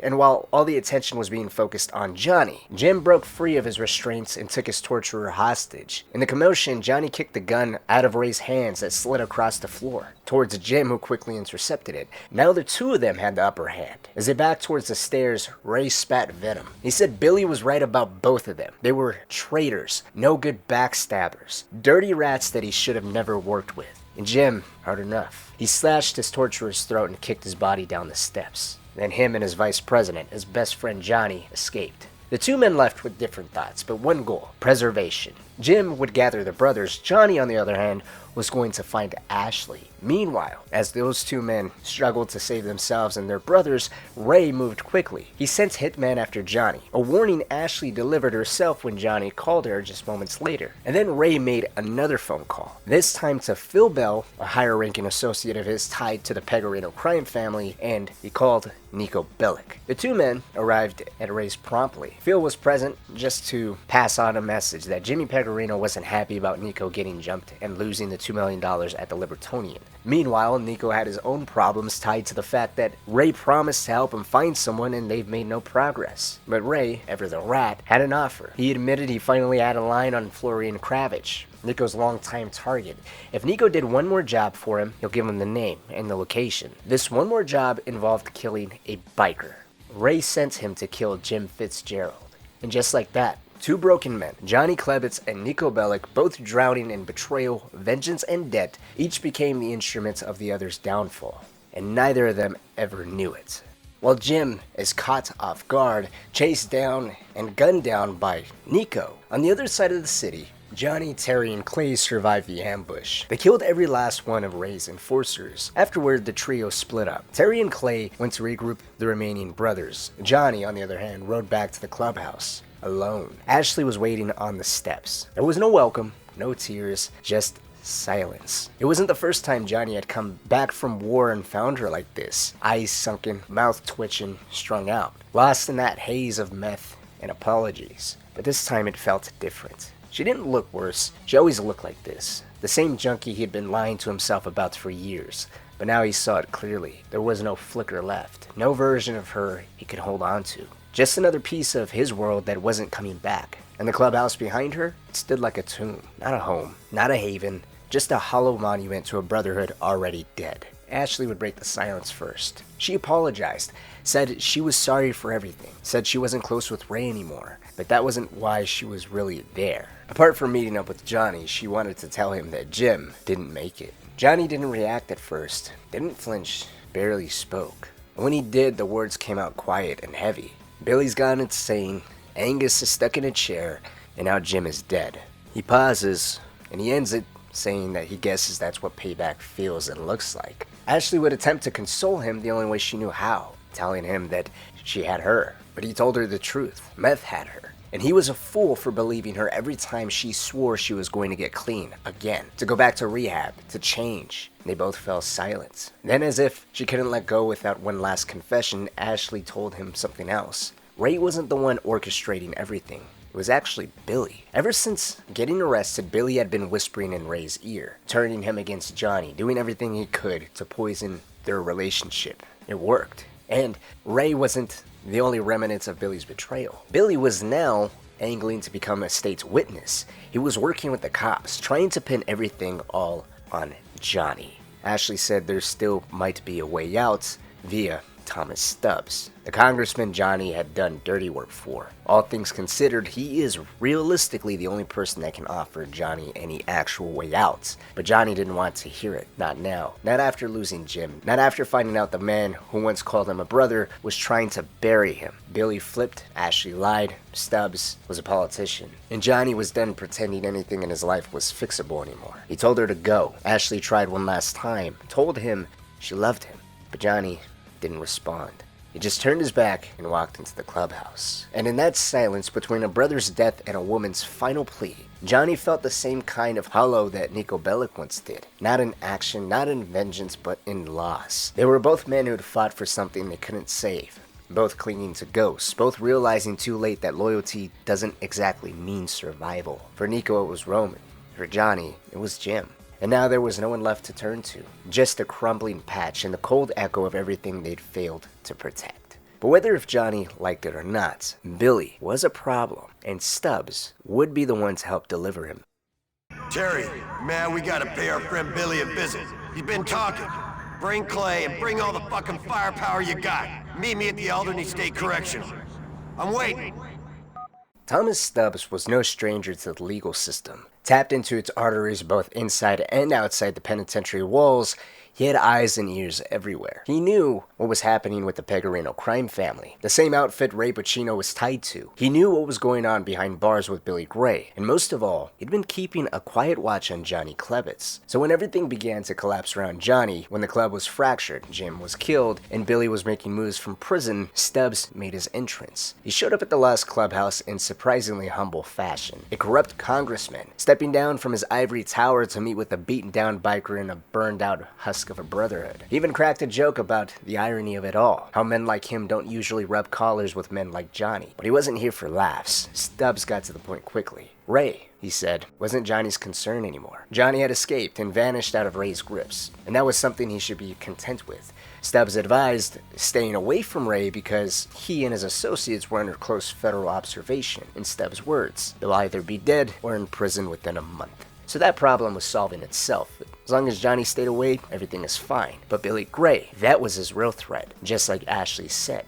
So Stubbs laid it out bluntly. Billy was talking inside. He was trying to cut a deal. And part of that deal included pinning an elaborate high-level drug ring on Johnny and on Angus. If it stuck, they'd both be looking at 15 years to life. Well, Billy believed he'd be moving on into witness protection. Johnny was blunt. He wasn't exactly in a position to stop anything, especially not Billy talking behind bars. He was locked up, surrounded by an army of guards. There's no way in hell he would get anywhere near him.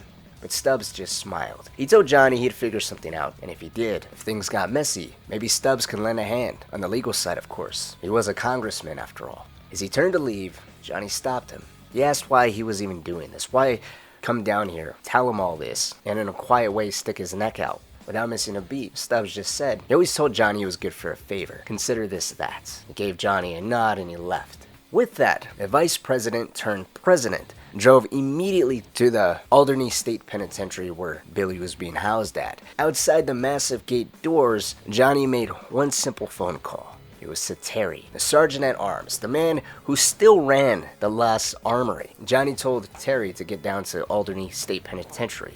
Bring Clay, all the brothers they can get that are still around, and every little bit of firepower they can collect. Billy's been talking on the inside, and what remained of the lost, the fractured, the ones that he left out to dry time and again and was willing to pin, a drug deal that he most likely concocted on 2 other members, couldn't stand. And so, what was essentially a suicide mission would be launched. Terry would arrive with Clay and a handful of other brothers, open up the back doors of his van, and tell Johnny this ordinance, which is normally a heavily discounted armory, is all 100% free. Consider it a gift to their former president that is now stateside. And just like that, it was time. Johnny grabbed a rocket launcher. He thanked Terry, Clay, and the few brothers still standing beside him, told them to brace themselves, because once that door came down, everything they were holding on to, the lies, the loyalty, the hope, was going to go with it, and it did. The explosion ripped through the front gate of the penitentiary like a final sentence. Sirens screamed. COs and SWAT swarmed in waves, but nothing could stop what was coming. This wasn't a rescue mission, this was an execution. The last had come to kill their former president, and Billy had to know that. They moved as a unit, guns up, heads down. Terry, Clay, Johnny, brothers in arms until the very end. Police reinforcements arrived fast, helicopters in the sky, riot scenes on the ground. Men fell on both sides. Lost members were cut down as they pushed through each block, each corridor. Every step forward cost them something. Blood, ammo, memories they couldn't get back. They wouldn't get back. And still, they all kept going, all the way to the rec yard. Once they broke through the last defense, the trio split. Terry and Clay peeled off to recover the bikes. They'd get the exit ready. Johnny kept walking toward Billy. He found them in an isolated stretch of the yard. No guards, no backup, just Billy Gray alone. Even now, he didn't beg, didn't plead. He looked at Johnny with that same twisted pride he always had. Said he knew this day would come. Said Johnny had finally checkmated him. Then he stepped forward, told Johnny to pull the trigger, but Johnny hesitated. As Billy got more and more agitated, and Johnny still took his time, refusing to pull the trigger, Billy stepped forward, rushing him with the shank, forcing Johnny to finally gun him down. Billy dropped instantly,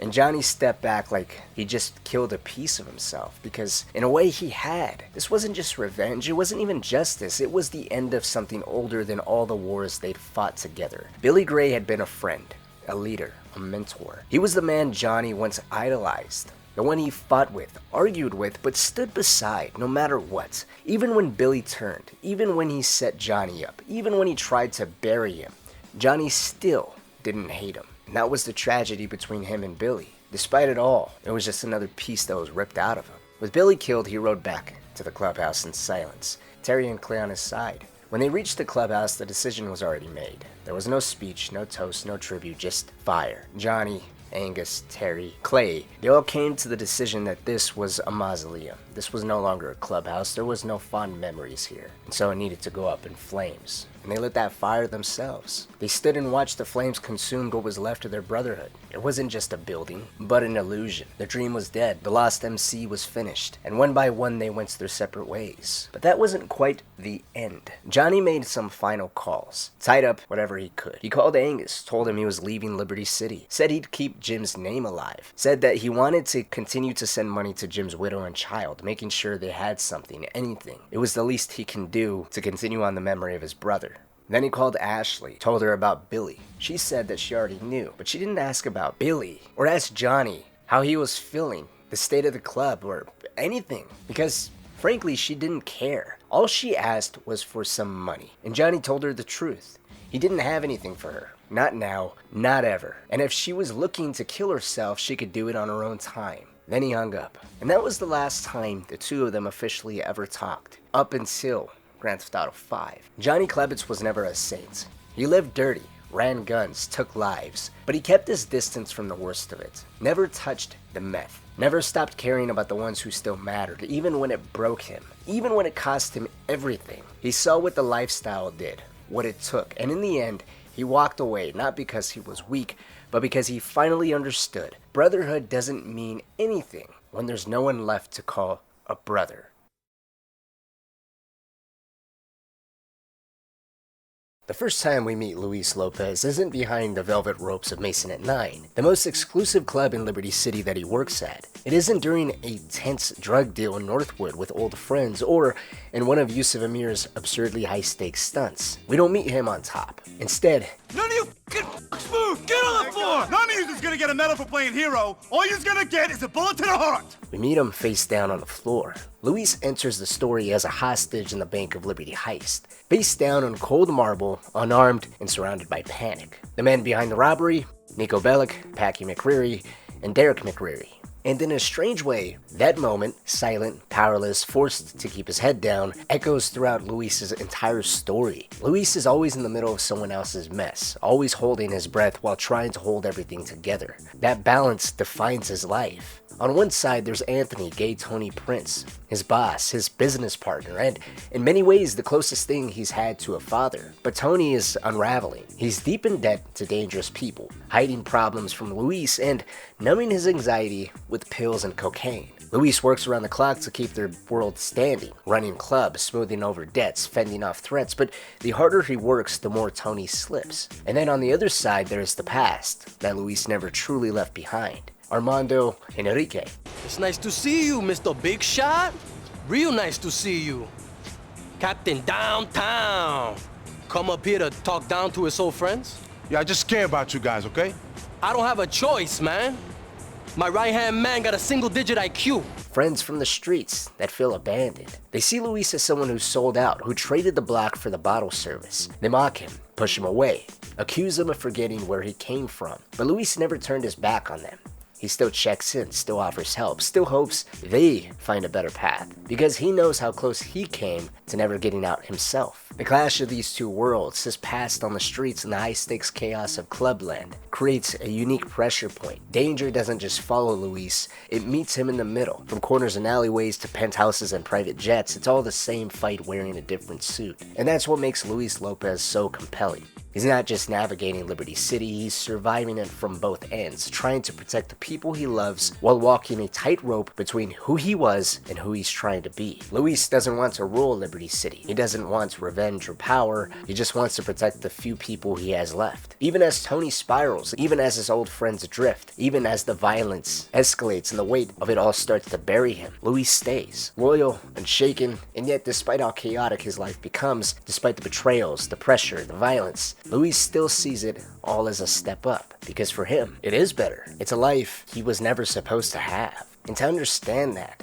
to truly grasp who Luis is and why loyalty defines him so strongly, we have to start at the beginning, back before the clubs, before the suits, before the guilt. How many days a week you work those corners? You can't be sitting here, man, watching them. Any fool policeman on the second day on the job will know you're the guy with the shit, man. You'll wind up back inside, you moron.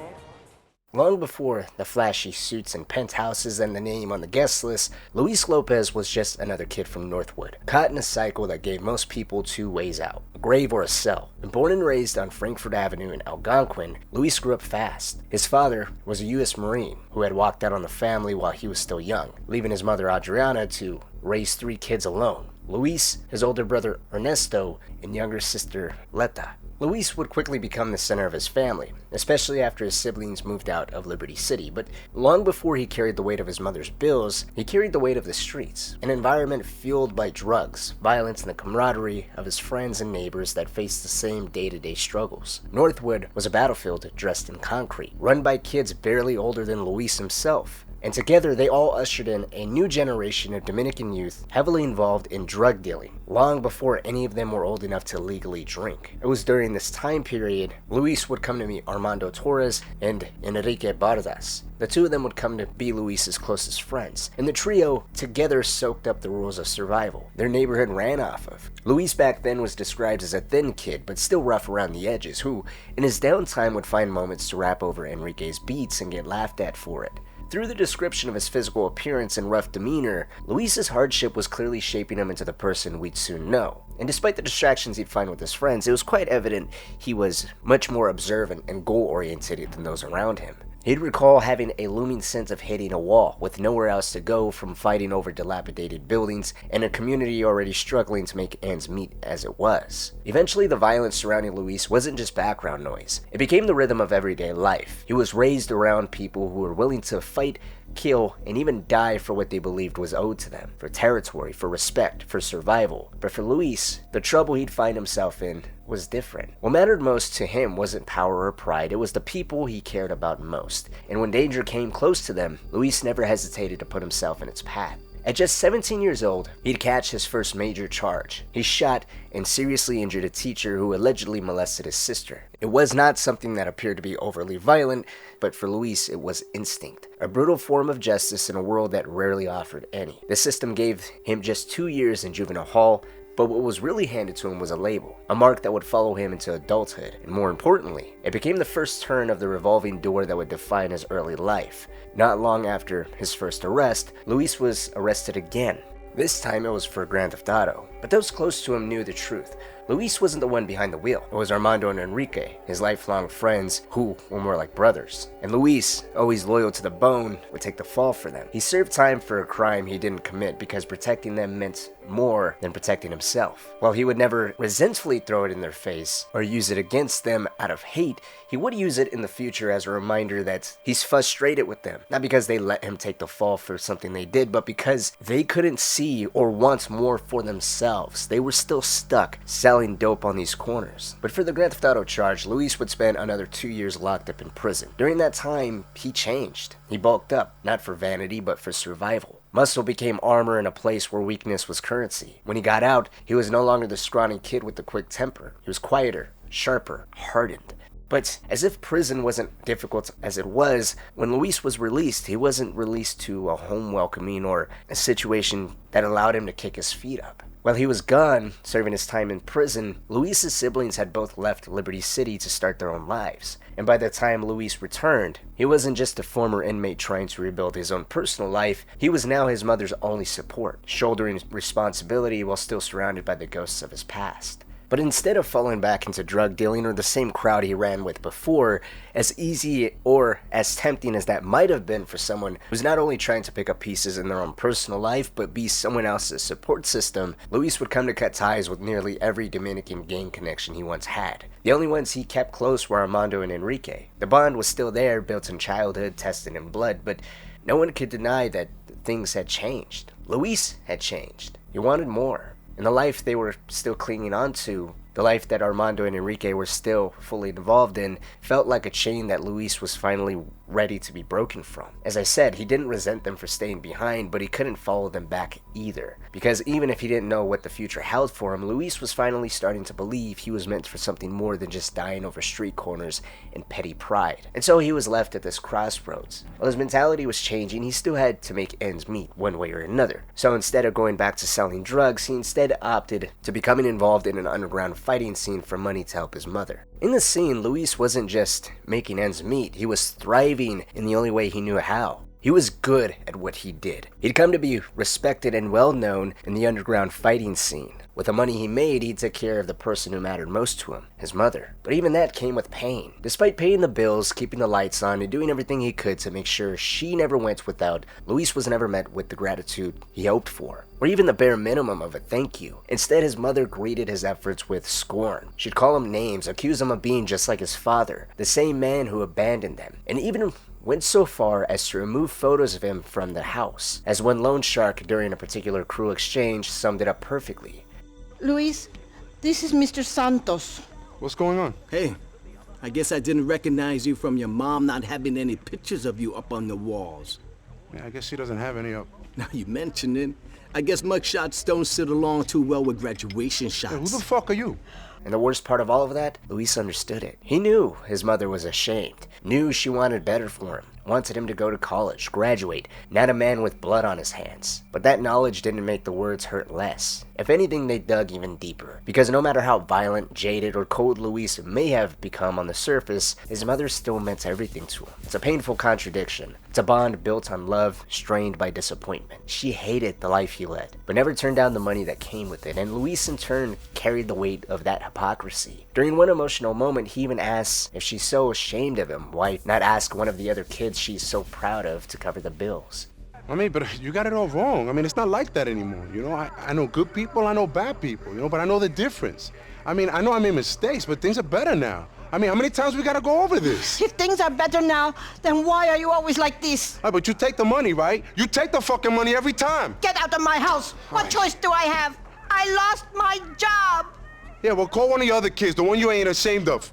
But that was never really an option, because despite all the bitterness, all the resentment that simmered just beneath the surface, Luis kept showing up. He kept paying, he kept trying, even when it wasn't enough. Because he wasn't just trying to prove something to her, he was trying to redeem himself in her eyes. And for a man who never really believed in forgiveness, that silent plea for approval has got to be a lot. For all the money Luis earned, all the muscle he built, and all the fear he commanded, he still felt like a disappointment in the one place it mattered most. No matter how hard he tried, he couldn't buy respect at home. He couldn't shake the feeling that he was nothing more than the son of a ghost and the shame of a woman who wanted better than what life and he had given her. Ultimately, the poor guy was stuck, caught between trying to be the man the world expected and the son his mother wished she had, carrying a reputation he didn't always want and a loyalty to people who didn't always return it. And for a while, that's all life was, a series of contradictions, no peace, no direction, just movement. That was until he met Tony. Hey, you saved me, man. Made me. Gay Tony will always be the king of this town. You are this town. When Luis Lopez met Anthony Gay Tony Prince, it wasn't just another job. To Luis, it was a turning point, a lifeline, a chance at something better. Now keep in mind, Luis was fresh out of prison, with the past weighed down by violence, loyalty to the wrong people, and the kind of choices that carved deep scars. Some seen, most not. His reputation was muscle, his future was a question mark, but Tony saw something else. Now, at first, Tony just saw a tough kid who looked intimidating, enough to work the door at Hercules, his other popular club. Someone to make trouble go away, someone too quiet to ask questions, but that wasn't who Luis really was, and Tony would learn that very quickly. In the chaos of Liberty City's nightlife, the deals, the overdoses, the artificial charm, Luis never flinched in the face of any of it. He didn't run or shy away, instead, he stayed. And he proved over time that he wasn't just there to throw out drunk celebrities and keep the velvet ropes in order. He was there to keep Tony personally afloat, to catch him when the cocaine wore off and the walls caved in, to take the debts from swallowing them both whole. And somehow, it would all come to work out together. They kept going. They would come to build something. And Tony and Luis's relationship was something that wasn't built on contracts or cash or the sustainability of a particular job. It was built on them two staying afloat, on shared desperation, on trust that no one else had ever given either one of them. Luis never had a real father. Tony, on the other hand, never expected to have a family. But what grew between them was unmistakable, flawed, often unspoken, but undeniably real. It was its own father-son type of relationship, where Luis was grateful for Tony taking a chance on him, who would do his best out of that gratitude to keep Tony from unraveling, falling any deeper into cocaine, pills, bad romances, or anything else that may cause harm to his boss. Eventually, Luis's loyalty and determination to ensure Tony's well-being would grant him a promotion. From doorman at Tony's popular gay club Hercules to Tony's personal bodyguard and business partner. And that is the position Luis and Tony are in during the Ballad of Gay Tony DLC, a relationship that has grown and been tested for 3 years. By the time the DLC starts, Tony's been to rehab at least 5 times now, recovering from cocaine and pills that Luis claims his current boyfriend Evan Moss and alleged friend Gracie Ancelotti got him hooked on. But even the strongest bonds can't carry the weight of bad choices forever. And as the time of the DLC passes, Luis begins to feel all of it. The weight of the debts he didn't create, the weight of the enemies he didn't earn, and what loving a man like family, who unfortunately kept dragging both of them closer to the fire, really demanded out of him. And the DLC kicks off, showing us just how dire the situation has become. That bank heist Luis is caught in the middle of at the beginning of this video, he was out trying to collect cash for Tony. Just a few moments later, when he returns to Tony's apartment, Luis would come face to face with Rocco Pelosi and his uncle Vince. The two of them were Ancelotti enforcers sent to remind Tony the price of his debts. Even though Luis was just at the bank for Tony and the clubs, Tony had a stash of money right there in his apartment that Rocco would take as a collection on the debts Tony owed. While we can go in full details on Rocco's jobs, the bottom line was the circumstances of his jobs involved manipulation, terroristic-like killings, and a growing realization to Tony that he sold his soul to the devil, later admitting even if he had the money to pay off the Ancelottis, they would never let him go. Tony's debt to the Ancelottis and Luis being forced to deal with Rocco was bad as it was, but it really was only scratching the surface. In addition to borrowing money from the Ancelottis, Tony had taken money from Maury Klebitz, a man who had made some healthy investments in real estate. By contrast, Maury was much better to deal with than the Ancelottis as far as danger was concerned, but Luis still found him just as annoying and as revolting as Rocco. Maury's arrogance, fueled by the money he'd let Tony, made him believe he owned them both. He didn't just act like a creditor, he carried himself like a superior, constantly belittling Luis and treating Tony like a pathetic liability. In a twist, though, that arrogance, that confidence in his dominance over Luis and Tony would eventually come to Luis's benefit. Maury at one point would turn the debt into a game, offering Luis a chance to erase what Tony owed by beating him in a triathlon. Luis would win, and just like that, the debt was instantly vanished. But the insult lingered because for Maury, it was never just about the money, it was about the power, about how he never stopped trying to assert it over Luis. Slightly bigger pussy than you. We're done, right? I mean, we're squared? You got your cars now, so now I don't have to sit here and listen to your tiny man bullshit. Sure, Lou, sure, you could go. If you're as dumb as you look. Ooh.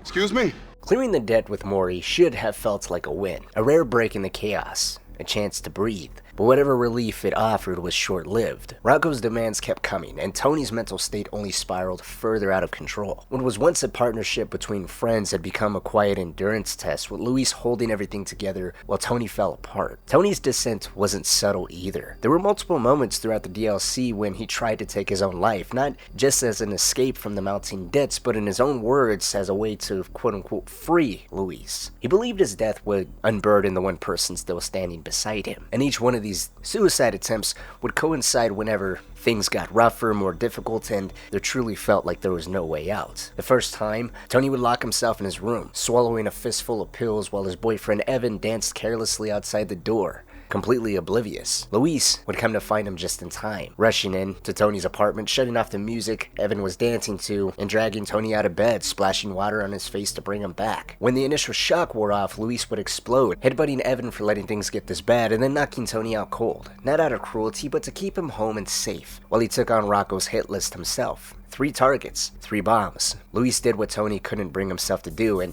it was an act that not only saved Tony, but kept the jobs towards absolving the debts going. Then came another night. This time, Tony sat with a loaded gun pressed to his head. Everything was collapsing at that point. A diamond deal had gone sideways, costing him another $2 million towards the Ancelottis. His boyfriend Evan had been killed in the crossfire of that deal, and none other than Johnny Klebitz of the Lost MC was the trigger man, and now, on top of all of that, Gracie Ancelotti had been kidnapped. Her kidnapping had nothing to do with Tony or Luis, but Don Giovanni still pinned it on them, making it clear they had to find her, or they'd be the ones to face the consequences. Through it all, Luis never abandoned him, not once. No matter how reckless Tony became, no matter how deep the trouble ran, Luis stayed. Because for all the frustration, the chaos, and near-death spirals, Luis never forgot what Tony gave him, that second chance. And even if Tony couldn't always see it, Luis was still fighting for him and for the life they had built together. Before we continue to the next section, can we just talk about the fear in Luis's eyes when he sees Tony on the verge of ending it all? For someone who often calls himself as greedy, murderous,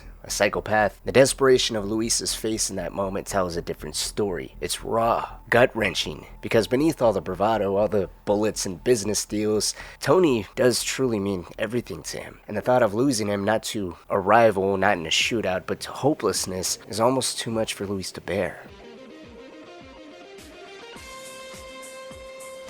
Things have been bad before, man. You get us out of it. I fight, you plot, together we get out of it. If there was ever a single event that sent everything spiraling beyond repair, it was the Diamond deal. The one that would eventually entangle Nico, Packy, Johnny, and Ray Boccino. But before we get to that, we need to take a step back and look at how Luis genuinely tried, desperately, to find a way out, and undoubtedly he did make progress. While Rocco and the Ancelottis remained Tony's most pressing and dangerous problem, not everyone Luis encountered was there to twist the knife. Some, for a time, looked like they might actually help. The first was Yusuf Amir, a real estate mogul with deep pockets and even deeper eccentricities. Yusuf had a genuine interest in franchising Tony's clubs. He saw potential, saw value, and had the cash to back it up. But with Tony's finances in ruins and his debts dragging them further into the mud, the idea was never properly pursued. Luis, ever loyal, just insisted that it wasn't his call. Tony owned the lion's share of the business. All Luis could do was run the clubs and try to keep the lights on. But to help the overall situation and keep Yusuf as a consistent contact, he would take on work from Yusuf personally. Work that brought in the kind of money they desperately needed. And while Yusuf came off as ridiculous, even cartoonish at times, Don't judge a book by its cover, father. That's what you taught me. When a book is called guns, drugs, hookers, and no pants, I think I don't need to read it. Well, Papa, you know, these people, they mean nothing to me. In fact, they're just going. Go, get out. You, Mr. Lewis, take your wife, Mrs. Lewis, and may I say, madame, this is not a very appropriate way for a married woman to dress. I told them many times, father, this is a disrespectful way to dress. Do they listen to me? No, never. And you, by the way, I'll text you in about 1 minute about the tank, okay? The news tank? Shh! Go and leave! a bond between him and Luis would form, one built off of respect, trust, and dependability. And a lot of Yusuf's jobs were just incredibly outlandish, from hijacking prototype military helicopters off of a yacht owned by weapons smugglers, to stealing armed noose vehicles, and even front train cars. Yusuf would send Luis on the most insane high-risk jobs Luis would ever be sent to do, and yet every single time he delivered. In return, Yusuf offered more than just money. He really would become a resource, a powerful one. The other figure, aside from Yusuf, was the far more dangerous Ray Bulgarin. Now, in the main story of Grand Theft Auto 4, to Niko, Bulgarin was a nightmare from another life. But to Luis, he was introduced with far less weight, just another quote-unquote powerful Russian investor. And that Tony was somewhat considering selling Mason at 9 to him. But Tony being Tony, of course, downplayed what kind of man Bulgarin truly was. A human trafficker, a killer, a man who could erase problems or easily create them. In their initial interaction, Bulgarin would take a liking to Luis and quickly began testing his loyalty. He'd offer him work, promising it would help clean up the mess that gay Tony's sinking ship was. And while his jobs were very well paying, that's not to say the risk was incredibly high. He'd hire Luis to help eliminate corrupt news officials, and then sent him on another job to assassinate a man by the name of Marquis Ashvili, a wealthy hockey team owner who refused to sell his team to Bulgarin. The jobs encompassed expanding Bulgarin's investments in Liberty City, while he dangled wealth, power, a life without debt, and without Tony's chaos in front of Luis. He told Luis the truth that he already knew, that he was the one constantly cleaning up Tony's disasters, doing the work, taking the risks, that he was the help, and that he could have more if he just walked away. But Luis didn't budge. Not because Bulgarin was wrong, but because Tony had given him more than a job. Tony gave him direction, a purpose, a second chance when no one else would. He'd even tell Bulgarin that while he knows he's cleaning Tony's mess constantly, he still is under his guidance and has yet to find himself in prison, a place he found himself on a fast track to when he was left to his own devices. Luis knew the difference between being someone's errand boy and being someone's partner, and while Tony's decisions often came too late or not at all, Luis stayed, not out of obligation, but out of loyalty, out of gratitude. Even if he was constantly thrown into the fire, he knew that loyalty meant to Tony, to the clubs, to the life he was trying to keep together. It's that loyalty, unwavering, painful, and heavy, that makes what follows with the diamond deal all the more tragic. Now, there's never any clear explanation on how Tony got wind of the diamonds or managed to scrape together the $2 million to buy them. All we know is that they were smuggled into Liberty City aboard the cargo ship Platypus, and Tony saw an opportunity, a desperate, high-stakes move to fix his financial woes in one clean shot. But like most things in Tony's orbit, the plan unraveled almost immediately. The deal was ambushed by Johnny Klebitz and the Lost MC. In the chaos, Tony and Luis were separated from Evan, who unfortunately wouldn't make it. Not only was he killed, but he would lose the diamonds to Johnny. It was an enormous blow all round to Tony, dragging him further into the ground. But as we know through the main story, it wouldn't be the end of the diamonds. Tony would later hear whispers of the diamonds being resold at the Libertonian Museum. Furious and grief-stricken,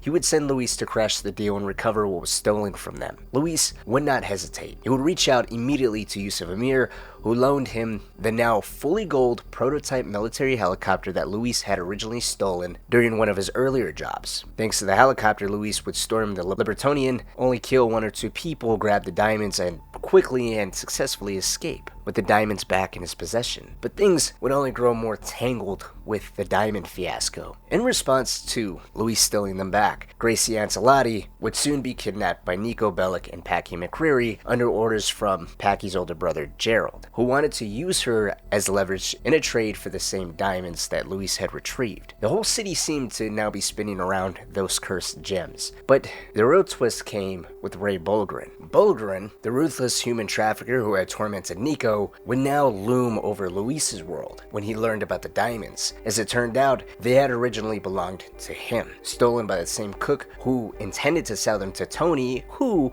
didn't know about the diamonds' origins, unknowingly pulling Tony and Luis into a situation far bigger than either of them could even realize. Bulgarin didn't see it as a mistake, though. He saw it as betrayal. Rather than instantly reacting or falling into his usual outbursts, he played it smart, though. Still playing the part as an ally, Bulgarin would send Luis on a job, instructing him to assist his bodyguard, Timur, and to call him once he arrived at a rooftop location. But it was a trap. When Luis followed the instructions and called Bulgarin once on the roof, Bulgarin would direct him over to the corner of the same rooftop, where a box was waiting for Luis. Inside was a severed head of the cook who had originally taken the diamonds and had planned to sell them to Tony. Moments later, Bulgarin made it clear this was punishment. The diamonds, the deceit, whether intentional or not, it didn't matter. Luis and Tony's fate was sealed. What had started as a gamble to buy back a future had now turned into a death sentence for both of them. Luis had seen dangerous men before, but Bulgarin was something else entirely. On that rooftop, when the trap was sprung, he fought his way out through waves of sniper fire, a circling attack helicopter, and a heavily armed vehicle blockade. The power Bulgarin commanded wasn't just intimidating, it was suffocating, and Luis knew instantly that they were way in over their heads. Later, when Tony informed him that the Ancelottis demanded they handle the exchange, returning the diamonds in exchange for Gracie's safe release, Luis would be the one to hesitate. Considering he'd seen what Bulgarin was capable of, he knew the Russian had laid personal claim to the diamonds and had the firepower to back it up. He'd share with Tony that it might just be smarter to give the diamonds to Bulgarin instead, to cut their losses and avoid poking a monster that clearly wanted blood. But Tony didn't see it that way. From his perspective, the Ancelottis had made their position crystal clear. If the diamonds didn't secure Gracie's return, they were as good as dead anyway. In Tony's eyes, Bulgarin was the lesser evil. At least with Bulgarin, there was still a sliver of a chance to come out alive, whereas with the Ancelottis, their fates were already written. So the pair would go ahead with the deal as far as Tony was concerned. And just like before though, everything would go to hell. The diamonds never stayed in one place for long. The moment the exchange was set into motion, it was ambushed, this time by Bulgarin and his men, leading to a brutal shootout involving Nico, Packy, and everyone caught in the crossfire. The only success of this deal was Gracie's return to Tony and Luis, who wasn't even happy about her return. She wanted Packy and Nico immediately killed, which generated its own problem. Safe return or not though, Tony and Luis were far from in the clear. Things are kind of fucked, man. These guys, man. These fucking guys, you never should have brought them in, man. Tony, bro, I love you, but I should handle this alone. And now, it's you and me against the world, okay? And if your brains ain't working right, then I'll make the decision for us, okay? It's Bulgarin or us. After Gracie's return, Luis would receive a phone call from Rocco, and the news isn't good. The fallout from everything, the diamond mess, Gracie's kidnapping, and a separate incident with the Triads involving a botched liquor license promise has left Tony and Luis in deep trouble. And now, in light of everything, the Don of the Ancelotti family is furious. As if pissing off the Don wasn't bad enough though, to make matters worse, Bulgarin had reached out personally to Don Ancelotti, demanding the heads of everyone tied to the diamonds. That meant Tony, and that meant Luis. It also meant that the Ancelottis had now sanctioned open hits, with Bulgarin preparing to throw everything he had at them. But Rocco had a different solution entirely. He would ask Luis to meet him privately at the restrooms in Middle Park of all places. He'd lay out the entire situation before Luis and explain that in the light of everything, while Don Ancelotti and Ray Bulgarin wants Tony and Luis killed, Rocco on the other hand has a potential out for Luis. The alternative he presents is to kill Tony, but he wants Luis to be the trigger man. In the event of killing Tony, they'll deliver the body to Bulgarin and the Ancelottis, and in return, Luis would inherit Tony's empire, become the new face of their nightlife operation, backed up by the Ancelotti family. Essentially, Luis would be replacing Tony, while the Ancelottis, Rocco primarily, would be replacing the position Luis originally had next to Tony. It was a clean break of sorts, at least that's the way Rocco was presenting it. To Luis, it would be a bloody promotion, but it would come at the cost of betraying the one person that genuinely offered him a way out from a previous life that seemed to have none. As he began to take all that in, Rocco would add a little more to his persuasion.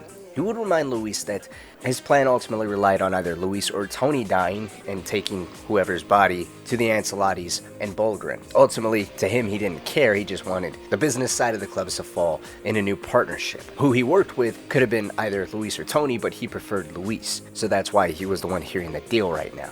Now, initially, Luis wouldn't take the offer well. At first, he would threaten to kill both Rocco and Vince on the spot, but he holds back. The timing for such a move isn't right, and deep down, he knows how dangerous a wrong move like that could be. Not just for him, but for Tony and, of course, the businesses. So despite his small outburst, the meeting would conclude with Rocco just wanting Luis to think it over. From here, Luis would immediately head straight to Mason at 9 to inform Tony, but he's already a little late. Rocco and Vince were there, already holding Tony at gunpoint. Unaware of the deal proposed behind his back, Tony would plead with Luis to help talk sense into Rocco and Vince. He rattles off promises that they can revamp the clubs, there's money to be made, the business still has legs, he has money coming in. He begs his partner to help fix it, to help Rocco see reason, but that's when Rocco pushes Luis to tell Tony the truth. The deal is already on the table. One of them has to die.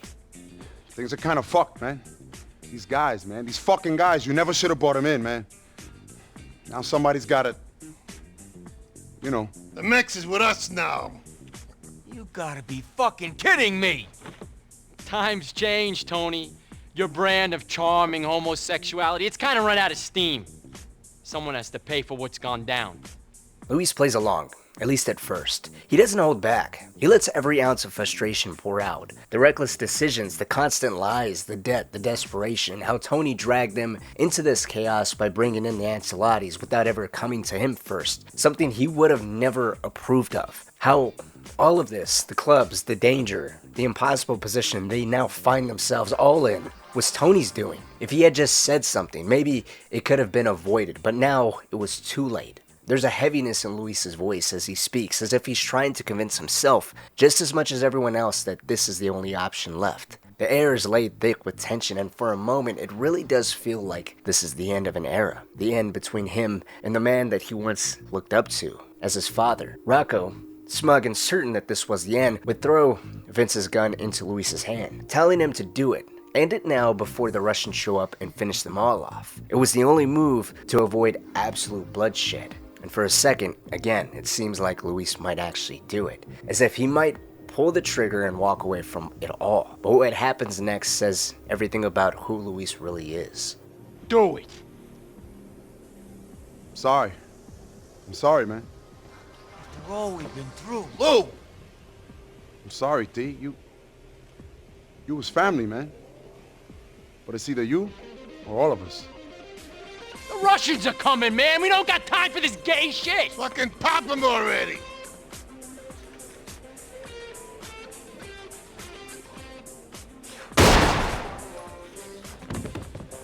Tony stares in disbelief. Luis had made his choice. He chose loyalty. The room is frozen in silence as Luis turns the gun on Rocco. For a split second it feels like the end of everything, but Tony, still reeling from what almost happened, would stop him. He'd remind him that Rocco's a made man. Killing him would invite a war they just couldn't win, or hope to escape from. So Tony opts to spare him. It's not out of compassion though, but as a final gesture to the Don, a move of survival, not mercy. As Rocco leaves, and what's left behind is the wreckage of trust, the heaviness of nearly crossing a line they couldn't return from. Luis chose to stay, but not because things are easy, but because in the end, Tony is family. And family, real family, isn't about who's right, it's about who shows up when everything goes wrong. Now in the moment, Tony doesn't see it that way. Fair point, considering his best friend just pointed a gun at him.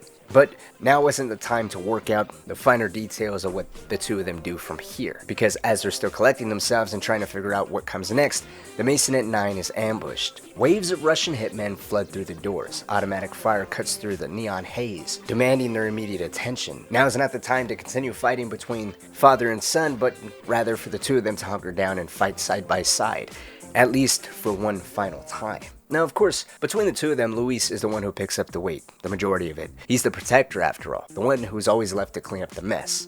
He tears through the club, clearing out every single corridor, every stairwell, every street corner outside, making damn sure Tony survives. That they both do. And when the last of them falls, when the echoes of gunfire finally fade and the music is long gone, Luis finds himself once again standing in the silence, alone with the burden. But Tony himself has already made up his mind. He's packing, broken, embarrassed, ready to leave Liberty City behind. After everything, the clubs, the debts, the near-death moments, he's done. To him, the writing is long on the wall, and his best friend just nearly killed him. The city wants them both dead, and maybe this was exactly as Luis said, what he deserves. He'd walk off into the distance, but of course, Luis knew exactly where he was going. The following morning, Luis would find him at his apartment, mid-pack. There's no yelling, no posturing, just raw honesty, and of course, a whole lot of panic, mixed in with the usual dramatics. Who would point a gun at Luis, heartbroken and confused as to why his best friend would ever consider pulling the trigger on him, but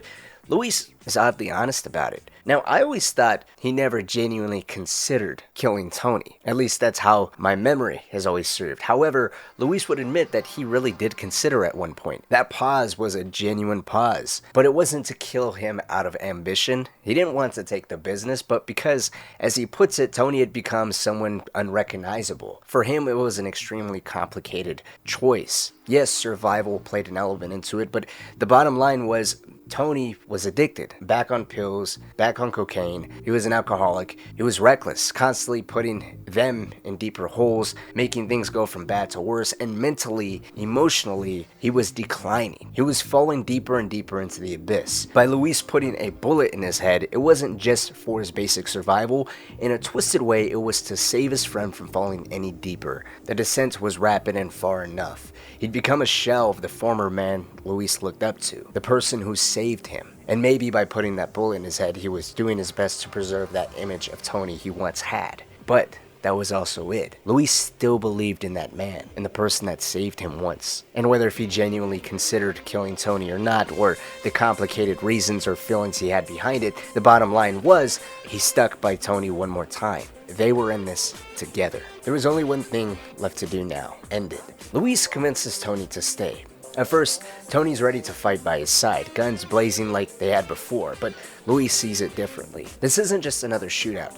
This is the end of the road. And deep down, he knows not both of them are walking away from it, especially not if they go into this together. His plan for it all is simple. Bulgarin's power isn't just his connections or reputation, it's his heroin operation. Since Dmitri's death at the hands of Niko, Bulgarin has taken over the trade in Liberty City, stockpiling shipments across the city, and the largest, most prominent stash is being stored in a place that used to be filled of joy, the now abandoned Funland amusement park. Luis is going to head down there and burn it all, hit him where it hurts, destroy his product, take out his right-hand man, Timur, and then go after Bulgarin himself. But he makes it clear to Tony he's doing it alone. He won't say it out loud, but it's obvious that Luis doesn't think he's coming back from this. That's why he asks Tony not to follow, not to play hero, to just lay low for a few hours, to not go to any clubs, don't go to his apartment, don't go anywhere that are remotely familiar spots for him, anywhere someone might come looking for him. Instead, the two of them settle on one last meeting place, the Monoglobe Monument at Meadows Park in Dukes. If Luis doesn't show, then he didn't make it. And if that happens, all he wants for Tony is to disappear. Leave Liberty City behind, vanish somewhere far away, Brazil, anywhere, start over, to live. And as a final request, he asks one more thing of Tony, to send money to his mom from time to time, just enough so she's taken care of, and remind her always that her son loved her. It's not a will, it's not entirely a goodbye, it's just a quiet surrender to the possibility of his death. A man tying off the last loose end of a life built on survival, loyalty, and regret. Luis Lopez is heading into a war with no backup, but if this is the end, he wants to make sure that one person who gave him a way out still has the chance to take it, and still make moves guaranteeing that his mother's taken care of in his death. But Luis's final stand doesn't end in tragedy. In fact, the Ballad of Gay Tony DLC closes on a rare moment of poetic justice. Luis would hit the Funland hard, wiping out Bulgarin's heroin supply, successfully killing Timur,